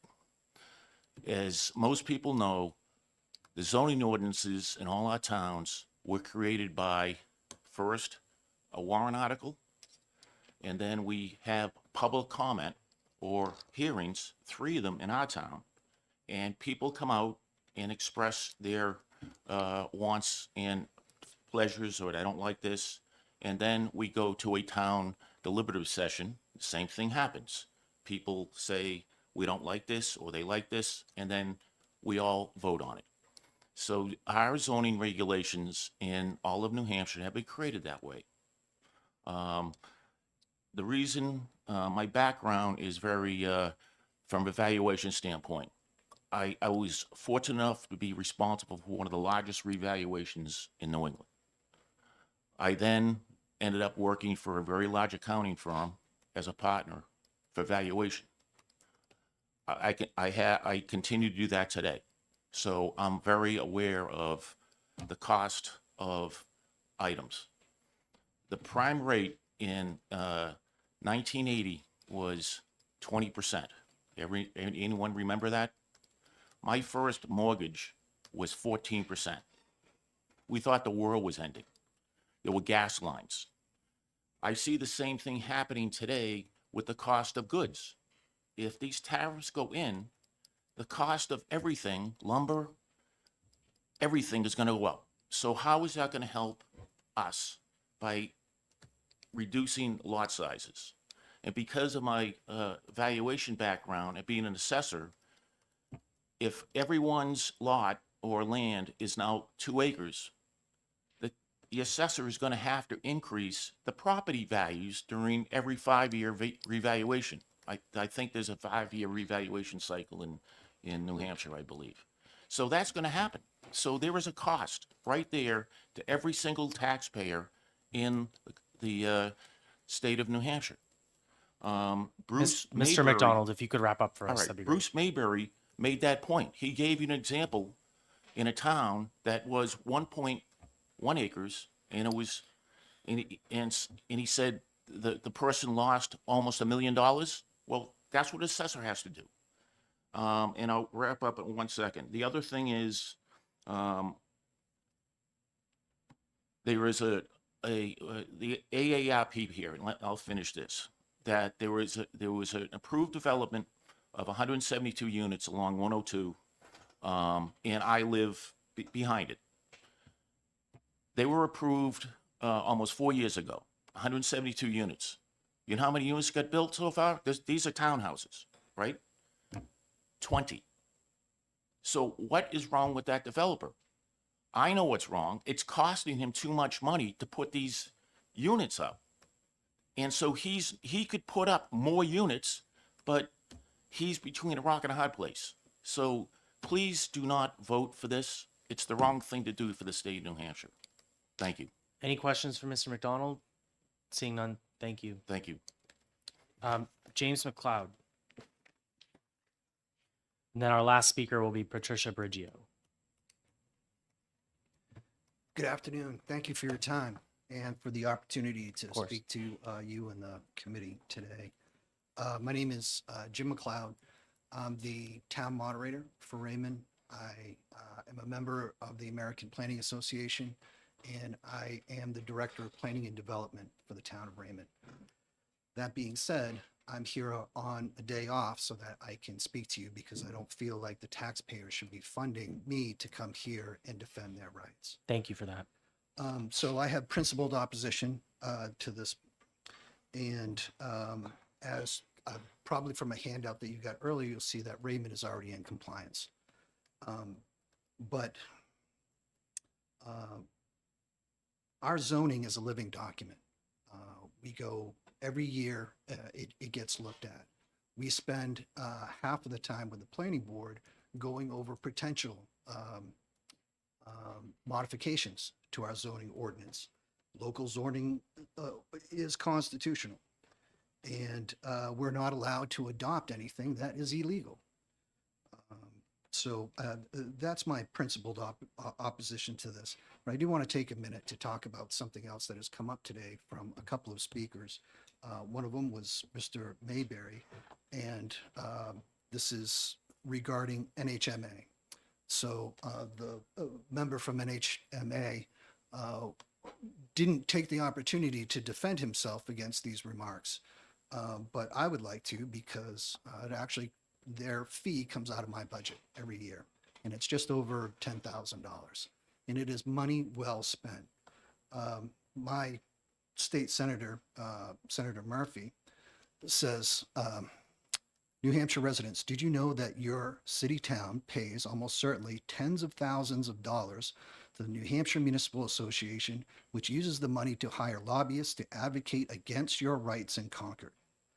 Now, he's not here, but that man was not advocating against my constituents' rights. He was advocating for our rights. He goes on to state, did you further know that a simple warrant article can stop this waste of money by stripping this huge expense out of your town budget? Well, just in my role as the director, I use the legal services, the free, as a member, legal services of NHMA several times a month. And that's just me. All the other municipal employees also use them. Mr. McLeod, if you could get back to the bill at hand, that would be great. Absolutely. Thank you. Where those comments had come up before by Mr. Mayberry and others about NHMA not being on the side of the residents, I just wanted to make sure that there was an opportunity to state, from my perspective, that that is absolutely not the case. And I appreciate the work that they do. And I'll leave it at that. Okay. Thank you. Thank you for your testimony. Any questions? Seeing none, thank you. Our last speaker is Patricia Brigio. Thank you for your patience.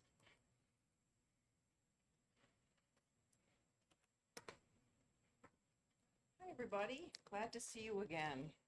And I'm sorry we've been sitting here for so long. Hope we can all get lunch after. I'll be very quick. Everybody has brought up all good points.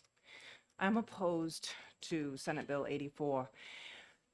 I would ask every single one of you sitting here to consider tabling not just this bill, but what I consider, and I spoke earlier this morning to a few of your House bills, and I called them Frankenstein bills, because even if we oppose one of these bills, it is the whole conglomerate of all of them together that have become entwined, that we can't separate some of the issues you were going to cause our towns with the intricate nature of each one. Some of them are redundant. So even if we sit before you, or more people come in, or more people send opposition letters, some of your other bills that are coming before are repeating what we had. Individual rights, neighbor rights, state rights. I will tell you, Raymond, if you guys really are serious and you want to sit down and we want to have discussions about affordable housing, workforce housing, low-income housing, and I told you last week, terms matter, come to a town. We have it all. Raymond has elderly housing, conservation housing, manufacturing parks. We have tried every way to contort ourselves to be in compliance with what the state is telling us and we're being told is the demand. Last week, one of you members said, well, what are you going to do as we sat before you? What are you doing proposing to help? I'll tell you what I did. I spent my whole weekend going through data. I pulled up the Business of Economic Affairs manual and I read through all of that data. One of the previous speakers said they did 1,500 units in Dover. Well, if you pull out the report that we're all referring to and using for the data that we're supposing works, it says 226. If you look at Raymond, Raymond has a year that it says -18. And I can tell you, we can't beat developers out of our town. We also have been under an administrative order through the state. We've paid fines. We've had lawsuits. New Hampshire Municipal, I say kudos to them too, because we've used them an inordinate amount of times. I ask all of you, if we are serious and we truly want to fix and have this become a non-issue, we need to discuss, do we have contingency funds set aside for the towns that will have infrastructure damage done to the point that we can't afford it? Have we talked about that? Have we talked about the jobs that people would be doing to be living in these homes? I did quick studies about all of the houses that have been built. Raymond has a conservation subdivision being built right now. The price for those homes we have allocated 0.5 acres on these homes to make conservation clustered subdivision.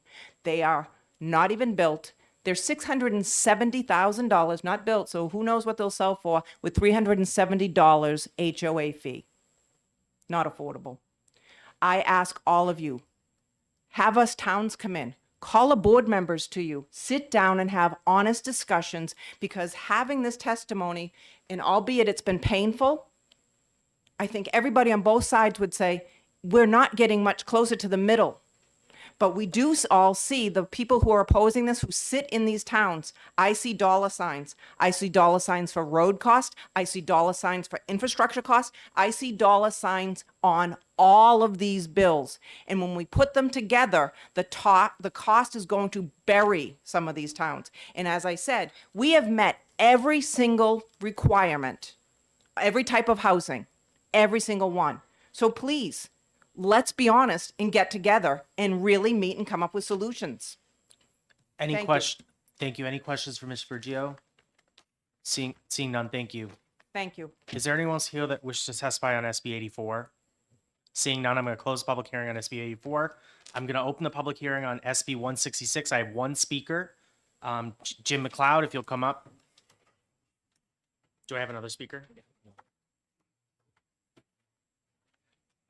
Thank you Come on again. up. I'll be very brief on this. Thank I am for this. I agree with the transparency, and I think it protects people's rights. Thank you.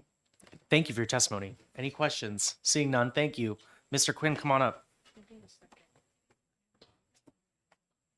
Oh, sorry. We're going to break after this. I may not be that brief, but I'll try. My name is Bob Quinn. I'm the CEO of the New Hampshire Association of Realtors, and we're in favor of the bill before you. So currently under the Condominium Act, which is RSA 356B, if someone is seeking to purchase a unit and buying into the association, they have the right to ask for certain financial information. That includes any capital expenditures and major maintenance costs that are anticipated in the succeeding 2 years. They would also need to be provided with the status of the number of reserves, a copy of the income and balance statement for the last fiscal year, any pending suits or judgments, a statement on insurance coverage, the declaration, bylaws, rules, and monthly annual fees, as well as any special assessments made in the previous 3 years. So what we're doing is basically taking that language, which is in the Condominium Act, which has been there for decades, and we're putting it into RSA 205 that would apply now to resident-owned communities. I also want to make it clear that most resident-owned communities, when someone who's purchasing in one of these properties seeks this information, they are usually granted it. It's just some exceptions that with some ROCs don't provide it. So it's just to provide that same ability to receive the financial information as you would in a condominium. Thank you, Mr. Quinn. Any questions? Representative Bolio. Thank you, Mr. Chairman, and thank you for taking my question. I don't know if you heard earlier when the senator was in, when she introduced the bill, but I guess my question about this, and I understand that it mirrors the language in the Condo Act, but my question is, what recourse does the buyer have if this information is not delivered before closing? And also, what consequences may there be to an owners association if they do not provide this information? I think the only recourse that a buyer would have is to take them to Superior Court to try and demand the information. Other than that, there's nothing else that's in the statute or in the bill before you that would be some sort of penalty for failure to provide the information. Any other questions? And I would also say that I know that in most condominium situations, usually all it takes is showing somebody the statute. I mean, we have realtors who go in with clients and they'll show them this is the mandate, here's the statute, and they're almost always provided that information. So it's a pretty rare situation where that doesn't occur. Okay. Thank you, Mr. Quinn, for your Thank you. testimony. Is there anyone else who wishes to testify on SB 166? Seeing none, I'm going to close that public hearing on 166. We're going to be in recess till 1:15. We'll pick it up again.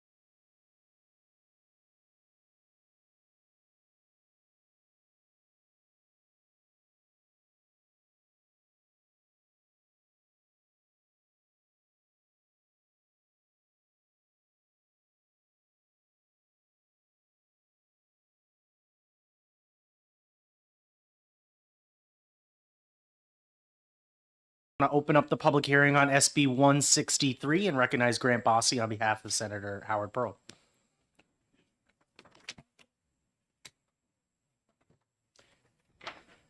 Thank you very much, Chairman Alexander, members of the Housing Committee. My first time here in House Housing. My name is Grant Bossy, Deputy Chief of Staff of the New Hampshire Senate, here to introduce Senate Bill 163 on behalf of Senator Howard Pearl, the bill's prime sponsor. This bill came from a request originally from the New Hampshire Home Builders Association to prevent municipalities from imposing blanket moratoria on building permits. The bill aims to eliminate unnecessary barriers to addressing New Hampshire's housing crisis. And while many communities are actively working to create affordable housing, others are resisting that, taking a just say no approach to any new development. Solving this crisis requires an all hands on deck approach rather than some towns putting roadblocks on the way into town and saying you can't build here. The current New Hampshire law allows towns to enact temporary moratoria on building permits under specific conditions. They can only be for up to 1 year, but they can be extended indefinitely. And that means that some towns just won't be part of the solution when it comes to providing new housing across New Hampshire. This morning you heard a lot about zoning and planning and lot sizes. Senate Bill 163 does nothing to change any local ordinances other than the blanket no building moratorium. It allows all the other tools and just requires any application to be considered on its merits and not simply dismissed out of hand. Senator Pearl worked on the stakeholders to get to a point where, other than eliminating the moratorium, he believes it is what the stakeholders can at least be happy with. Some are very happy with it. Some are less happy with it. That's what we do in the legislature. But he thinks we've reached a spot that can satisfy just about everyone. I appreciate your time and consideration, and I believe the New Hampshire home builders are here and available to take any questions. Senator Pearl thanks you for your consideration and support of Senate Bill 163. Thank you, Mr. Bossy. Any questions? Seeing none, thank you. So I'm now going to enforce, I had a soft 3-minute rule for SB 84, but this time I'm going to go on a hard 3-minute rule. So if you speak longer than 3 minutes, I'll ask you to wrap up in a sentence or two, and we're going to keep moving on. Representative Perez.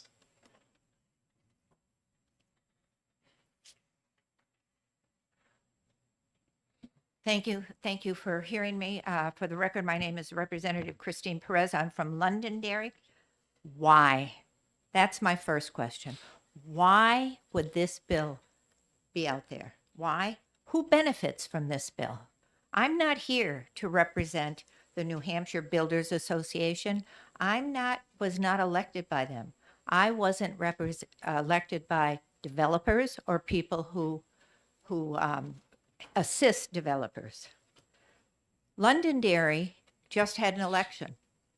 We elected a new town councilor who ran on limiting it because we have had such overwhelmingly massive new homes, new apartments, new building done. And she came in first, and she beat out a councilman who had been there for 14 years. We have a master plan. We have a plan. We just allowed, before she was elected, 5 different developments with a 50% cut in their taxes. We need to be able to put a moratorium on. We need to be able to do it to protect and to regroup and see what all of this development is going to do to our police, our fire, our DPW, the traffic. Don't limit us, because we are not cookie cutters. We are different, and each town is different. We need to regroup in Londonderry, find out what we need to do, and then move forward. Thank you. Thank you for your testimony. Questions for Representative Perez? Seeing none, thank you. Representative Barber.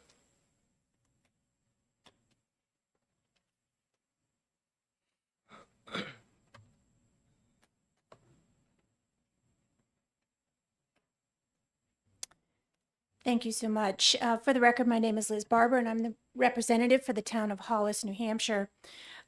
Chairman Alexander and members of the committee, thank you for the opportunity to speak. I'm here today on behalf of my constituents in Hollis to speak in opposition to SB 163 and what it means to the future of our community and for those across New Hampshire. This bill proposes to repeal RSA 674 :23, removing the ability of municipalities to enact temporary moratorium on development. And that's not just a procedural change, it's a serious erosion of the local authority in land use planning.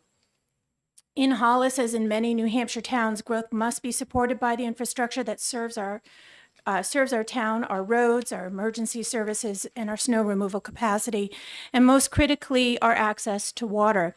Hollis has no public water source and no public sewer system, and we rely entirely on private wells and septic. Because of these limitations, we must approach development with care and measured planning. With the many bills before this committee that, if passed, could significantly reshape the landscape of many New Hampshire towns, it is more important than ever that we preserve what I would call a pressure valve, a pressure release valve, a tool that gives municipalities the ability to temporarily pause growth when local infrastructure cannot support additional development. Towns like Hollis, which have no public water supply or sewer system and rely on limited emergency services, must be able to respond when growth threatens to outpace capacity. As it stands, the RSA provides that option not as a barrier to development, but as a safeguard that ensures growth remains sustainable, safe, and in line with what our infrastructure can reasonably handle. Repealing that authority removes one of the few tools that small towns have to safeguard their infrastructure and public health when conditions demand it. I believe that there is space within this committee's scope for honoring and upholding the principle of local control. If we are to solve our housing challenges responsibly, we must not erase the voices of the towns most affected by these decisions. On behalf of Hollis and the many towns across New Hampshire, I respectfully urge you to vote no on SB 163 and preserve the local control that has served our state so well. Thank you so much for your time. Thank you. Are there any questions from the committee? Seeing none, thank you. Chair will call Brody to shares.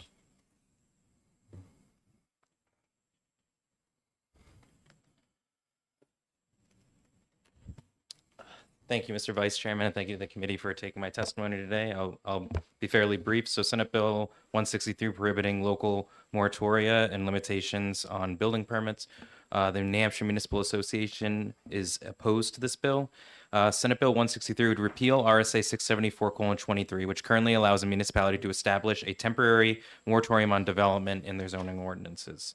The moratorium authority under RSA 674:23 is a last resort remedy that was adopted in the 1980s when New Hampshire's population was exploding and many towns were unprepared to deal with these exploding populations. Their zoning ordinances just weren't ready and didn't anticipate how many people would want to live in our beautiful state.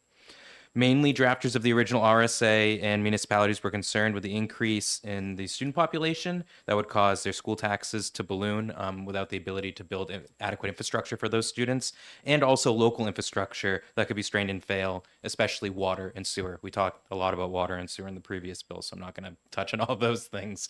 There are times, although rare, when municipalities have an interest in establishing a short-term temporary moratorium on development and even specific types of development. So it's not just a broad, no development, nah, we're not doing it for a year. They can do it on specific types of uses and specific zones and really just, plan and have an idea and get together as a planning board and present zoning ordinances to help alleviate and solve some of the problems and have those get approved by the local voters so they can have, more sustained and better responsible development over a long period of time. Additionally, under RSA 674:23, Roman 3, subsection C, the moratorium cannot last more than 1 year, and there are stringent reporting requirements to the state. So it's not like municipalities can do this and there's no oversight. I would encourage you not to put Representative Page on the spot, but I would encourage some of you to talk with Representative Page about Conway's situation and North Conway and why they've had to put a limited building moratorium for the last, I want to say this year. I don't know if it's up yet, but to talk to him about why a municipality and why a planning board would consider doing that, and why this statute is still important now more than ever with some of the zoning mandates. I mean, depending on what zoning mandates go through and what kind of local authority is lost and how fast development will be done unchecked without considering cost and impacts to not just the environment, but people's water and how they dispose of wastewater, this statute will be probably utilized more than it's ever been in the state's history. So I just would like you guys to really consider the ramifications of what happens with zoning mandates and what kind of, again, the pressure valve that was mentioned previously, what kinds of tools municipalities have to deal with unforeseen costs that could have a negative impact on their property taxpayers and their municipality as a whole. With that, I'll take any questions if there are any. Thank you. Are there any questions from the committee? Seeing none, thank you very much. Thank you. Matt Mayberry.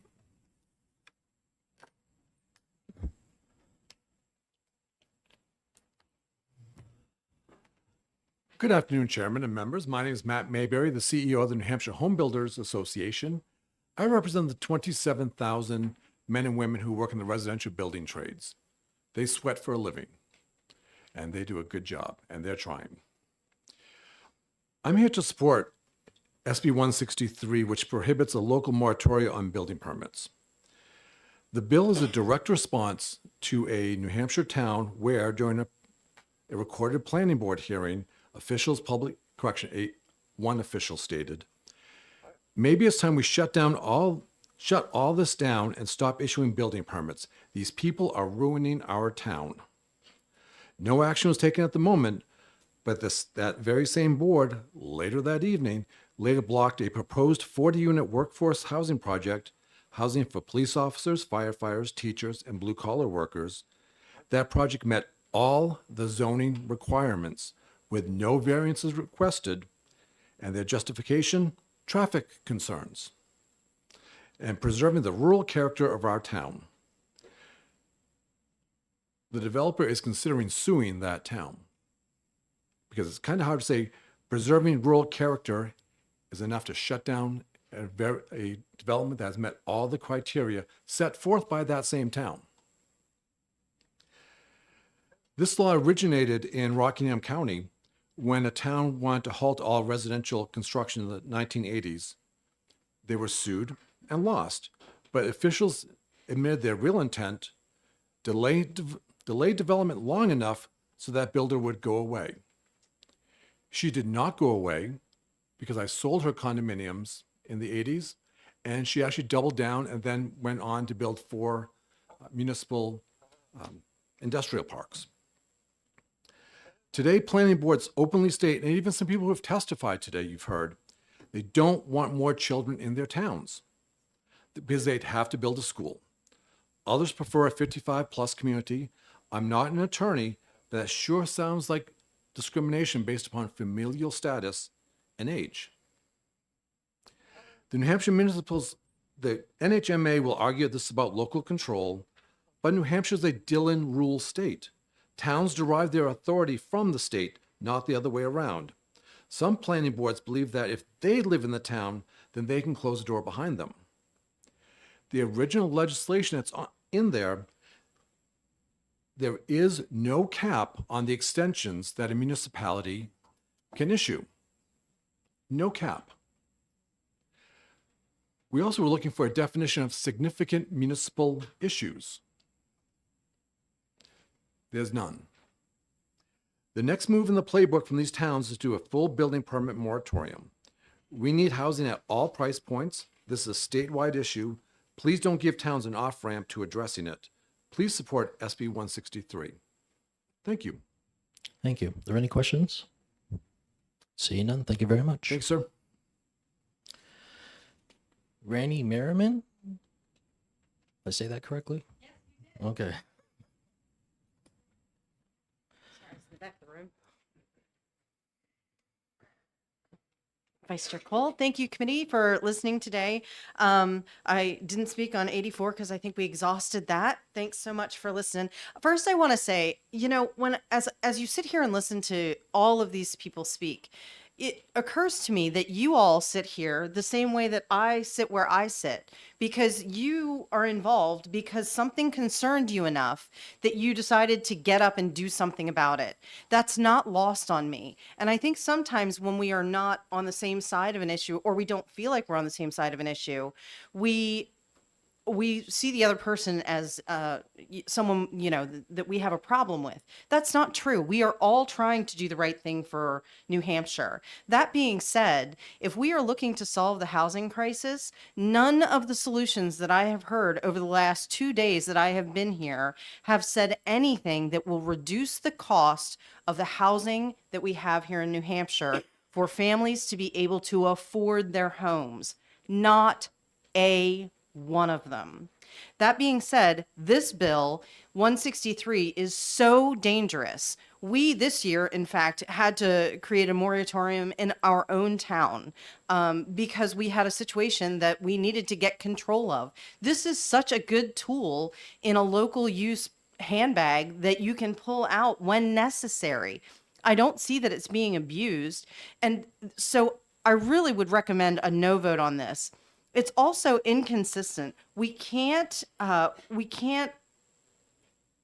do we go to when it fails? When something that a system fails because the local control couldn't get a moratorium fast enough from the state, because you can't tell me that with all of these changes, the state won't be overburdened.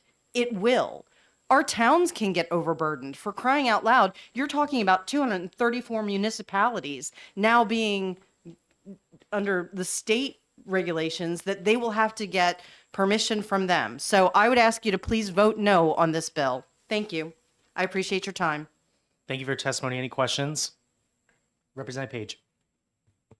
Could you provide a little bit more detail about the situation in your town that necessitated a moratorium and why you feel like that was the appropriate tool? Yes, so we have a very small water system in our town. We have no sewer, but we do have a small water system. It serves the municipalities. That was, it had some things that needed to be fixed. And so in order to get those things done, we had to set a moratorium on any water connections temporarily so that we could get everything squared away, which we did. In fact, we came from a place where we were under an administrative order. We have now solved 99% of that. It's, you know, we got everything done. Bob's your uncle almost. So. Follow up. And was that issue resolved within the 1 year period of the moratorium, or did you have to reauthorize it? No, we did not have to reauthorize it. It's a great tool for a local, a small community to use. Representative Miles. How many months exactly was the moratorium in place? So we probably will go the full year. We are right at the end of the last issue that needs to be solved. In fact, we've solved it. We just need to make sure that we've got a situation that is safe for all of our residents around there. So we've just got a little more testing to be done, and that's it. Follow up. Follow up. Do you have up until the very last day of the 12 months to ask for a reauthorization? I'm not sure. That's Thank you. above my pay grade. Great. Thank you for your testimony. You're so welcome. Thanks so much. Jim McLeod.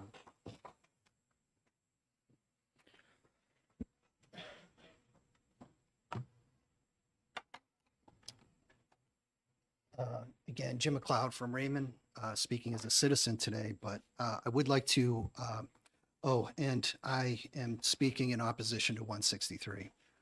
I want to correct what Ms. Merriman had just said about our moratorium. That moratorium was not adopted under this RSA. That moratorium is on water hookups in our town, and therefore there is no hookups to our water system. There is no moratorium on building permits. That being said, looking at this RSA, we did review whether or not we could do something with this moratorium language. And it turns out that the bar was too high for us to be able to meet it. But I'm still in favor of not repealing it because it's a tool that we may be able to use in the future. So we were able to address our situation without needing this at this time. But this is an important tool for us to have in our toolbox at the local level. Thank you. Thank you for your testimony. Any questions? Representative Dumont. You said that the bar was too high for you to meet it to use the RSA. What was that bar? Can you speak to that? Yes, if you don't mind, I can quote a few of these. One of them is that the planning board is the one that needs to define what the problem actually is, the unusual circumstance that's creating the need for the moratorium. And then they also have to provide a solution which can be reached within a year. And it was beyond the capabilities of the planning board to be able to do that because they don't have access to the information about our water system and the administrative order that was placed on the town, et cetera. So that's one of the reasons. And I'm sorry, if I may, somebody else had mentioned that these moratoriums can be extended. That is not the plain language of the RSA. It says that they shall not be for more than 1 year, and that if further moratoriums can't be for the same reason. So if there's another moratorium, it can't be for the same reason that the other one was taken up for. So I wanted to make that clear too. Any other questions? Seeing none. Thank you. Thank you. Diana Lush.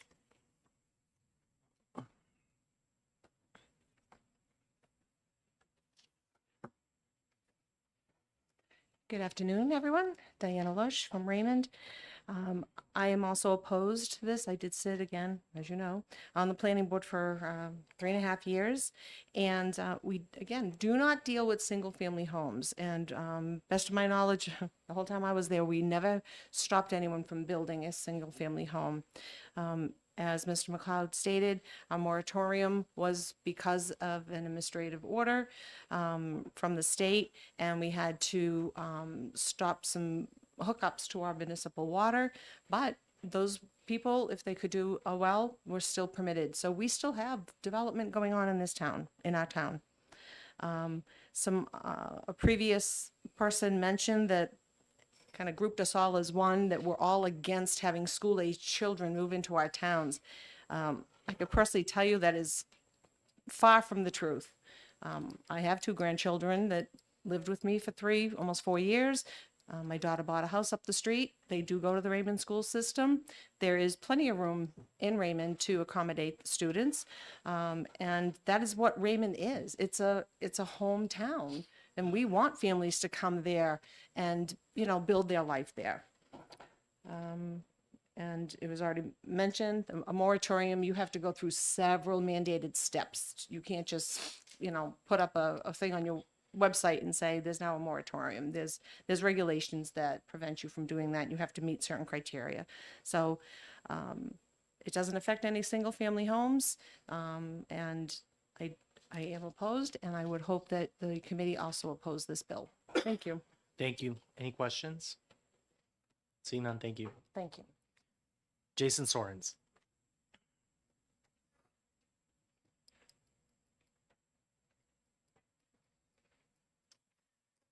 Thank you, representatives. Jason Sorens, Amherst, New Hampshire. And again, I'm speaking just for myself on SB 163.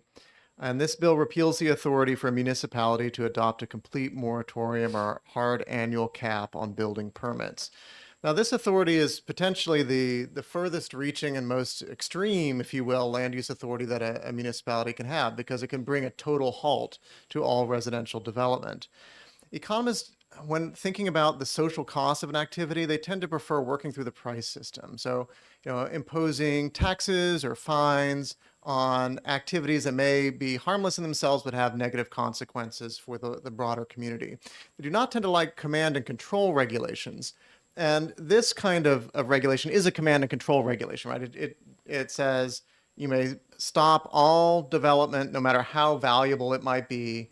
We're not going to compare costs and benefits or think on the margin. We're just going to stop it. building permit moratoria say that you can stop all development once it reaches the cap, no matter what the developer offers in terms of remediation, what impact fees they're paying, what effect on property values the project might have. They're simply banned from building, full stop. From an economist's point of view, that doesn't make much sense. You want to retain the ability to evaluate costs and benefits. In particular, because these ordinances are usually designed to establish an annual cap, it could be that you allow low-value developments simply because they were proposed earlier in the year, and then a high-value development is prohibited simply because it wasn't proposed in time. It's worth noting that this RSA was only adopted in 1983, so it's not a land use authority of long standing. This was the peak of panic over rapid growth in this state. The number of annual residential building permits in New Hampshire peaked in 1986 at 18,015 permits, or 20 building permits per 1,000 population. By 2024, new residential building permits had fallen all the way to 5,092, or 3.6 per 1,000 population. And by the way, that's the highest number we've had since 2006, and most people don't think it's going to be as high this year. So our rate of building today is less than 1/5 of what it was during the 1980s peak. The problem this statute was meant to address no longer exists. I looked at the growth management ordinances on the books, and it seems to me that they are rampantly abused. So East Kingston, for example, purports to have an ordinance that has been in place since 2007.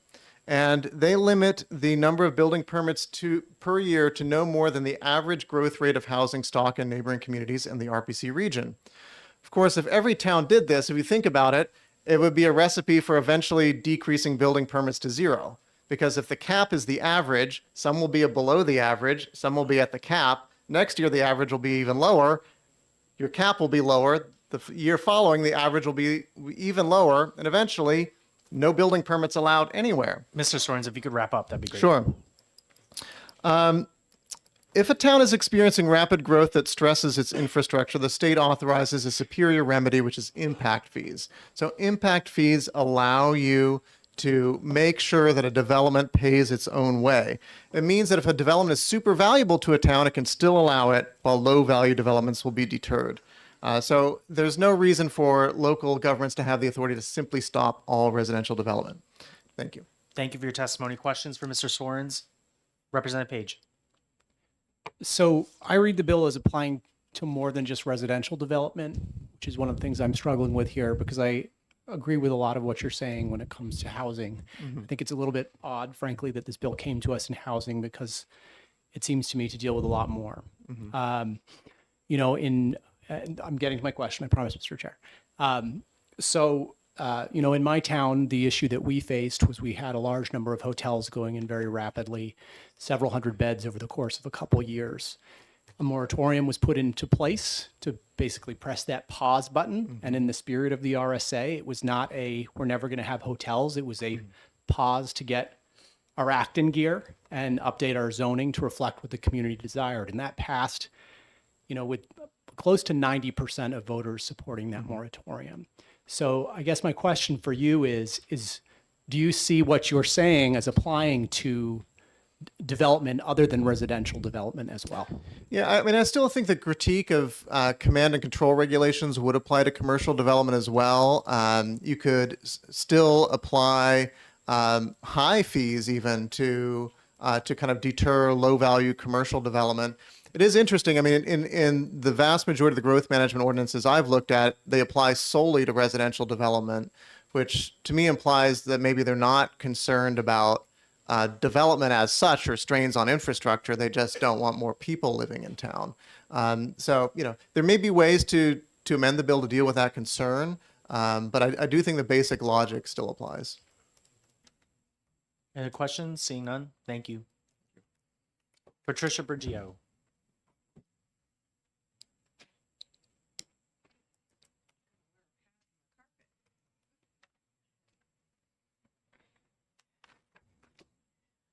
I'm opposed to Senate Bill 163 by removing the relief valve that a town needs. And it's a relief valve by definition, a moratorium is a situation that is inherently or potentially catastrophic and quick in nature to a town. Raymond, I guess we're the anomaly for the state. We've had almost every single one of these problems happen to us. So maybe that's why you see a lot of us here. We have experienced them all, both from a subdivisions and a residential neighborhood.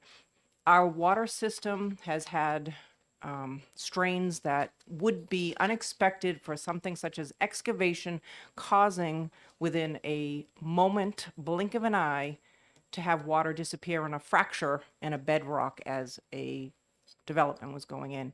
Something that's totally unseen by the town, and we need to react immediately. To have that tool to react to something that is literally catastrophic financially to the town, it's not being abused, it's not being misused. It's something that if we wind up overnight in a situation, we have the ability to put the halt on. The administrative order is a separate issue that was worked out with the state. And again, it's water, but we have potentially with all these bills, water, sewage, and nobody is discussing MS4. MS4 is being placed on all of us. We're all being told we need to be in compliance, and nobody is then mentioning that as we sit here. That also may cause some of these towns to not be prepared for what is going to come before them. Thank you. Thank you for your testimony. Any questions? Seeing none, thank you. Our last speaker signed up is Robert McDonald.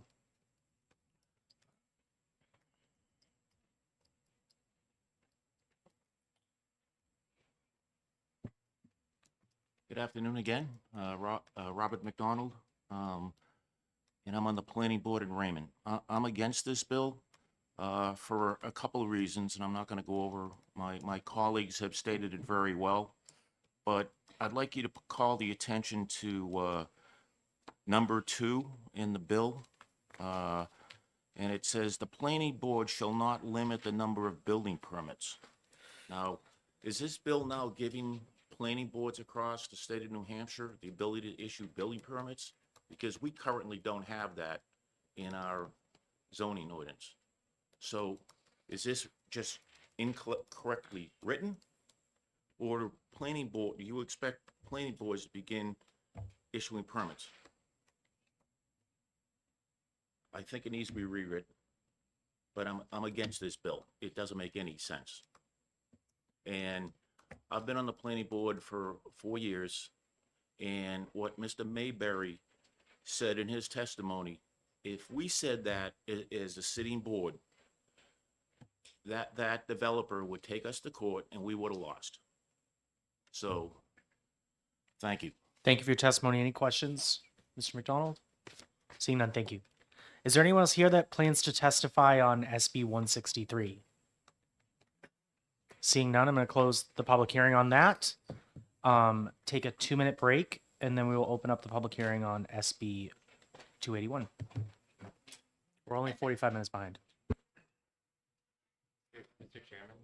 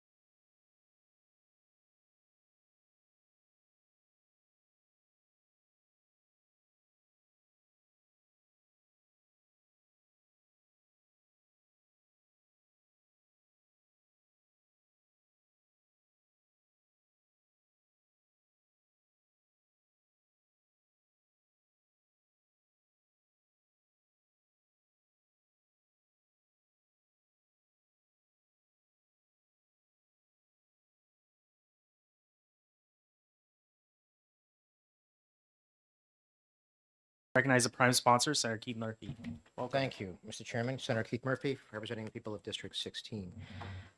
Mr. Chairman, years ago when I was a town planner, it was in a small community in northern New Hampshire, Grafton County. And I had always worked in the restaurant business, and the restaurant business is great for me because people come in of their own free will. They want to order food or a drink, and I give it to them, and they say thank you, and it's a very positive interaction. But as town planner, the interactions weren't always so pleasant. And in one case, I had a visit from a lady who said, you know, I'm up here because I want to get started on building my dream house. My husband and I purchased some real estate 35 years ago. And it's on this class 6 road here, but we understand that, you know, we won't get services, but we want to build a better house. And we've worked for our whole lives, and we're retiring, and we've saved our money, and this is where we want to spend the rest of our lives. I said, okay, let me look into that for you, and I'll get back to you.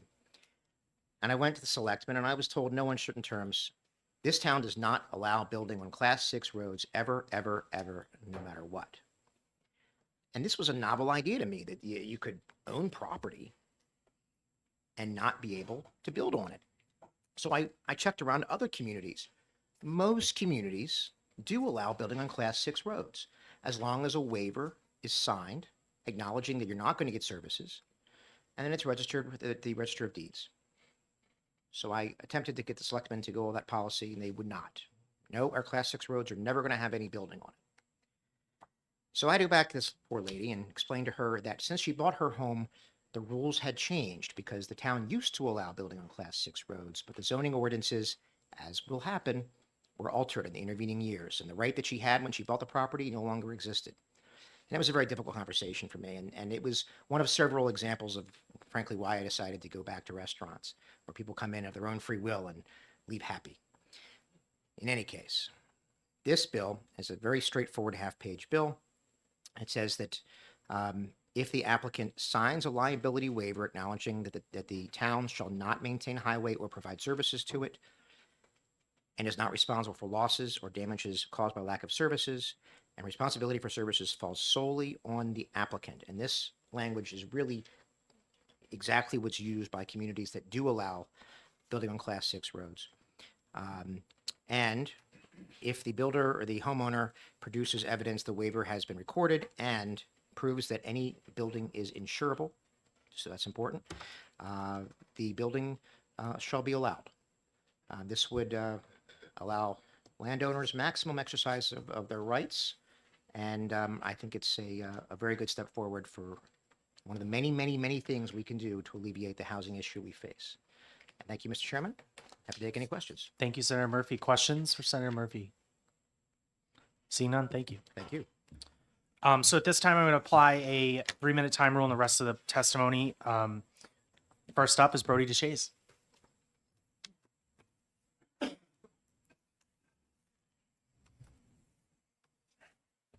Thank you, Mr. Chairman. Thank you to the committee for letting me testify today. My name is Brody Duchess. I represent the New Hampshire Municipal Association, and we are opposed to Senate Bill 281.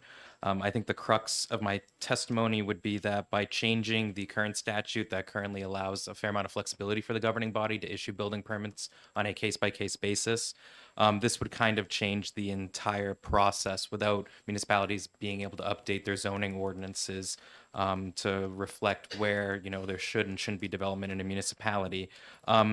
First, I should really also stress too, Class 6 roads are not designed, were never intended for residential, commercial, or industrial development. They were historically paths that farmers had that they took their livestock out to basically to graze during the summer months. So this idea that, you know, we would take these old cow paths that are completely undeveloped, that don't have proper infrastructure, that the bridges might not even be able to sustain and be passable by emergency vehicles or other emergency services, just creates issues and strains on municipalities and possibly property owners. And especially because while the property owner who's gotten the original building permit might know that they got the building permit on Class 6 road, if they rent out the property, there's no way for a renter to know that because it won't go through a title search. So unless you're selling the home, and then sometimes that could also be missed in the title search, which would be a concern. And so all of a sudden, you know, if you're not from New England, you're moving to a town, you've never lived on a Class 6 road, first snow and you don't get plowed out by the municipality, you get very surprised. First time a tree falls over onto your road, you get very surprised. So those are just some very basic, you know, reasons why it isn't the best idea to develop these areas. Senate Bill 281 would repeal the current 674:41 subsection C 1, 2, and 3 and replace it with a liability waiver that allows the building on Class 6 roads by right. So rather than a case-by-case basis, it would allow it by right. I'd also like to really point out and stress that that this doesn't just apply to residential dwelling units.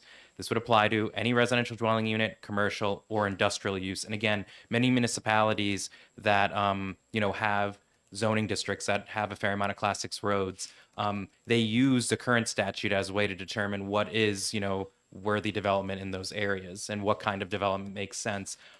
Without being able to update their zoning ordinances appropriately, you could allow for a lot of sporadic and random development and other pretty unintended uses in that zoning district. You're going to tell me to wrap it up, correct?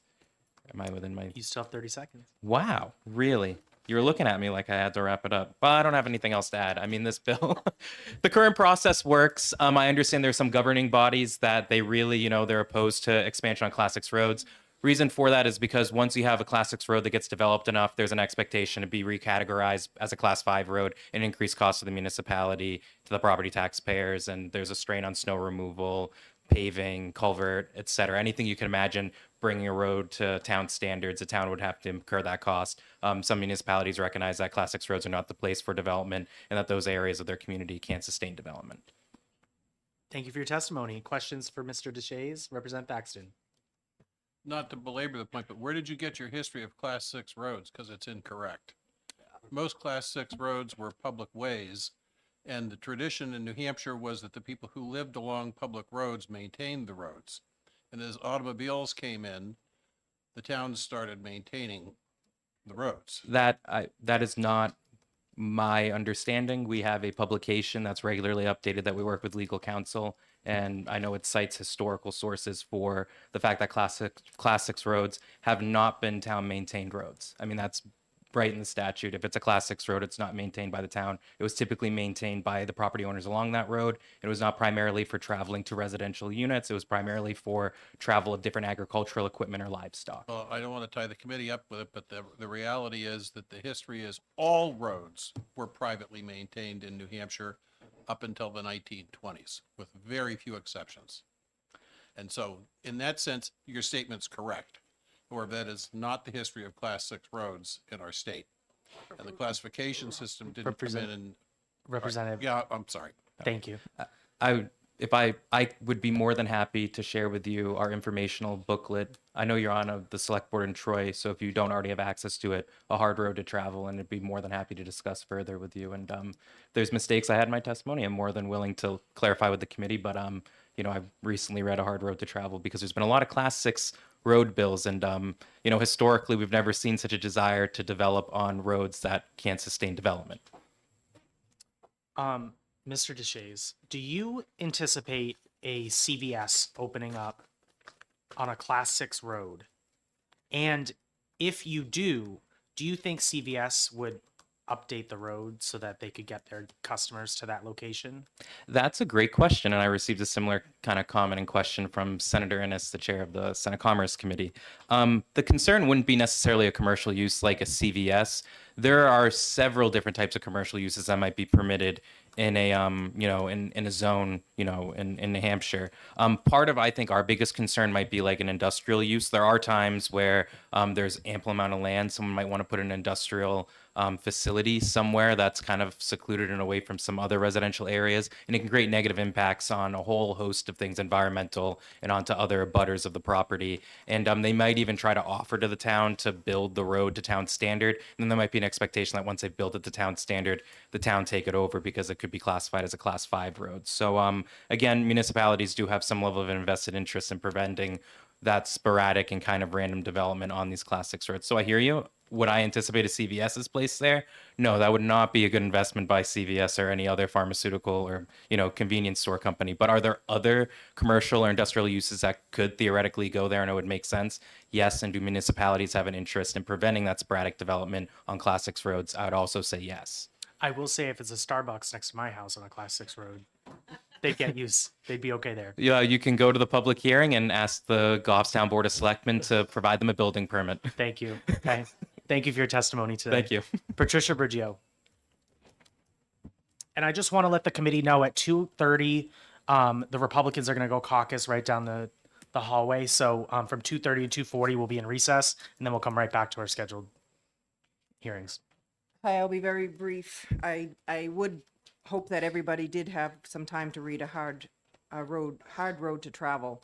199 pages, well worth reading. Again, Raymond has been in the situation.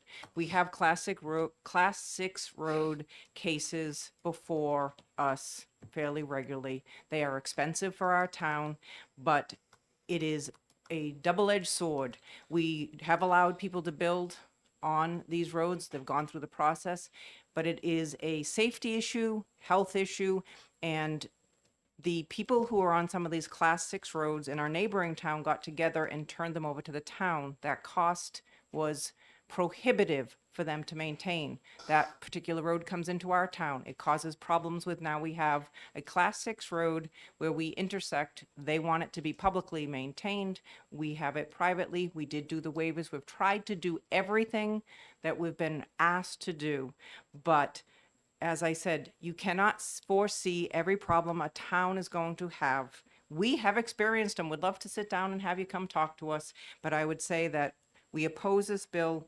It would actually cause some towns financial hardships, and they can actually have the roads turned back over to them. Thank you. Thank you for your testimony. Any questions? Seeing none, thank you. Joe Hags.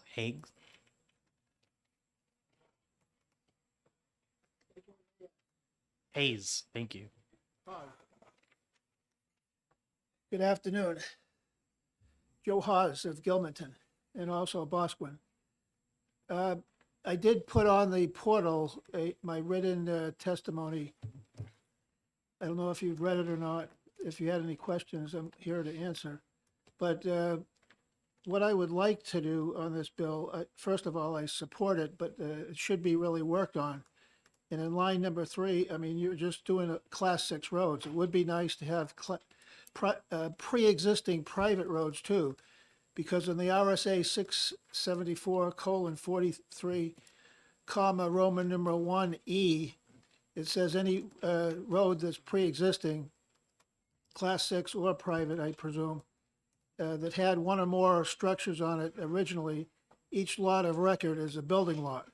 So I've gone through the School of Hard Knocks up in Bosquen, just on a pre-existing cabin that I rehabilitated and put a deck on. And boy, did I get hell for just putting on the deck. I did get a building permit to rehab it, but then I went for an amendment, and finally they said, well, you didn't get the right person to give you the authority. They said, what the hell? Then after my case, they have inspections before, during, and after the construction. So it would be nice to, just expand this. And I just have one last question is lines number 5 and 13. I mean, what insurance company is really going to insure a place that doesn't have access, at least compact dirt, at least to get a fire truck up to, I mean, the one at Bosquen that I have, it loops around. So, then you have hammerheads and all that stuff. So you don't really need a 2-lane highway. Thank you. Thank you for your testimony. Any questions? Seeing none, thank you. Robert McDonald.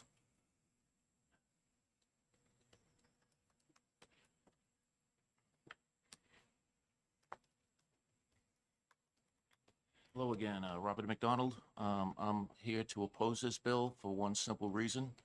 A lot of towns are doing it right, as my colleague said, and this should be, if this should not, don't penalize all the towns. A lot of us are doing this now. So just don't make this a blanket. As my colleague said, it costs even us a lot of money to have permits, and we have provided permits on class 6 roads in our town, but it still costs the taxpayers money who aren't living on our class 6 road. We're doing it right, and this should not be passed. Thank you. Thank you for your testimony. Jim McLeod.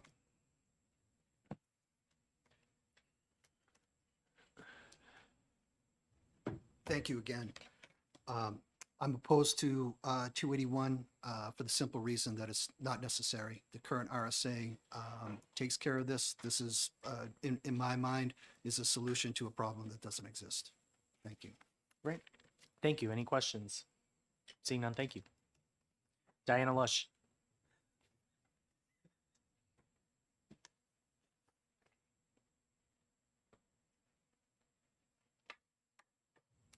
Diana Lush.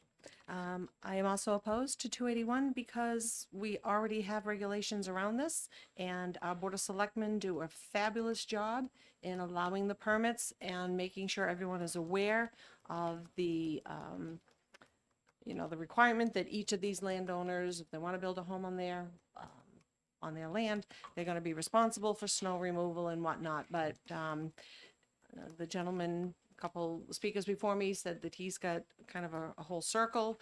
A lot of our roads in Raymond, and I'm sure many other towns, are dead end type class 6 roads. So the fire apparatus is definitely a main concern, but each town should evaluate their own safety reasons.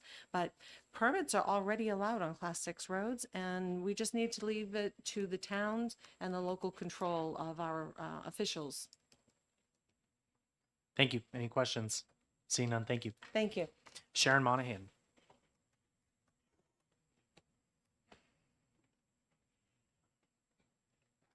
I'm opposed to this bill because this bill allows building off of class 6 roads by right, okay, without any municipal administrative approvals or process.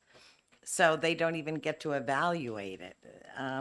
It deletes the section, it omits the section C, which allows the building permits to be issued off of class 6 road with the planning board approval and vote, okay?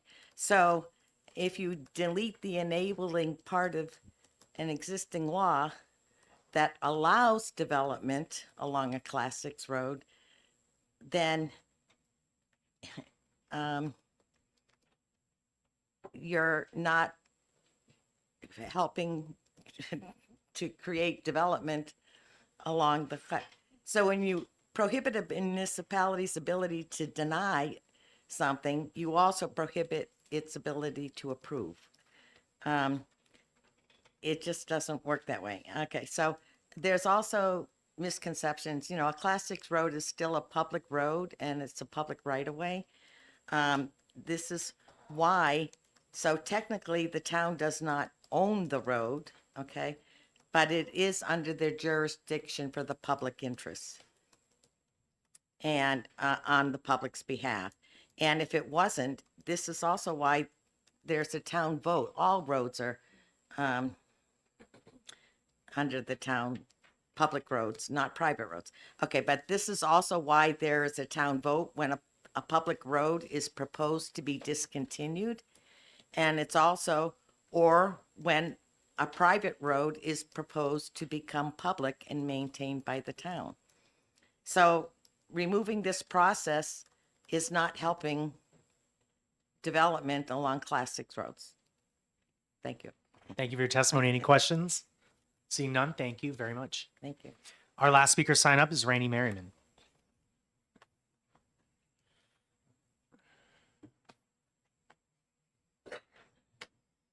Thank you very much, Chairman Alexander, committee. So I have more questions than I have answers. One of them is, if there is a beaver dam that washes out a class 6 road and there are 4 people that have houses on there, are we just going to leave them there? Like, I'm absolutely serious. What happens if that occurs? Because we say in our paperwork that the town has no responsibility, but are we going to leave them there? I mean, that's the answer that you say, but I will tell you that public outcry would not allow you to do that. So my other question is, and it came from the senator himself. So if you have 34 acres that are on a class 6 road, with the bills that could be passed this year, you could take that 34 acres and separate that into quite small lots. And then you could have, I don't know, 50, 60, 80 houses back there on that Class 6 road. Now, if that happened, would it be possible for those 80 people to garner the support of their friends, gather them together, and create a warrant article, should one of them be on the board, to make that something that the town would have to plow? Because now they've got more than one person or two people on a Class 6 road. They have lots of people. Could this happen? Absolutely, it could. Has this actually happened? In Nottingham, right next door to us, there was a warrant article, and they are now plowing all the town roads that didn't used to be town roads. Their budget is done. They are cooked. They have nothing left in their DPW budget because it was all laid out on the snow plowing. There are things that we can do in our local towns to support people building on a Class 6 road, but we need to make sure that locally we have eyes on that. It's not a one size fit all. I'm going to ask you to say no to this, leave it in the hands of the locals so that we can see what is happening and we can go ahead and mitigate any of the scenarios that we just talked about. Miss Merriman, I have a question, because what you're saying to us is that the situation where neighbors got together and put a warrant article in, Yes. and compelled the town to start plowing roads, Yes. that would be local control. Well, so it would, but if in this case, so do we have a law that doesn't allow that now? So the same local control, there are some things that can be locally controlled. Is there a law that says that citizens can't get together and demand that a road be plowed? There's obviously not, because Nottingham did it. That's what I'm saying, is that all of these bills as a culmination are dangerous because of the butterfly wings. Let the dust settle, let the zoning committee that you all and the Senate have both passed do their work before we upend everything and end up in circumstances that we didn't even think of. Thank you. Representative Bollion. Thank you, Mr. Chairman. Thank you for taking my question. You started your testimony with an example of, what happens if a beaver dam washes out a Class 6 road and people are stranded. What happens if somebody has a long driveway and a beaver dam washes out their driveway? So in that case, it depends on what their property looks like. It depends on whether or not they have another access, which they could. That road might not be the only roadway. New Hampshire is so wet. People will still come to their aid, and the town would still come to their aid if they were in need. So what I'm telling you is, just because we have paperwork, but it's one person that washed out one driveway. It's not a Class 6 road that now we've just allowed unmitigated development on, that it's not 4 people, it's 34 or 64. In a local town, there's stuff that can be controlled, and we can see, okay, we can handle this as a town. But if it gets to a point where we can't, then we need to address it. Representative Thaxton. So, in your scenario, the beaver dam washes out, we have 64 stranded households at the end of the Class 6 road. Presumes that we built houses for them. Wouldn't those people all be taxpayers too? They would be taxpayers. So there would be increased revenue to the town? And they would have agreed to maintain the road themselves? So I would guarantee you that the 64 houses don't produce enough tax revenue to build the $700,000 culvert that we just built in our town. Okay.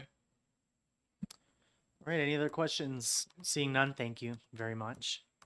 Thank you. Appreciate it. Is there anyone else here that wishes to testify on SB 281? Seeing none, I'm going to close the public hearing on 281. Open up the public hearing on SB 282, knowing that we'll be in recess from 2:30 to 2:40.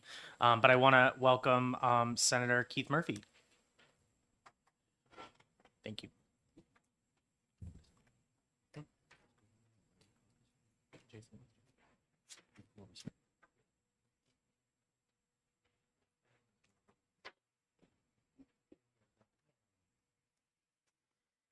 Thank you, Mr. Chairman.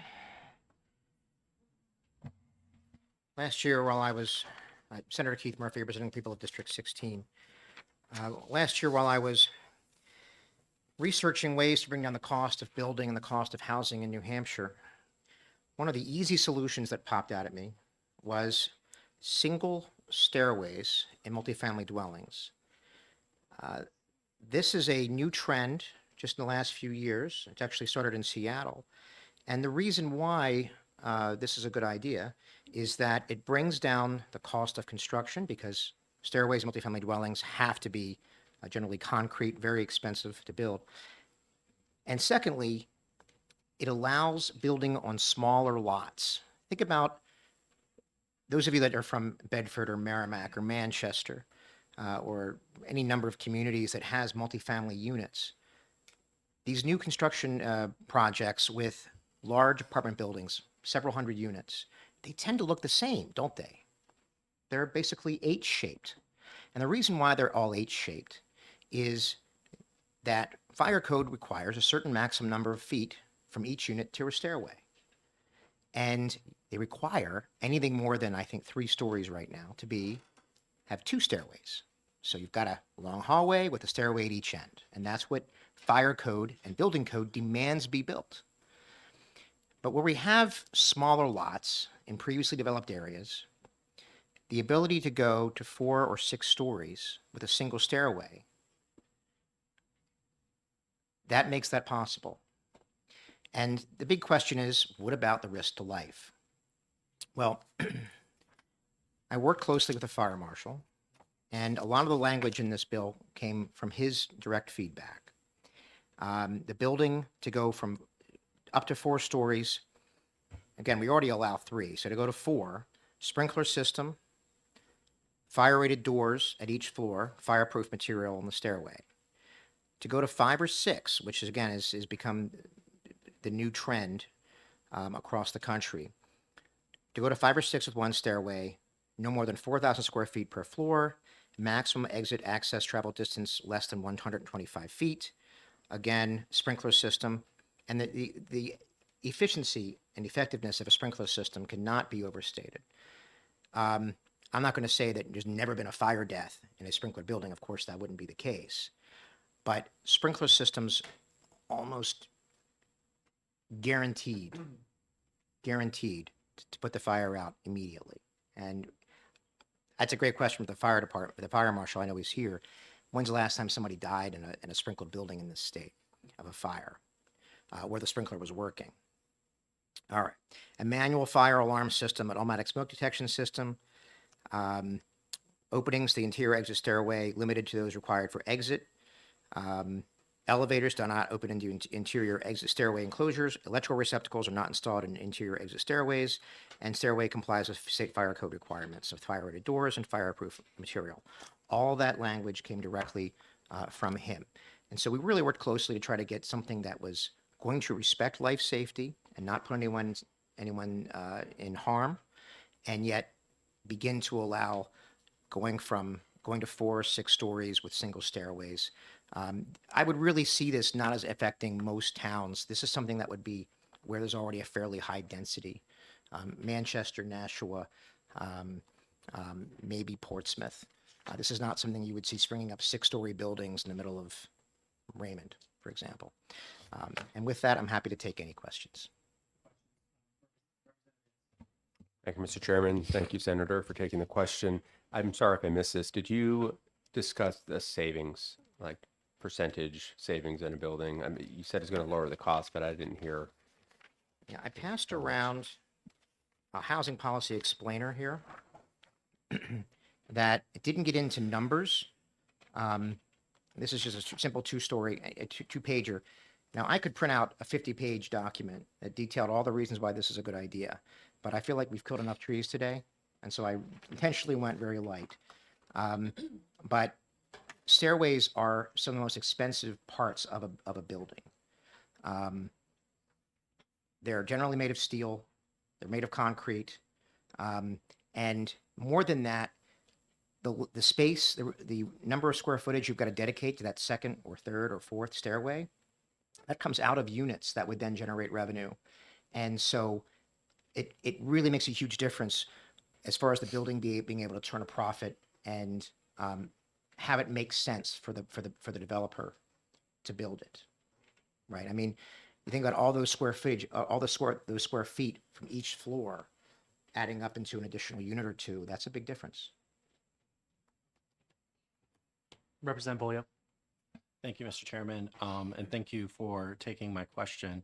My question is, given you mentioned that this would mostly apply to places that already allow density, is there anything in this bill that would, let's say a town already has a height limit, is there anything in this town that would override the local control of building height limits? Absolutely not. Any other questions? Thank you, Senator Murphy. Thank you. Sean Toomey.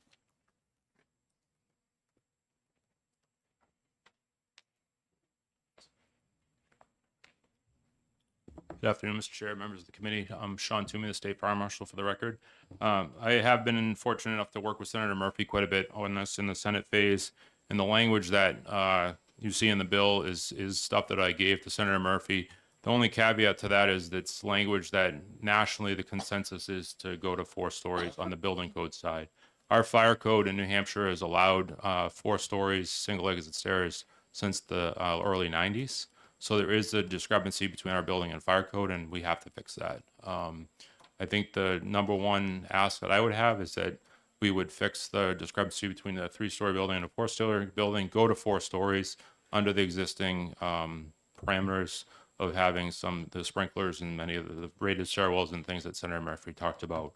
Quick answer to the question, we had a fatality in a sprinkled multifamily dwelling in Manchester last year.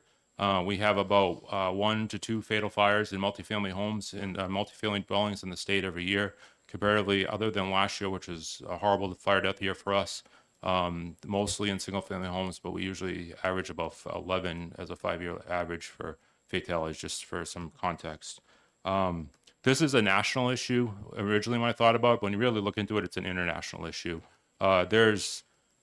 There's places in Europe and other nations that are going to 20 stories, but the parameters and the requirements are different. And I think that's where I have some hesitation and pause on going immediately to 6, is that a Manchester or a city of Franklin or Berlin is a little bit different in their ability to protect that taller building. So I think that ideally, if I could ask, is that go to 4 stories today, give us building officials, fire officials, the housing community, the code professional, whoever we need to bring together to figure out how to get to 6 and do it right for New Hampshire instead of kind of creating a homegrown version. Let the Building Code Review Board and the Board of Fire Control give those amendments back to you to ratify them and get them in place.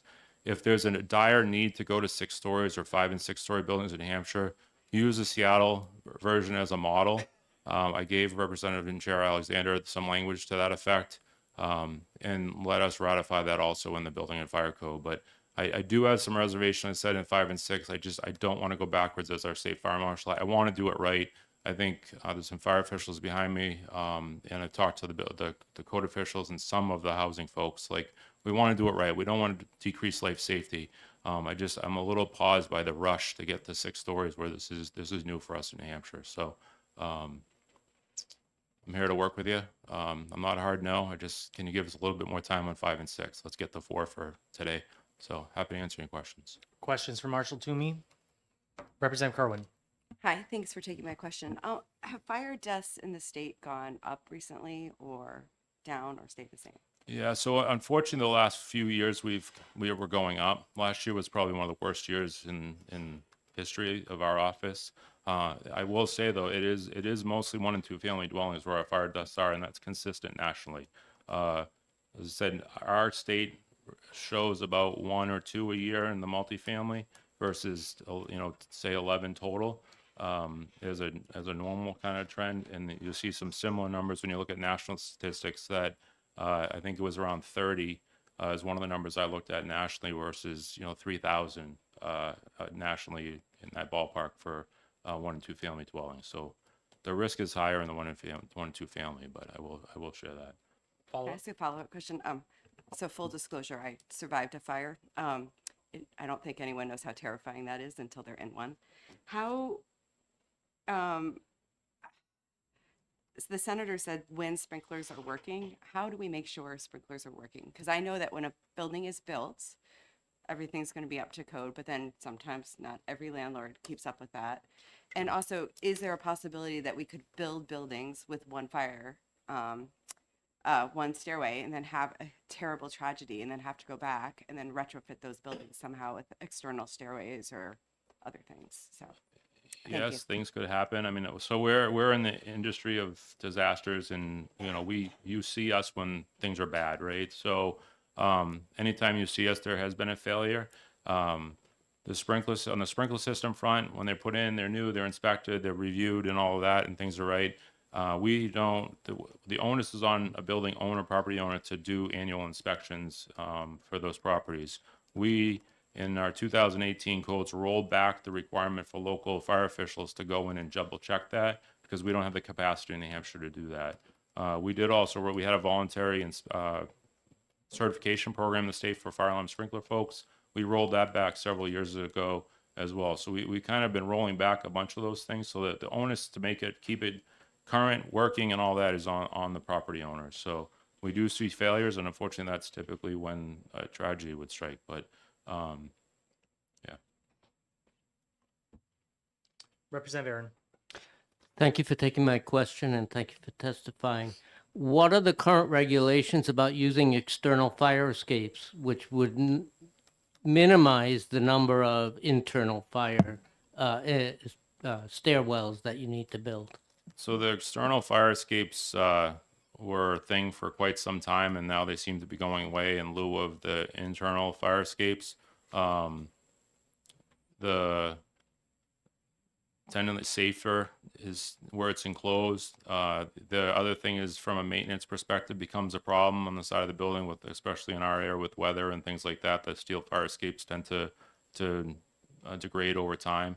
So it seemed to revert back to internal mechanisms. Thank you. You're welcome. Other questions for Marshall Toomey? Representative Bolio. Thank you, Mr. Chairman, and thank you for taking my question. My question is, given the fires in New Hampshire that lead to casualties or deaths, do you notice any kind of pattern or trend with the age of that housing stock? Is it older things which have been grandfathered in over time, or is it some of the newer construction?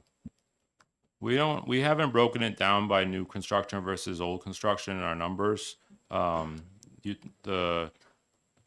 It's 1 and 2 family dwellings is usually where we land, as I mentioned, and I would just anecdotally think it's usually the older properties that we find.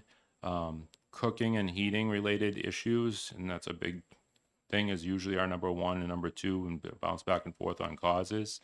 But we have not broken down the details of age of the building per se. Age of the occupants tends to typically be our older and younger populations. So thank you for the follow-up question.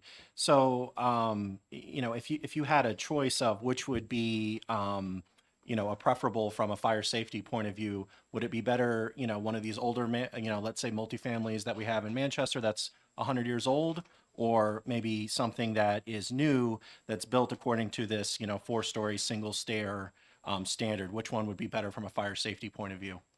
I'd have to put my engineer hat on and say it depends, because the codes are a whole package, and it's hard to pinpoint one or the other, right? So, it's a sprinkled, alarmed, single exit stair built properly to the 4. Like as I mentioned, the 4-story thing on the fire code side has been since the early 90s. If it's built to that and maintained, we're probably in pretty good shape. An older building that doesn't have safeties in place, there's a higher risk. So I think there's a variation there that is hard to pin down. Any other questions? Representative Kerwin. I just want to double check though, but the maintaining part is the part I'm concerned about, because you said that there has been a rollback, if I'm correct, on the maintaining. It's falling much more on the property owner, correct? Yes. Okay, thank you. You're welcome. Representative Minor. Thank you for testifying and thank you for taking my question. Do towns have the option to check their multifamily units themselves, the cities and towns? Like we want to inspect all multifamily and set that up? So some towns and communities do that now. There's legislation in the session this year to be able to eliminate local amendments on the building and fire code side, which we believe would eliminate that ability for a community to implement anything beyond the state fire code. So that would like potentially go away. Okay, thank you for your testimony. Thank you. So with that, the Housing Committee is going to be in recess. We're going to recess this public hearing till 2:45 on April 15th. We'll be in recess until then.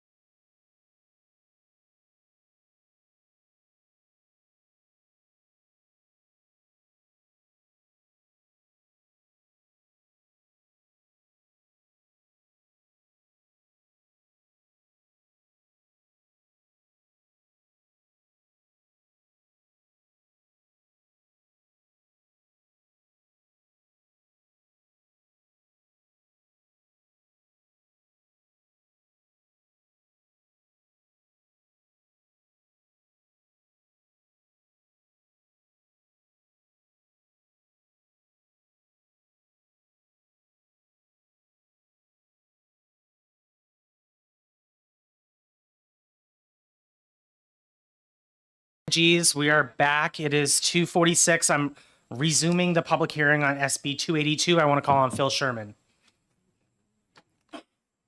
Thank you.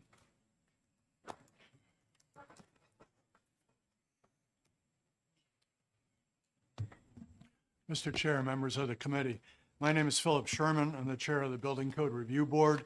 I'm also a licensed fire protection engineer.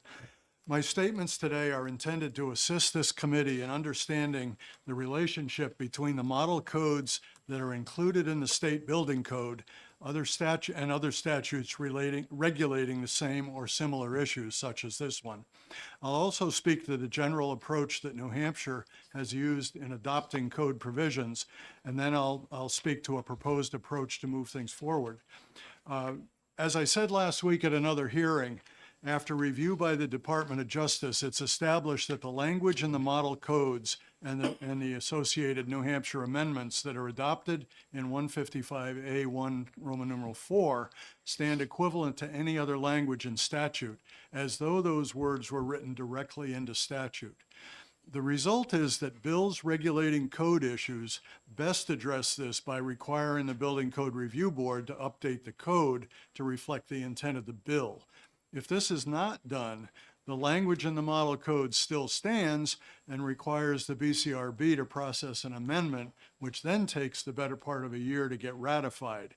So if you want to basically delete a section of the model code, it's best to do it in the statute by requiring us to change the model code. Since the first statewide building code was adopted in 2002, New Hampshire has understood that it's a relatively small state and should follow, not lead, on implementing code provisions. This is reflected by the statutory charge that we essentially remain one code edition behind the latest publication of the model codes, which we've done now for 22 years. The building code, as it stands today, currently permits residential Group R2 floors up to 3 stories to be served by a single exit. As the fire code, as Marshal Toomey indicated earlier, is published by a different organization, it permits a single stair to 4 stories. Increasing the building code limit to 4 stories is therefore not a great leap. It just coordinates the 2 codes. If, however, the legislature wishes to extend this provision to 5 or 6 stories, I'd suggest that we adopt the additional provisions required by the city of Seattle, where this provision has been established for some time, and these were forwarded to the chair. To this end, at our meeting last Friday, our board meeting last Friday, we introduced an amendment mirroring the technical language sent to the chair, extending the 3-story provisions to 4 stories and extending the single stair approval to 6 stories based on the requirements of the city of Seattle. This amendment was introduced at our April meeting last Friday, as I said, with a public hearing scheduled and a vote scheduled for May 9th, which is our next board meeting. My understanding is that the fire code side could accomplish the same thing through their process. I can review the detailed requirements for the 5- and 6-story single exit if you like. There are 18 points that go into it, everything from electrical outlets up to the construction of the stair itself. HB 134 proposes to update the state building code by moving the National Electric Code to the 2023 edition and ratifying a couple of other amendments through April 11th, our last meeting. And that bill seems to be moving forward without any particular dispute or ripples in the pond. So that we don't upset that progress, I'd suggest that the best way to obtain the above result would be to have this bill, if you choose to move forward with the 5 and 6 stories, just to require us to update the code to say such and such. If you want to put the language in the bill, that's fine. Then we just do an amendment to change the model code along those lines. This would leave the technical details in the statute as an amendment to the 2021 edition of the International Building Code and inherently ratify our amendment, which would say the same thing after our May 9th meeting. That's what was. Mr. Sherman, if you could wrap up for us, that'd be great. I have one more statement, and it's Thank you. very short. There is a glitch in what we sent to the chair with electrical outlets in that there's another code provision that requires them. We have a solution that will resolve that. No big deal.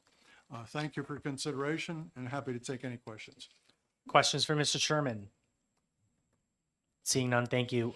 you. Please send me that recommended language. Will do. Again. Yeah, thank you. Thank you. Next up is Dave, I believe, Emmanuel.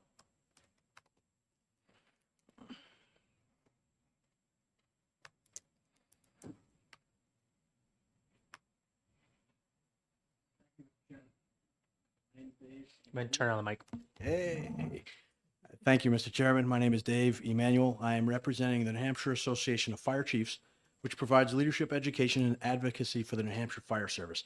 And I have 3 points today. First, the Association of Fire Chiefs acknowledges the housing challenges that we're being faced with in the state of New Hampshire, and we encourage the state to align this proposal with the building codes and the state fire codes. Second, from the perspective of fire chiefs, and aligning those codes, we're comfortable with we're concerned about going higher than 4 stories at this time coming out of the gate. And third, we would ask that you direct the Building Code Review Board and the Board of Fire Control to make the necessary provisions to implement the changes in the legislation in the appropriate locations of the code so they can best be used by the end users, which would result in clarity for all parties to help ensure the potential benefits from the bill are safely met and to minimize conflict between our statutes. And I thank you for your time. I've sent my communications around the table. Thank you for your testimony. Any questions? Representative Bolio. Thank you, Mr. Chairman, and thank you for taking my question. So yes, I also heard from earlier the comment about maybe like a little bit of a pause before going to 5 or 6. Do you have maybe just a rough estimate of what amount of time that pause, should be in order for firefighters and others in the state to adjust? I don't have a good answer to that. I'm sorry. I defer to our marshal. I cannot answer that question. Thank you. Any other questions? Thank you. Thank you, sir. Brody Duchess.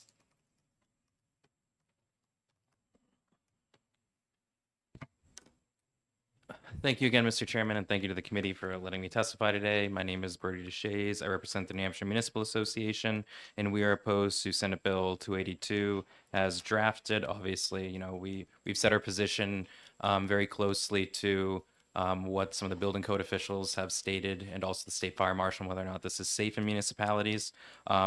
Senate Bill 282 is it would create dangerous situations in municipalities and risk to life. Especially coupled with Senate Bill 94, which would end local amendments to the state building and fire code, where some have been amended for local. Sorry, I'm getting tired after the whole day. That would prevent a local regulation, but also inspections of sprinkler systems. This is pretty concerning. I do want to point out that single stairways in multifamily dwellings is not a new concept. It happened before in many tenements in early developing cities throughout this country, and fires happened, people got crammed in stairways, and they died. Permitting 5 or 6 story building to have only a single exit is extremely unsafe and borderline reckless. That's why we stopped doing it. The language in this bill, Senate Bill 282, does not specify which class of residential occupancy. Example would be like R-1, R-2, R-3, or R-4 is applicable under this bill. This designation covers a broad range of facilities, which would include hotels, motels, congregate living facilities, convalescent care centers, and group homes. If the sole exit of a building were to become compromised, occupants might be forced to jump from a 6-story height, creating a grave safety risk to individuals if there were to be a fire. As we heard, there are fires in sprinkled buildings, and in the last year, people have died in those fires. Simply requiring sprinklers and limiting each floor to 4,000 square feet doesn't mitigate this scenario or risk to life and safety.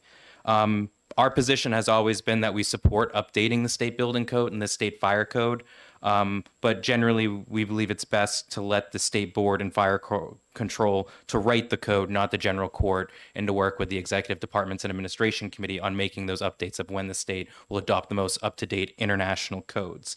Also, I want to point out that by adopting this bill as currently written, you would likely be decentivizing municipalities from allowing taller buildings. And those municipalities that do allow taller buildings or might be considering updating their zoning ordinances to allow a taller building as urban sprawl happens, they would likely be decentivized from doing this because of that life safety issue and the potential, risks that would come with it and strain onto local fire service in the municipality. And with that, I will take any questions if the committee has any. Thank you. Are there any questions for the committee? Representative Bolio. Thank you. And thank you for taking my question. So you mentioned in your testimony that, as proposed, this would be reckless and dangerous. My question is, if a municipality on their own accord wanted to adopt single stair development for 5 or more stories, would NHMA support that in the name of local control, or is it too reckless and dangerous to allow? Representative, thank you for the question. We don't comment on the local zoning ordinances unless asked for a legal opinion, which would then be, there'd be attorney-client privilege if they're going to adopt their zoning ordinances. I cannot share with you, and our legal counsel can't even share with me what kind of legal advice they would provide to a planning board member during that process or some member of a governing body that's either proposing that zoning ordinance change to be put in a warrant article through, if you go through traditional town meeting or SB2 to update your zoning ordinances, or if you might be in a city, it going to the city's planning board. So, I also think that municipalities have the wherewithal to not do that. We haven't seen them try and do that, and I think our state should have the wherewithal not to do that either. Any other questions? Seeing none, thank you. Thank you. James McLeod.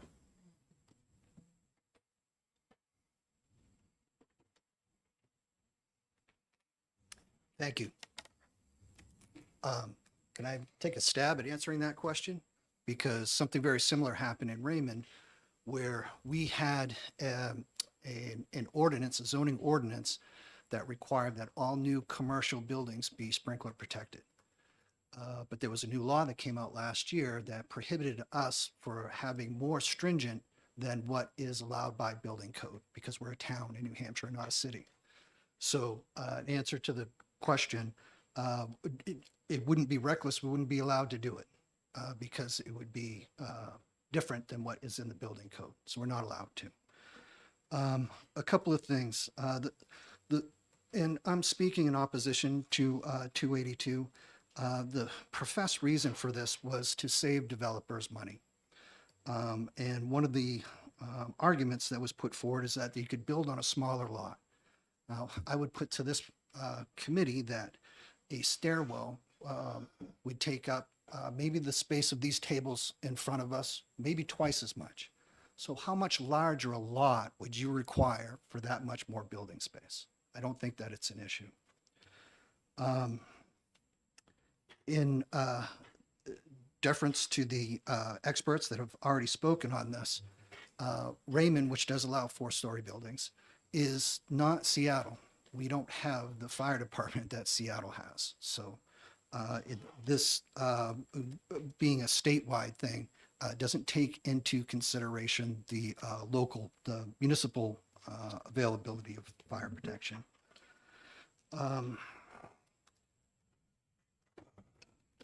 Secondary access. If I'm living on a 4th floor and there's one stairway and I'm at the legally allowed distance away from that stairway, and there is some impediment to me getting there, I do not have a secondary egress rather. I would kill for a rusty outdoor fire escape at that point rather than a 40-foot drop to pavement. If you could imagine a bathtub or a sink, modern ones anyway, there's one egress for the water through the drain. If you put a stopper in it and you turn the water on, there is a secondary relief in your overflow to keep that from overflowing over the top. It's just common sense, and to save a developer money at the expense of people's safety is atrocious, and it shouldn't even be considered. Thank you. Thank you for your testimony. Are there any questions? Seeing none, thank you.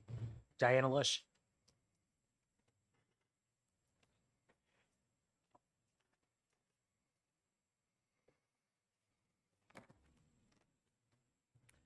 Good afternoon once again. Diana Lush from Raymond. I'm opposed to this. I won't repeat a lot of what is said before me. However, a lot of people have referenced Seattle, and I'm not going to read their whole code, but a few key points. If you notice on this current bill that's before you, SB 282, line 12, it says the maximum exit access travel distance shall not exceed 125 feet. If you convert that to yards, it's 41.66 yards, almost half a football field. I don't know if I want to have to travel that kind of distance to get to my exit, but now I'm going to tell you what Seattle did. Under their 7.8 section, there shall be no more than 20 feet of travel to the exit stairway from the entry door of any dwelling unit. So Seattle is 20 feet. This bill says 125. That's a lot of distance to have to cover.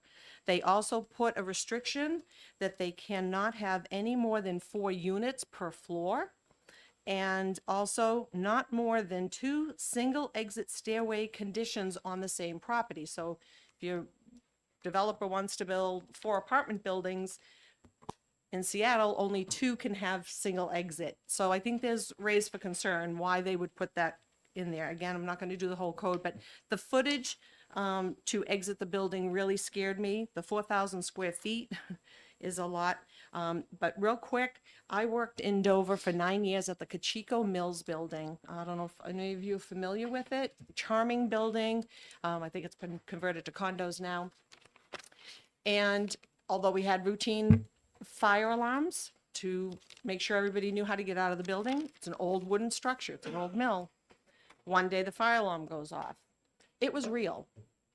We had, I would say, probably 100 yards in between 2 staircases. It's a lot of people. As we were trying to get down our staircase, everybody came from the other one because that's where the fire was. So now we put everybody down this single staircase, and I gotta tell you, I really thought for a moment I was going to die in that staircase. We did not move.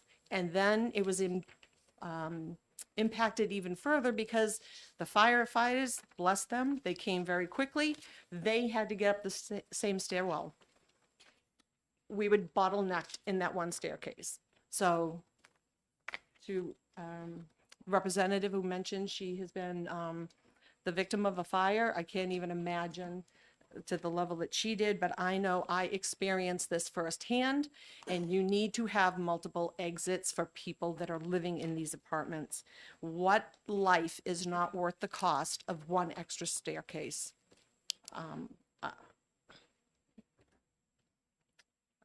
The human life, right? One staircase, I think, is worth saving one life. And lastly, smoke inhalation. So these fire wells, they're saying they're going to be all, fire resistant and all that. The fire that we had at Kachiko Mills, somebody purposely, unfortunately they were on drugs, they set the fire in the stairwell. So the smoke started billowing through the building. So it wasn't even the fire that was the real concern at that point. It was the smoke inhalation. So please, let's keep the safety of these people that are going to be renting these units and let them have 2 exits. Thank you. Thank you for your testimony. Are there any questions for Ms. Lush? Seeing none, thank you. Thank you. Ivy Van. She's still here? No? Okay. Robert McDonald.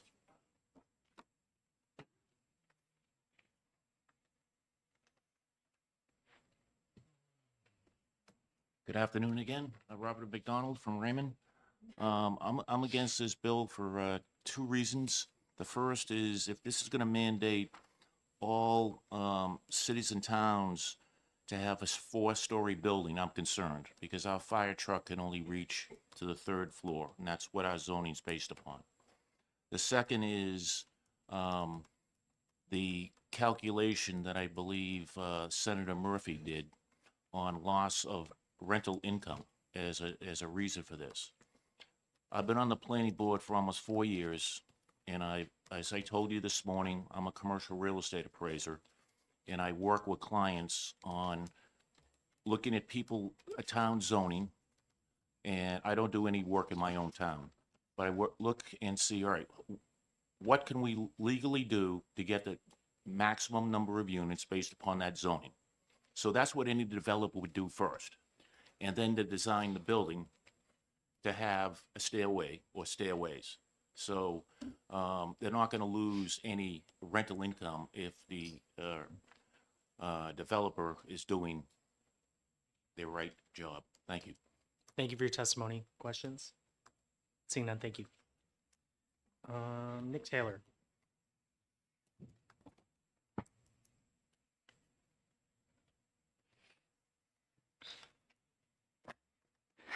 Thank you, Mr. Chairman, members of the committee. I'm Nick Taylor, Director of Housing Action, New Hampshire.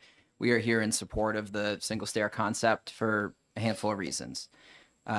First, as has been mentioned, this is a reform that is growing in popularity. There are 17 different states that are looking at various pieces of legislation around this topic. A lot are looking at commissions or committees to study implementation. Some are doing exactly what has been discussed here around the 4 stories. Some are enabling to local communities. But this is growing in popularity across the country because it's a safe reform that allows for more housing to be built on smaller lots. And so no one is looking to put anyone in an unsafe situation. We fully support what the fire marshal has shared and talked about, and interest in working towards a solution that balances those two things. And I think it's very disingenuous to talk about how decades ago there may have been safety challenges. A lot has changed in life, in the world, certainly within safety regulations over the last 50 plus years in terms of new construction. 3, we often hear about complaints around multifamily housing looking big and boxy and it all looks the same.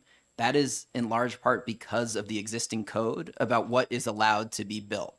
And so when you can balance the safety with the different types of housing, that allows for more mid-size, different design apartments that many folks love and are in those sort of older communities. To Representative Hicks, you asked a question about the cost. Pew has recently done a study that said the construction cost for the second stair can be 6 to 13% of the total construction cost. So there is a cost to this. As has been mentioned with Senator Murphy, there are very few communities that even allow greater than 4 stories in their existing height regulations. Nothing in this bill overrules local zoning on height. Only 13 communities allow any part of their town or city to be greater than 60 feet. So many communities do not allow more than 3 or 4 stories already in many of their zoning districts. This would not change that. And I would say finally, certainly from our housing perspective, as we're talking about this, there's no opposition to, doing the 4 stories, which has been testified on the safety and the efficacy of that, and then looking at a study commission for 5 or 6 to figure out what's the best way to implement it here in New Hampshire. But there's been testimony on the safety, there's been testimony on the building efficacy, and I think it's a rational thing to be moving forward. So happy to take any questions. Thank you for testimony. Questions? Representative Kerwin. In front of me, I've got the single egress stair building designs that we have, that other places that have adopted this, like you said, like Seattle, New York.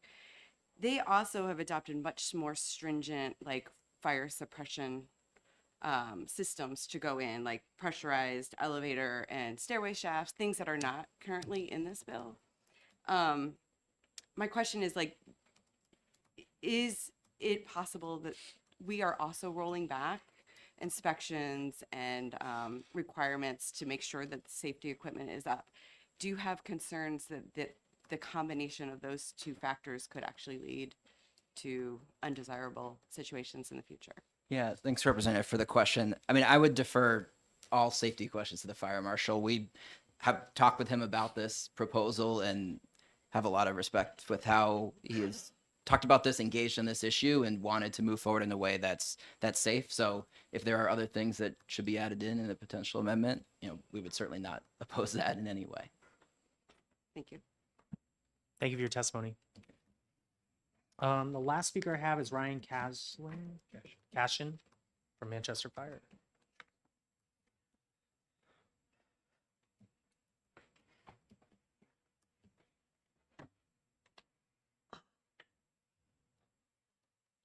Thank you, Mr. Chairman. Thank you, committee, for having me here today. My name is Ryan Cash. I'm the chief of the Manchester Fire Department. It's a privilege to be here today in front of you. I wanted to speak for the bill, Senate Bill 282. Understanding the goal of making housing more affordable throughout the state of New Hampshire, we think that is important. We support going to 4 stories in a building with a single stairwell and looking to find a way to yes over the next year to get to 6. There are some operational concerns that we have at the Manchester Fire Department of having a single staircase on a 6-story building without looking into it a little bit further. But I can assure you our goal is to get to yes. I think we can get to yes. I would just ask for a little more time to review going above 4 to make sure that we do it safely and that we can accommodate all the needs of the city of Manchester and operationally the Manchester Fire Department. Thank you, Chief Cashman, for your commentary. Any questions, Representative Bolio? Thank you so much, Mr. Chairman, and thank you for taking the question. I definitely appreciate the willingness to work on finding a positive solution. My question to you is, in turn, maybe more on housing policy generally. Has cost of living, has that been had any kind of impact in terms of recruiting and retaining firefighters in your community? Yes, it has. Other questions? Seeing none, thank you, Chief. Thank you. Is there anyone else here to testify on SB 282? Seeing none, I'm going to close the public hearing on SB 282. I have three business items to get through based on the availability of the ranking member before we continue on. The first thing is I'm going to be appointing a subcommittee on Senate Bill 188, right? 188. I'm going to have Representative Thaxton be the chair of that committee, followed with Representative Hicks, Kerwin, and Aaron. For planning purposes, Representative Thaxton, we will not be meeting next Tuesday, so feel free to schedule at some point for that. The next order of business, I'm going to open up an executive session on SB 284 relative to the authority for municipalities to regulate mandatory on-site parking requirements. And I'm going to recognize myself for a motion. I'll make a motion of ought to pass and move amendment 2025-1556H. Second. Second by Representative Cole. Speaking of this amendment, this should not be a mystery amendment to you, as we passed this exact version a few weeks ago and sent over to our friends in the other body who have chosen to do something different with it. So we will, as the chief body of the two, reassert our dominance on this issue and send it right back to them. So with that, are there any other comments on this amendment? 2025-1556H. Okay, seeing none, is a show of hands okay on the amendment? All right, all those in favor of 2025-1556H, raise your hand. Those opposed? Abstentions? No abstentions. I'm thinking local again. With that, the amendment carries. Now we're on the final ought to pass as amended motion. Is there any more comments on this? Seeing none, when the clerk's ready, she can call the roll.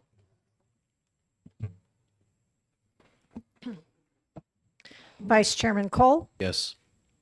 Representative Thaxton, Representative Aaron, Yes. Representative Bollier, Yes. Representative Dumont, Yes. Representative Grant, Yes. Representative Miles, not here, Representative Minor, Yes. Clerk Reinfurt, yes, Representative Page, Yes. Representative Boras, Yes. Representative Reed, not here, Representative Gibbs, not here, Representative Hicks, No. Representative Newell, Yes. Representative Hegner, Yes. Representative Kerwin. Yes. Mr. Chair. Chairman Alexander. Yes. Motion carries 14-1. Is there objection to this going on the consent calendar? Seeing none, this is going to go on the consent calendar. I'll be responsible for the report. The other, what? Are you going to write a minority report? No, it's on consent. He won't. The other bill I want to take up today is SB 91. I guess I'll recognize myself for a motion. I move ought to pass. Representative Page, would you like to second that? I'll second. Okay, Representative Page seconds that. Briefly, I think this bill is pretty straightforward. I think it makes a lot of sense. I think, again, it would save property owners money in the mailing this form every year. I feel like it's absolutely redundant to do that. It's going to streamline a lot of these processes and place onus on municipalities, because if they're taxing residents, they should know what they're actually taxing people for. So with that, I hope you all support ought to pass. Any other comments? Great. I'll have the clerk call the roll. Vice Chairman Cole, Yes. Representative Thaxton, Representative Aaron, Yes. Representative Bollier, Yes. Representative Dumont, Yes. Representative Grant, Yes. Representative Miles, not here. Representative Minor, Yes. Clerk Reinfurt, yes. Representative Page, Yes. Representative Burras, Yes. Representative Reed, not here. Representative Gibbs, not here. Representative Hicks. Yes. Representative Newell. Yes. Representative Hegner. Yes. Representative Kerwin. Yes. Chairman Alexander. Yes. So with that, motion carries 15-0. Any objection to this going on consent calendar? Seeing none, it's going to go on consent, and I'll be responsible for the report. So now that we're over with that, I'm going to open the public hearing on SB 170 and recognize not the prime sponsor, but a co-sponsor on this bill. Not even co-sponsor. Senator Murphy, welcome. Thank you, Mr. Chairman. Keith Murphy, representing people of District 16. I can tell you the convoluted story of this bill in a moment. I had a lengthy list of housing legislation, as you could tell, and I'm so happy this is my last bill, I believe, in front of your committee. It's been a pleasure working with all of you. I had a lengthy list for the bill filing period, and got all that underway, and then I was invited to take part in a series of housing roundtables. And at these housing meetings, there were builders and developers and conservation groups. There was DES and natural resources, and we all met and discussed what is the obstacle to housing. What are the various obstacles? And I a long list of ideas and really horror stories came out of those roundtables, and a lot of them were addressed with legislation we've already discussed, either bills that I brought forward or bills that your committee passed and is now in front of Senate Commerce. But there were some ideas that I had not heard of before, and so I put all that in a list and said, we're going to tackle this stuff next year. And then Senator Perkins Quilka and I basically filed the same bill. And she said, when she introduced that bill in front of Senate Commerce, listen, I like the other bill. Do the other bill and do whatever you want with this one. And so I went to her with an amendment. She liked the amendment. She supported the amendment. I don't want to put words in her mouth, but she signed on to it. And the bill amendment had a hearing. If there's any questions about process, we had a hearing, and it was adopted by the committee and passed out of the Senate. And I want to walk you through very quickly what the amendment does. Line 8 of the now bill. Cities, towns, and municipalities shall not mandate that occupants of housing units be related by blood or marriage. It adds that sentence to the Equal Housing Opportunity Without Discrimination statute. Believe it or not, and I think you're aware of this, I think you've had legislation on this issue before. Believe it or not, there are some towns that actually have ordinances that say that people have to be related to live together. Now, I don't think that's anyone's business. And more than that, it actually backfires. Think about this from a basic common sense standpoint. If you have an ordinance that says that you can only have 3 people that are unrelated living in the same dwelling unit, instead of, it would have been 4, maybe 5, where did those other 1 or 2 people go? They go next door to a different housing unit. And so what you could have fit in 1 unit, now you need 2. And you multiply that out over a community, especially a community that has turnover. And really, let's talk about the college towns. It would have fit students in 50 units, and now you need 200 units because they've got these ordinances. So that's section 1. Section 2, it says that cities and towns shall not require more stringent well siting or test pitting requirements for septic system than required by DES. Section 3. Municipalities shall not limit maximum road length as to impede development, provided that the proposed roadway complies with the state fire code. Now, I've got a constituent who brought this issue to me, and he's here to testify, so I'll leave him that for him to address. Cities and towns shall not impose a cap on the number of housing lots on dead-end streets. Again, he'll address that one. Cities, towns, and municipalities shall permit utilities, including septic wells, etc., to be placed in open spaces or perimeter buffers as long as perimeter buffers are not wetlands or shoreline areas. Section 6 basically allows planning boards and various cities and towns bodies to have one bite at the apple. It isn't a matter of bringing plans to a planning board, having them stamp it or ask for feedback. You answer their questions and their objections, and then you bring that stuff back, and they give you a whole different list of objections, allowing them to string this along for weeks and months. It's one bite at the apple. And lastly, it limits frontage requirements and setbacks. Everything I said today about SB 84, about lot sizes. There are a couple of towns that have gotten very creative. And so they don't say, well, you need to have a certain number of acres, but you need to have 250-foot setback requirement from each side and the back and the front of the lot. And you've got a 500-foot frontage requirement. And so when you add up all those requirements, you need 8 acres. There are towns that do that. So this would stop that from happening. If you have a 25-foot setback or whatever is reasonable, a 50-foot in this bill, anything under 50 feet would be fine. But if you want a 100-feet setback, that wouldn't be allowed anymore. And with that, I'm happy to take any questions. Questions for Senator Murphy? I have one, Senator. This committee had sent you section 1 has already sent you a bill that has that sentence at the end. But upon consulting with an attorney, I think adding after a comma after family status on line 5, you include educational status as another protected class under the Fair Housing Act, meaning that towns cannot create zones for student housing in particular. Would you be opposed to that? My immediate reaction is no. I'd have to give it some more thought, but I don't think so. I mean, it was the feeling of the attorney that the existing language that we're adding in line 7 and 8 doesn't get the job done. That's what they thought. Okay. Well, I think the intent is clear, and whether we achieve it with this language or upon advice of legal counsel, go with the other solution, I would welcome either one. I think it's important that this problem's addressed. It's no one's business who lives together. That's just crazy. Okay, anything else? Thank you for your testimony, Senator. Thank you. James McLeod. And Mr. Chairman, I want you to know I didn't have anything to do with whatever devious things were done to that bill in Senate Commerce. You've been in here all day, Senator. I know you had nothing to do with that.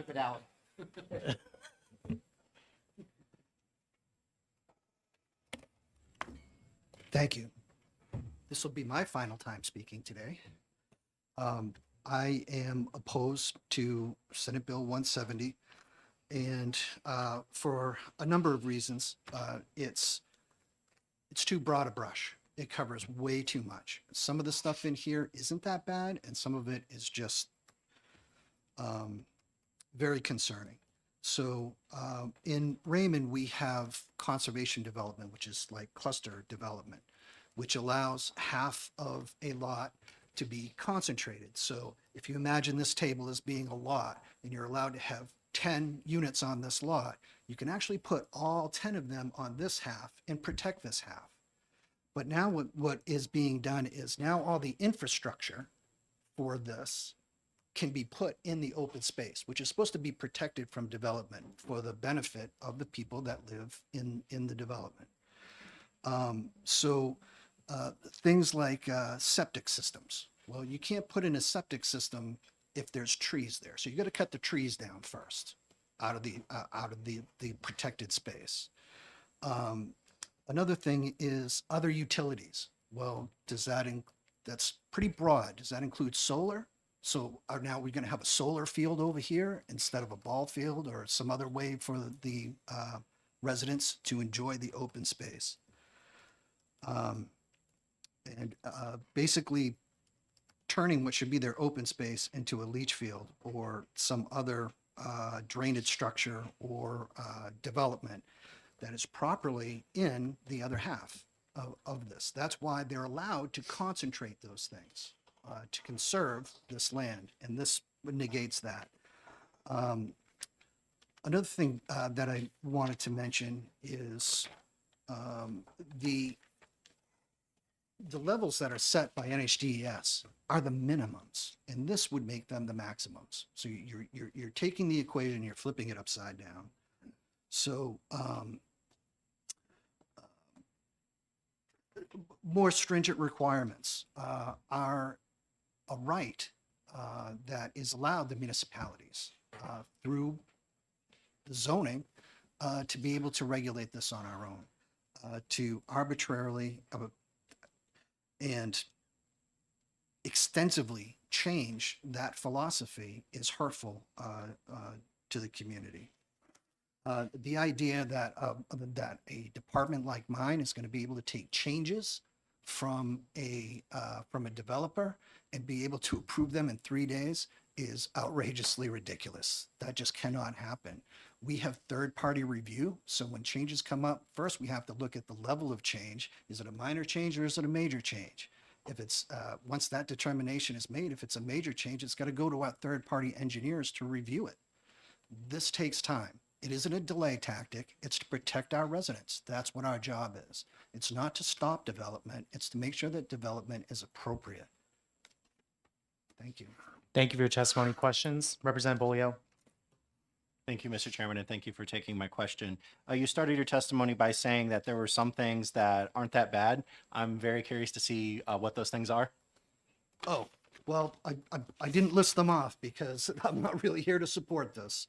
I'll leave that one unanswered. In fact, I'll change my statement. I'll say that I don't think there's anything in here that I can agree to. Thank you for that. Representative Page. Wait, we have, I'm sorry, sir, we have a question. Sorry. Thank you. Thank you, Mr. Chair. Thank you for taking my question. So on the question of the feasibility of that 3-day turnaround timeline, is there a different timeline that you think would be reliable and something that we could meet in the middle on?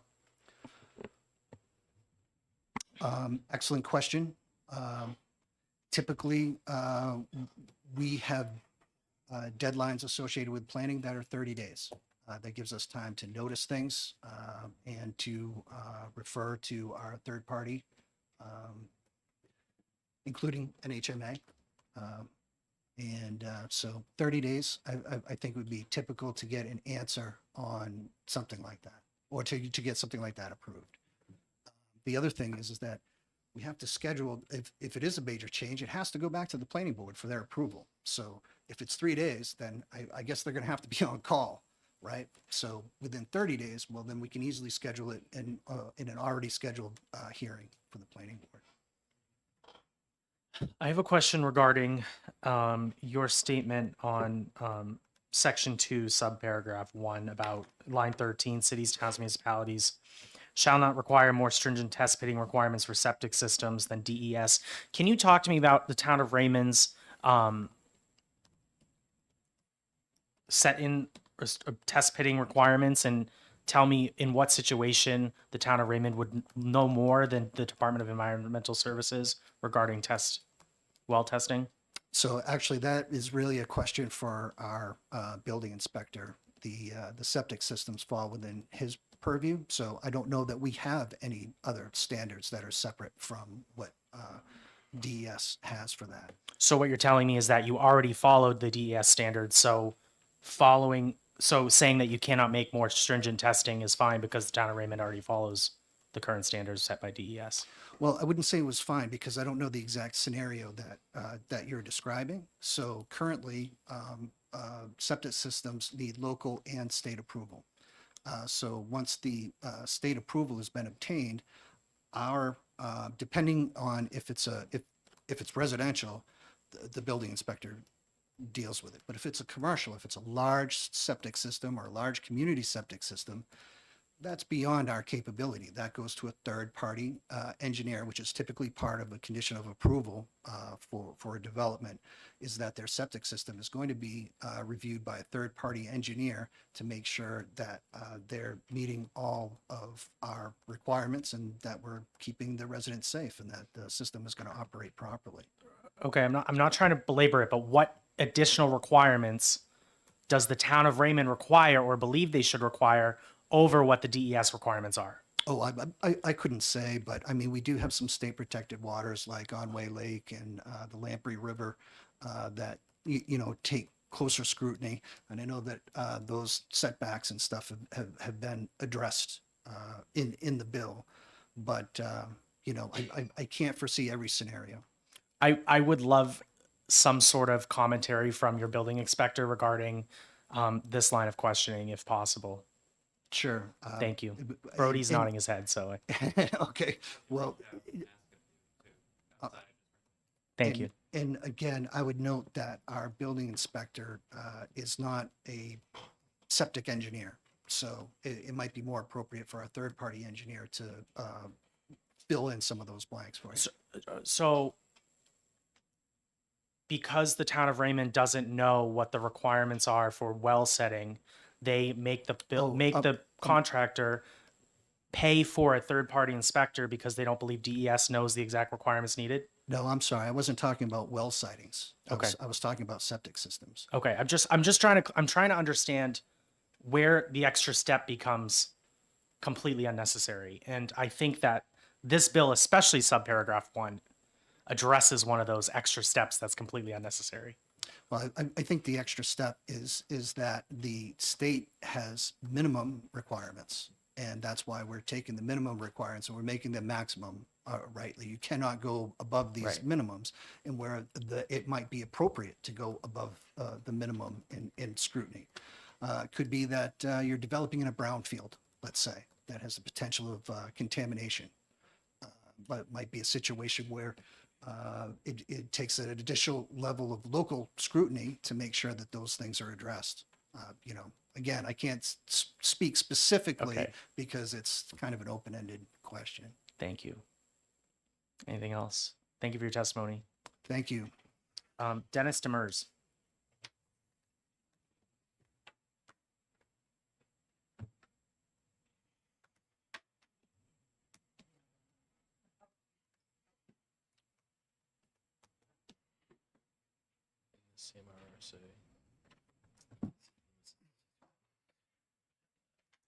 Good day. My name is Dennis Demers. I'm from Hooksett, New Hampshire, County of Merrimack. I'm here to support legislation to amend local subdivision regulations and development design regulations eliminating road lengths. Presently, with the support of Municipal Fire, the Department of Public Works, I'm proposing a subdivision of my family's land that would add a number of homes and would bring to the housing market homes that my community needs. However, present Hooksett town regulations require that the road lengths maximums be 1,200 feet from a through road. This restriction was enacted in the town after the establishment of zoning in 1957. In a fine tuning of their road regulations in their development regulations of the town, road lengths limits were enacted restricting housing developments. This rule was enacted while many roads with lengths exceeding this new regulation existed throughout the town. But the enactment of such restrictions now impede future land development. If road lengths were eliminated in just my section of Hooksett, we would open up at least 500 acres for development. These road length restrictions were enacted in an era where municipalities did not have full-time DPW administrators and were then known as road agents, and fire departments personnel were on call and police were known as reserve officers. The present restrictions is archaic and has and continues to be wielded by planning boards as a tool for not safety, but for limiting growth. While playing into the hands of not in my backyard abutters and town select boards as a tool for not encouraging increases in school attendance numbers and municipal services. Today, those impacts are now accounted for in impact fees assessed to developers upon issuance of building certificates of occupancies, or COs as they are known. In my 35 years, in recollecting a brief conversation I had with just a town planning board alternate in which I was proposing new homes, said official had a sigh of relief when he found out that I was limited to their cul-de-sac regulations.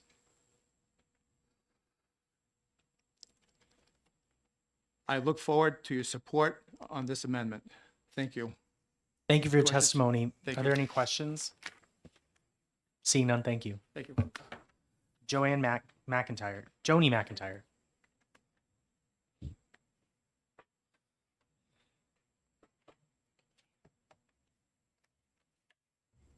Good afternoon. I'm Joni McIntyre. I'm past president of the New Hampshire Association of Realtors, and the realtors support this bill.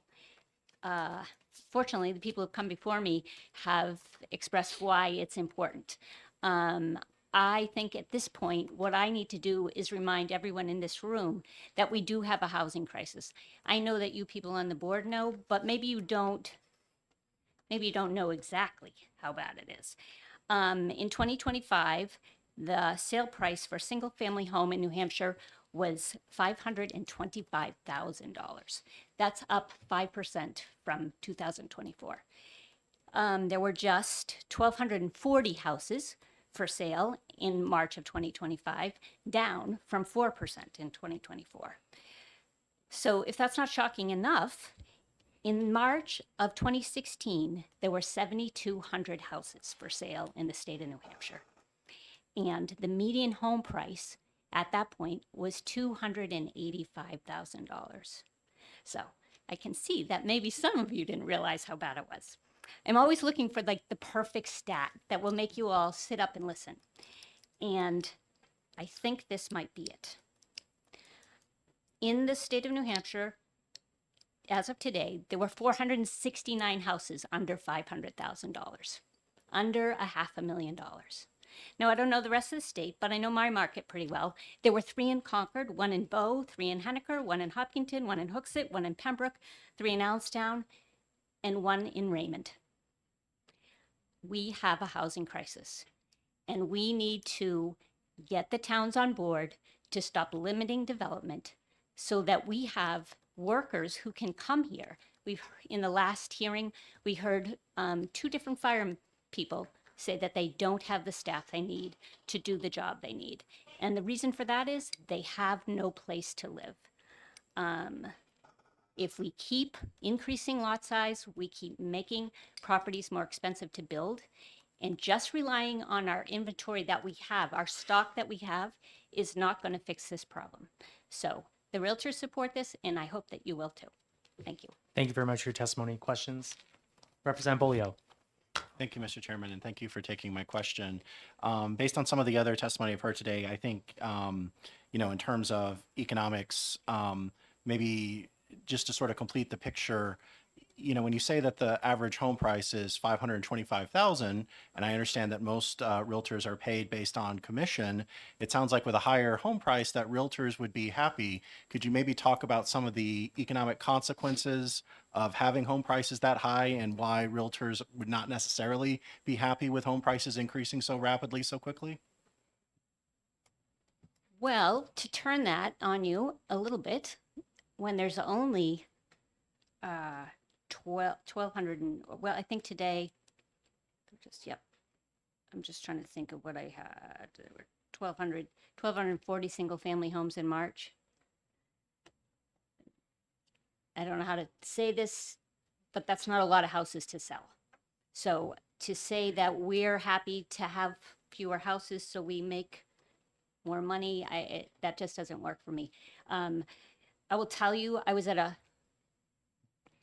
I guess I'm lost with that because I can't imagine that. I was at an open house yesterday in Francistown. There were easily 30 cars there. Actually on Sunday, there were easily 30 cars there. That's the only house for sale in Francistown. It's not on the market anymore. It's under contract. I worked with a agent on a house in Concord that was listed at $369. They had 6 offers on that house. The people that we were working on with made an offer of $30,000 over, no inspections. A young kid, 26 years old, had saved up over $20,000 to put down on this house. He didn't get it. My economics, I work a lot of hours and don't make any money when I write offers that don't get accepted. So I don't really feel that that's part of this conversation at all. We just don't have enough houses. Follow up. Yeah, and thank you for the follow-up. So, yeah, that I guess you answered kind of what I was getting at, which is, would you then say that it's fair that it's not so much that the home prices, or let me rephrase this, it has been a long day, that the housing supply, that is a much bigger concern to realtors than what the home prices are, that the supply part of the problem, that there's not enough supply. That's what I was getting at. Oh, okay. So the supply definitely is too low. And because of that, the prices just keep going up. I mean, when you have that house in in Concord, had 6 offers on it. That means 5 people didn't get a house that day. And the other 20 that were looking just didn't even dare. So it's not that we have any shortage of buyers. We just are short inventory. Representative Axton. So if I understand you correctly, what you're trying to say is that if we put it on Representative Bolio's terms about the straight up pecuniary consideration, you would make more money if you could sell 10 houses at $250,000 than if you could sell 2 houses at $500,000. The math works. Okay. Or as a stockbroker once said to me, they make their money on the churn, on the volume of not the price volume, but the number of units. The number of units. Not to mention, you don't have to have 5 people really angry at you because their perfectly good offer didn't get accepted. Right. And I will tell you my most extreme case was a young man who made 30 offers over the course of 3 years and kept getting turned down. And those were good offers. So it's, I think that every realtor that you talk to who works with buyers has these same stories for you. And if they work for sellers, it's still a seller's market and it will be for a very long time. If we are 20,000 units short now and 60 in 2030 and 90 in 2060 or 2040, we have a long way to go. Thank you for your testimony. Thank you. Tim Thompson.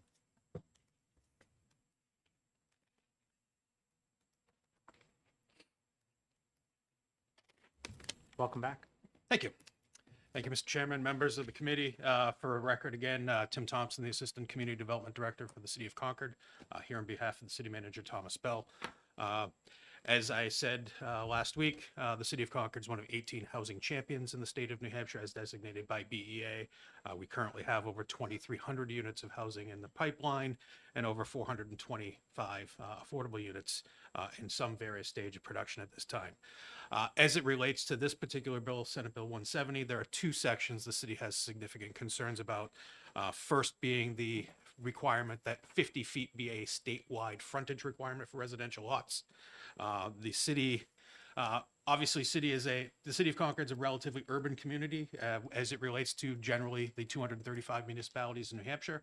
Out of the 19 different zoning districts we have in Concord, there's only one that would meet this statutory requirement of having a frontage requirement of less than 50 feet. Concord utilizes an urban growth boundary where we try to focus our residential and commercial development where municipal infrastructure is located. And then outside of that urban growth boundary, we try to preserve rural character as we transition into the more rural surrounding communities. We're concerned that when you introduce a 50-foot frontage requirement on residential lots, you're introducing individual driveways at a rate and separation distance that becomes a multitude of different conflict points for the traveling public. In addition, those areas where you do not have municipal water and sewer and you're subject to state requirements for well and septic, you need a 75-foot well radius in order to locate a well to meet DES standards. With a 50-foot wide lot, you would not be able to contain that well radius within your lot, and you'd be required to have easements on adjoining property. So for those reasons, we have significant concerns about requiring a 50-foot frontage requirement statewide. The setback portion, the city does not have a real issue with. Again, being more an urban community, we don't have any issues with a 50-foot maximum setback requirement from any property line. The other piece of this bill that the city is concerned with is the one bite at the apple, as Senator Murphy put it.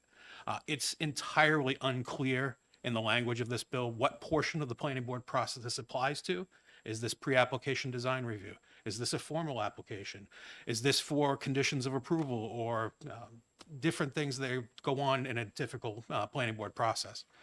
As a land use professional that's been practicing New Hampshire for nearly 30 years, I can tell you that in the communities I've worked for, the quickest turnaround you can typically get when you have to bring in a third-party consultant is 10 to 15 business days. 3-day turnaround with no real language telling us where that is required is very problematic for planning boards. Even a city in Concord, like Concord, that has the staff in-house to do reviews for projects. The other thing that I think is missing from this conversation is that the assumption is that when a developer or an engineer or applicant presents information, that it's submitted correctly. There is an opportunity the city and communities need to have to ensure that those resubmissions meet design requirements in the cities and towns' regulations and ordinances. Oftentimes, when you make a change, you impact something else on a site plan. For example, you make a change to parking and add impervious surface that impacts a drainage situation for stormwater. So it's important that if something like this is going to be implemented, it's much more clear to where in the planning board process this would be implemented and how it applies to cities and towns. For those reasons, the city would recommend that there be some additional study on this bill before it moves further. And if necessary, and you do wish to move forward with this, we just specifically request that you look at tabling the portion of the planning board review in 3 days and eliminating the 50-foot frontage requirement. Happy to answer any questions that the committee might have. Thank you for your testimony. Questions? Representative Cole. Thank you, Mr. Chairman. Thank you for taking my question. Sure. Does the city of Concord have a maximum length on roads? We do, actually, and I would echo that in the city of Concord, I believe it's a 1,000 length of maximum cul-de-sac, and it is a public safety. We require multiple means of access whenever you have any kind of density, particularly in Concord, where we allow relatively small lot sizes compared to other communities.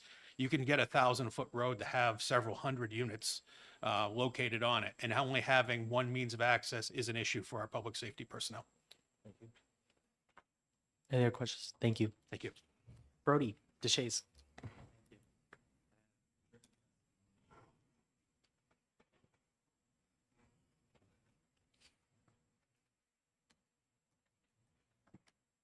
Thank you to the chairman and thank you to the committee for taking my testimony today. My name's Brody, for the record, my name's Brody Duchess. I represent the New Hampshire Municipal Association.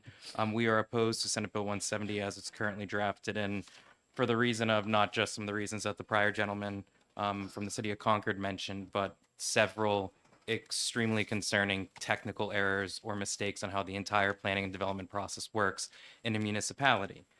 So I'm sorry if I'll go on for a little long, but this bill is so comprehensive in the mandates that it forces thrust upon municipalities that I think it's important for you guys to understand so you can try to address these things. Before I get into all the technical issues, I want to mention that the New Hampshire Planners Association, a member of the BIA Housing Coalition, has this bill as a priority oppose because this bill is so problematic for how the development process is so burdensome on the planners and departments in municipalities. I also want to point out, despite some of the prior testimony, nothing in this bill addresses affordability. Nothing in this bill that's going to make these homes more affordable. And BA's also recent study says that there's about 30,000 units currently in the pipeline in New Hampshire that are either currently being built or in the process of being built. With that, first I want to mention Section 1 of the bill of Senate Bill 170 as amended. On lines 14 and 15, the bill adds language attempting to prevent municipalities from adopting requirements in their zoning ordinances to limit the number of unrelated occupants in a residential dwelling unit. It's unconventional to place zoning mandates in Chapter 354-A, New Hampshire's laws against discrimination, and placing this language in 354-A:8 assumes that zoning ordinances that limit congregate or group living in zoning districts are discriminatory. These zoning ordinances treat all persons the same no matter their race, age, class, creed, gender, sexual orientation, marital status, familial status, or any other state or federally recognized category currently in law.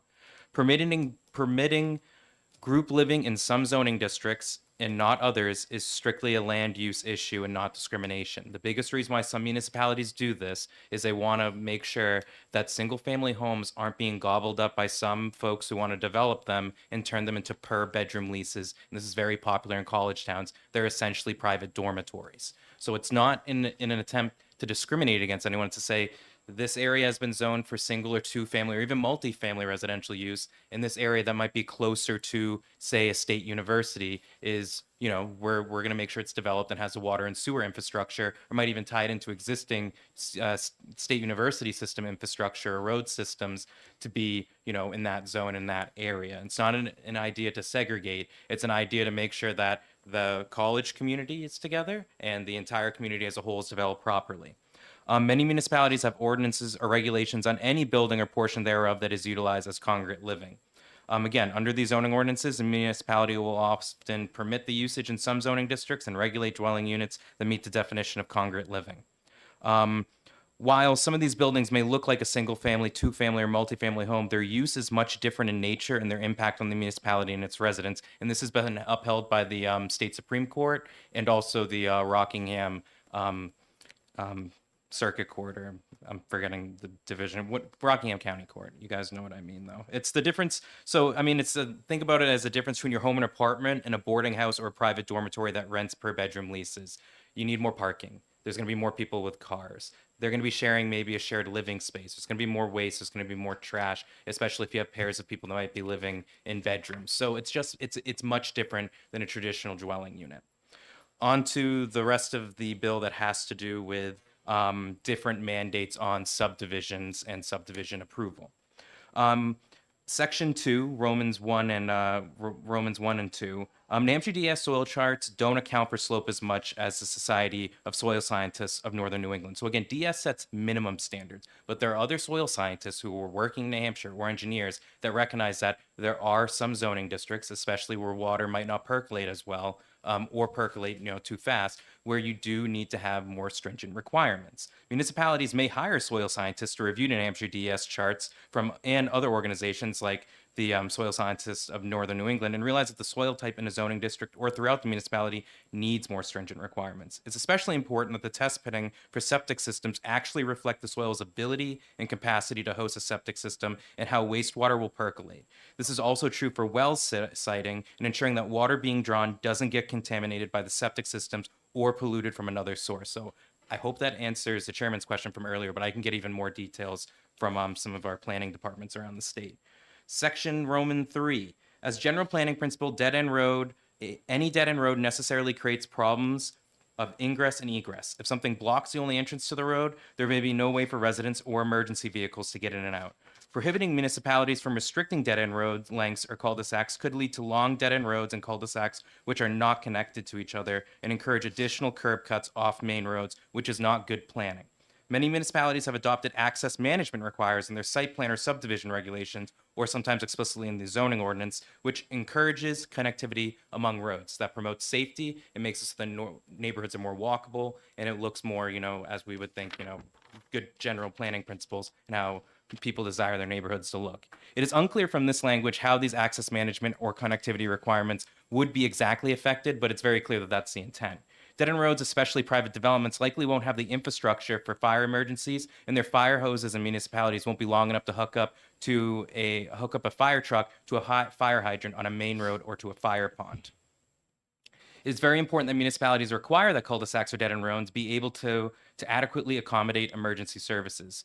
The state fire code, as defined in RSA 153:1, Roman 6-A, currently addresses only road width, road clearance, road space. I mean, I could read all of this, but suffice to say, this requirement that the road length can't be more than the state fire code, the state fire code doesn't address road length. Nothing in the state fire code addresses it. It just addresses how far a door is from either a private way, which is like a driveway, or from the road. So even this mandate doesn't even mandate correctly. So, the authority having jurisdiction, they just have to make sure that there's proper clearance width and that there's able to be fire apparatuses moved. Section Roman 4, prohibiting municipalities from capping the number of housing lots on a dead-end road or street could open the door to unlimited number of new housing units without adequate consideration of local infrastructure capacity, and it would probably promote, quote, scattered or premature development, end quote, which the state Supreme Court has regularly upheld that municipalities have an invested interest in preventing that. Capping the number of lots at the end of a dead-end road prevents overcrowding, especially when emergency equipment is needed to put out a fire or deal with an emergency. Also, lines 19 and 20 seem to conflict with RSA 674:36, Roman 2, which states, I won't read the whole thing to you, but you can read in my testimony. It directly conflicts. So having two statutes directly conflict with each other. And again, we raised this in the Senate Commerce Committee, and I don't know why they didn't change it. But we'll move on to Section Roman 5. Allowing for permitting of utilities, including septic systems, wells, electric systems, drainage structures, and other utilities in open space or perimeter buffers of subdivisions would encourage poor planning and could conflict with the development restrictions and many conservation easements. It runs counter also to conservation/open space subdivision cluster developments, a planning tool used by 170 plus municipalities in the state as authorized by RSA 674:21. So that mandate would conflict with a local option that's promoting better development. Section Roman 6. It's not clear what existing law this section is trying to amend or what the issue the current municipal planning and permitting process is trying to fix. RSA 674:37 and RSA 478:1-A already set minimum requirements for recording of plats and plans at the Registry of Deeds after planning board approval, including that plans have been prepared and certified by a licensed land surveyor. So not only is there a concern with that 3-day requirement, because planning boards sometimes might need to re-review it, there's also a concern that it just conflicts with existing statute in the current process that every municipality does and everyone goes through subdivision review. The new subparagraph under RSA 674:17, nearly identical to Senate Bill 231 relative to road frontage requirements and setbacks for wetlands, which was retained by the Senate Environment and Agricultural Committee. This language focuses on restricting the amount of road footage that can be required and controlling setbacks for wetlands and lot lines to increase density, as has been previously mentioned. It also says that these requirements, frontage, wetland, and lot line dimensions, cannot exceed 50 feet. It's a very broad zoning mandate, erasing many, if not all, existing dimensional requirements and limiting lot line setbacks, wetland setbacks, and frontage requirements to no more than 50 feet. This would require municipalities to limit their frontage and setbacks to increase more density in zoning districts where that might not be feasible. It could create issues with siting of wells and having to force people to get easements in order to build their homes, and all of a sudden you're going to have neighbors denying other neighbors the ability to have an easement and then ultimately get a building permit, which is a concern and would hinder development. We also believe this language conflicts with RSA 483-B:3, Roman 2, which says, quote, when the standards and practices established in this chapter conflict with other local or state laws and rules, the more stringent standard shall control, end quote. That's to promote municipalities, especially in shoreland districts or near wetlands, to create stricter requirements to protect their wetlands and to protect endangered species. The section also likely conflicts, the section of Senate Bill 170 likely conflicts with RSA 43-B:8-2, which encourages and permits municipalities to adopt local regulations to promote shoreland protections. We also have concerns with the fact that this bill would likely mandate hammerhead lots or keyhole lots, which is those lots where you have a really skinny driveway and that would create an issue with access of emergency vehicles, which is poor planning, would create safety issues. I'll say in summary, this bill would mandate unworkable planning and development requirements on towns and cities and big government mandates which undermine local control and the will of voters in every municipality throughout the Granite State. And we kindly request that the committee vote this bill inexpedient to legislate as it's currently written. It has so many technical problems. Really, this is really just a lawyer's dream. and a developer's nightmare and a municipality's nightmare. Thank you. Thank you for your testimony. Questions for Mr. Duchess? I have a question. Yeah. Would you be willing to provide suggested language to clean up some of these inconsistencies in the law? Because it seems like you've done a lot of research in looking at these, and apparently my friends in the Senate didn't understand or didn't agree with them. But would you be willing to do that to help the House Housing Committee as we pass this bill? I would have to ask our board of directors. We do have a meeting on Friday. I would have to ask them about what they would be willing to negotiate upon. Obviously, we're a member-led, driven, organization, so we're against all zoning mandates. But if there's some of these mandates that the committee, by hook or crook, really wants, I can consider asking my board. We can have a further discussion and figure that out. But some of these are just very concept, not workable. But there could be some that technically could be workable with updated language, although we would still oppose it. But if it's the will of the committee, at least maybe we can prevent some lawsuits between developers and municipalities. Thank you. And my mom always told me it's better to be at the table than on the menu. So maybe if you can pass that forward with your board, that'd be great. Any other questions? Thank you. Thank you. Robert McDonald, come on up.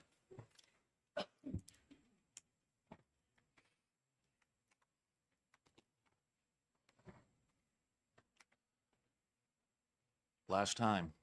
Thanks for Welcome your back. attention today. Of course. Bob McDonald. I'm from Raymond.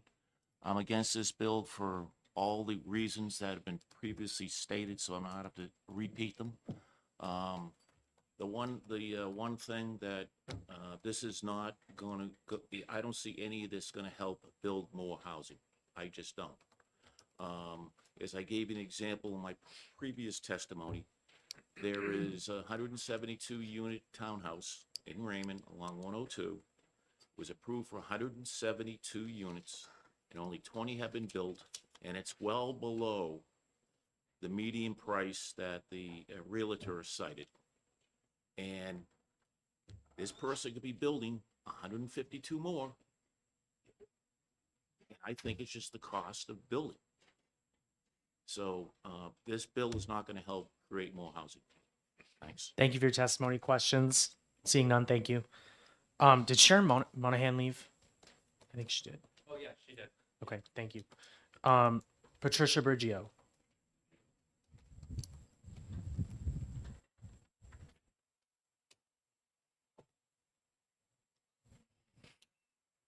Hi, everybody. The end of the marathon. I'm going to respectfully ask all of you to consider tabling this bill and studying, because I will not repeat everything that was said behind me, but I can say that, for instance, the 50 feet requirement in the back, we have mixed use in town because we have been trying to use every single tool in the toolbook to create more housing. At the end of the day, the affordable part of this housing is coming down to what the developers are able to sell them for. As I said, right now, we have multiple developments in the pipeline in our town. We have conservation subdivisions. We have a multi-unit going back up. We have residents being built, single-family homes. We have everything on the list in our town right now. And a matter of fact, the numbers don't match your reports, as I said earlier. So what we have and has gone through our planning doesn't match the data that is being supplied. There isn't one part of this that I don't see becoming problematic in the financial aspect to a town such as ours. And I respectfully ask that you spend more time speaking to the individual towns, have them come in and go through, who are actually doing everything on your list. Everything. And the prices aren't coming down. And this bill, again, removing something such as our ability to have stricter septic requirements, you ask why. We have had an administrative order, we've had contamination, we've had brownfields, we've had the EPA where we have other sites in our town, we've had pollution, and it's continuing. And this set of barraging bills unleashing upon our town, we, the citizens, are not going to be able to afford. and we will have to go to litigation to defend what is going to be thrust upon us. And we already do. We've been in court. Not that we're not trying to get these applications through, but some of the applications, to be perfectly honest, they're in court because they won't even supply the information we need to allow the development, whether it be health or safety. They won't supply it. So I implore you, the financial costs on this, I spoke to one of the representatives of the House and asked them, what are you planning on doing at the state budget level? Because you will be putting costs on towns. There will be a huge financial cost because you're giving tax incentives. There will have to be rental vouchers. There will be other criteria that the citizens will be paying for. What is being done? Because we're going to need funding on that side to meet some of these. I implore you to look at them. I implore you to study this more before you pass this forth. Thank you. Thank you. Questions? Seeing none, thank you. Thank you. And last to testify is Matt Mayberry.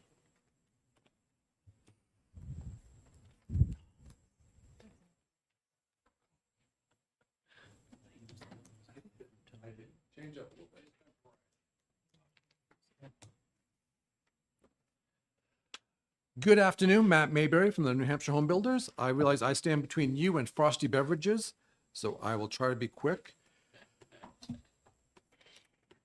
I'm just going to tick these off, and as comments come through. On line 7, when we talk about towns and municipalities, shall be related by blood or marriage, let me tell you a very real life scenario that I face. If I were to live in Durham, which does not allow more than 3 unrelated occupants to live in a dwelling, if I am gay, if I live there with my partner, I am the executor of my best friend's will. He and his wife have me in charge, a custodial charge of his 3 children in the event they should die. If I was to live in Durham, I would have to move because of my best friend's death. I'm going to take care of those kids. So it's very real. It's not the abstract that everyone's talking about. Let's keep going down. When we talk about towns knowing better than the New Hampshire DES about well sightings, septic sightings, I am waiting for the New Hampshire Municipal Association to bring forward a bill to educate our clearly undereducated DES on these specialty slopes and soils. It was talked about EPA standards and mandates. Those supersede everything else. You're doing it to those. New Hampshire DES is the standard that you folks embolden and empower to protect our environment. I don't know what town or municipality knows better than the New Hampshire DES, who do this full-time, staff of a couple hundred. If it's mandated by the feds, you got to do it and work with DES on it. So that's kind of a self-fulfilling prophecy. When we talk about the road lengths, once again, from 6 hours ago, when we talked about private property rights, you decide, should people be able to utilize their land to the highest and best use and their personal choices? Or do we go on bended knee before a planning board saying, may I please utilize my land? Who are you going to empower? The planning board or the landowners? You have a choice. On the number 5, the utilities, we've all seen them. You go into a cul-de-sac, and right in the middle is the candy cane graveyard. All the joint leach fields coming across. This would allow you to have shared leach fields behind the homes if you have cluster developments where you're building closer to the road, more open space in the back. I helped develop that as a city councilor in the city of Dover. We encouraged that. I'm asking respectfully, please, you have before you a proposed amendment on SB 170 that clarifies the language on 26 through 29. We heard feedback that it was confusing, so I would like to read it for those for the record and those behind us. Cities, towns, and municipalities shall review building and/or development plans with the developer, period.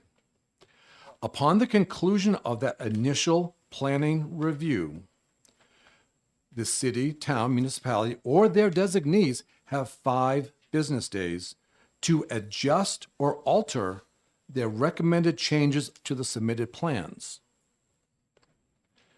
You sit around and talk. You walk away from the meeting, and the municipality says, I forgot something. We'd like to see some fencing over here. Okay, you have 5 days. That's the one bite at the apple. You sit at the TRC, review the plan. The town still has 5 business days to say, we'd like to see this. Then what happens is that these changes must be provided to the developer in writing. Common sense. Should the developer comply with all written and recommended changes or alterations to the final plans as requested by the city, town, or municipality, that entity must accept and stamp the final plans in their entirety for further approval or denial by the appropriate town, city, or municipal body. What this addresses is you take your plans to the town, they say, we'd like to see some fence on the north side. That's great. Come back. Our next meeting's in 30 days. Great. See you then. Come back. Oh, love the fence. That's great. I would love a set of pine trees over here. We heard from a neighbor and they'd like to see some shading on their side. See you in another 30 days. This happens all the time. They weaponize these plans.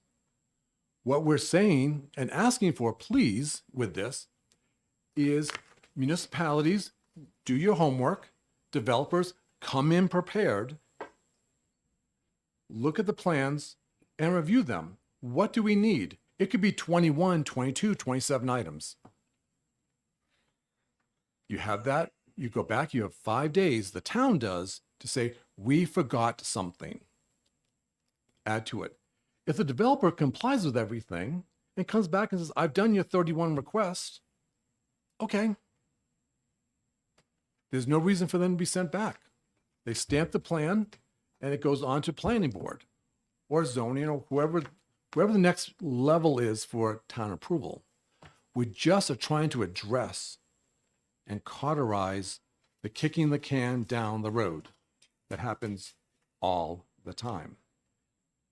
So I would ask the committee to please consider this adopted language. I checked with Senator Murphy. He was fine with that. I checked with Senator Perkins-Coker. She was fine with it. I provided to Chairman Alexander because I wanted to add some more words to clarify the process that we didn't do in the initial drafting. All right. Thank you for your testimony. Any questions? Seeing none, thank you. Is there anyone else who wishes to testify on SB 170? Come on up. Please fill out a pink card. And Representative Hicks, before you leave, I want to send this bill to a subcommittee. Would you like to be on the subcommittee? Okay. Okay. Thank you for doing that for me. All right.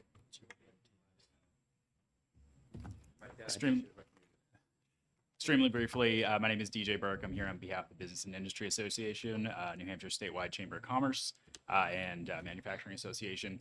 I just wanted to address one quick thing, which has been mentioned today previously, which is the issue of cost in relation to this bill.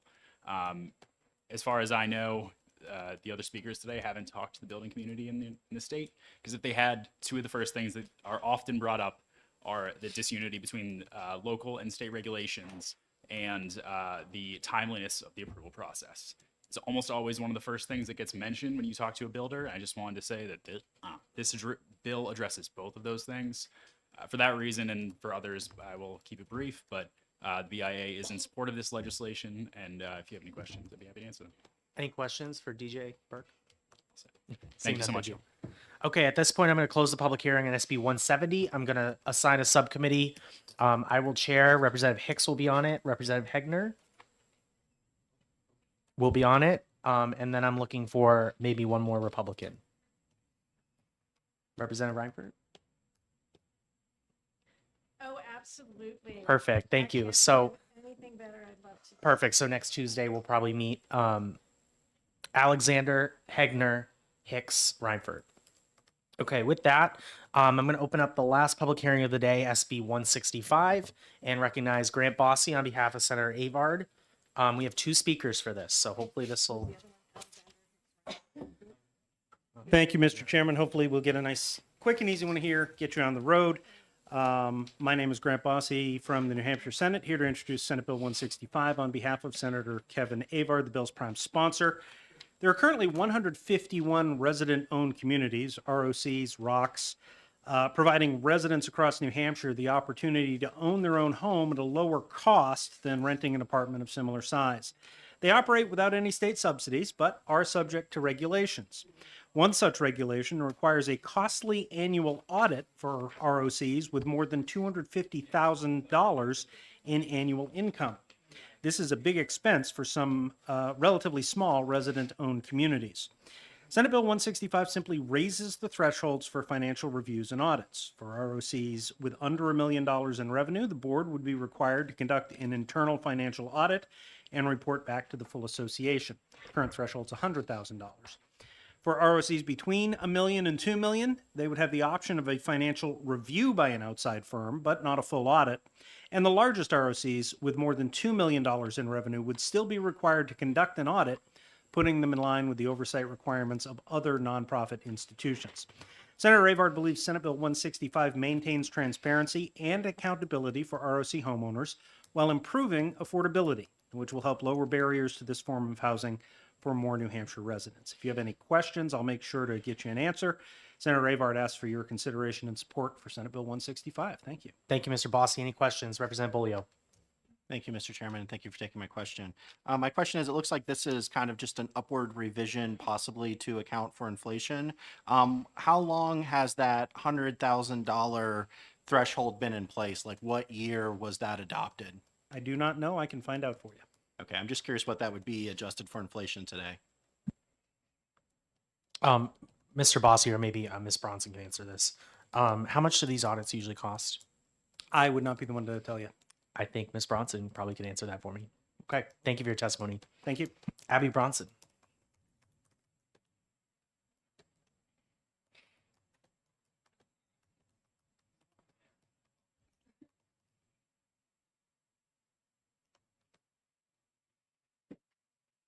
So now I'm officially the one holding y'all up. So I'll try and be quick, but I will answer. It's been 35 years since that number's been updated.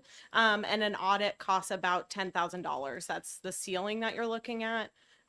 For a review that level down that that he was just talking about, that's about half, $5,000. And provides a lot very similar services to an actual financial audit. So in the vein of it hasn't been updated in 35 years, part of the reason, and to be clear, we're in support. We're the New Hampshire Community Loan Fund, and we help residents of manufactured home communities buy their parks and then own the land underneath. And as was mentioned, there's 151 of those.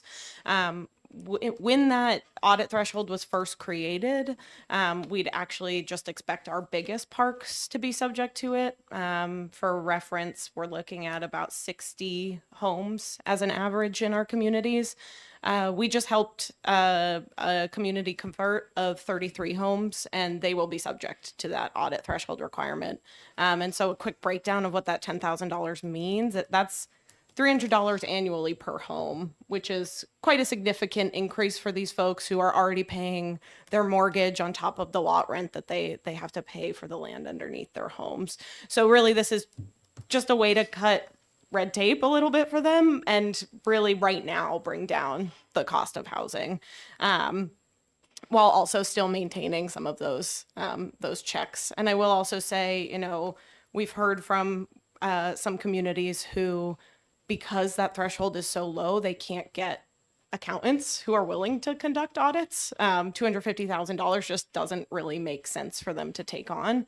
So that $2 million is a better level for our rocks, but it is also the same as other nonprofits. I can't remember. It was a couple years ago that the general court updated that. So this would put these communities in line with that. And I'm happy to take any questions. Thank you for your testimony. Any questions? Seeing none, thank you. Thank you. Is there anyone else here that's willing to need to testify on SB 165? Seeing none, I'm going to close the public hearing, and we are done for the day. Only 2 hours later than expected. Thank you, everyone, for being patient with us today, and great job. And I think Representative Thaxton will reach out to his subcommittee regarding scheduling, and I will as well. But we don't have anything scheduled next week. So if you're on a subcommittee, you may be here. But if not, have a good week.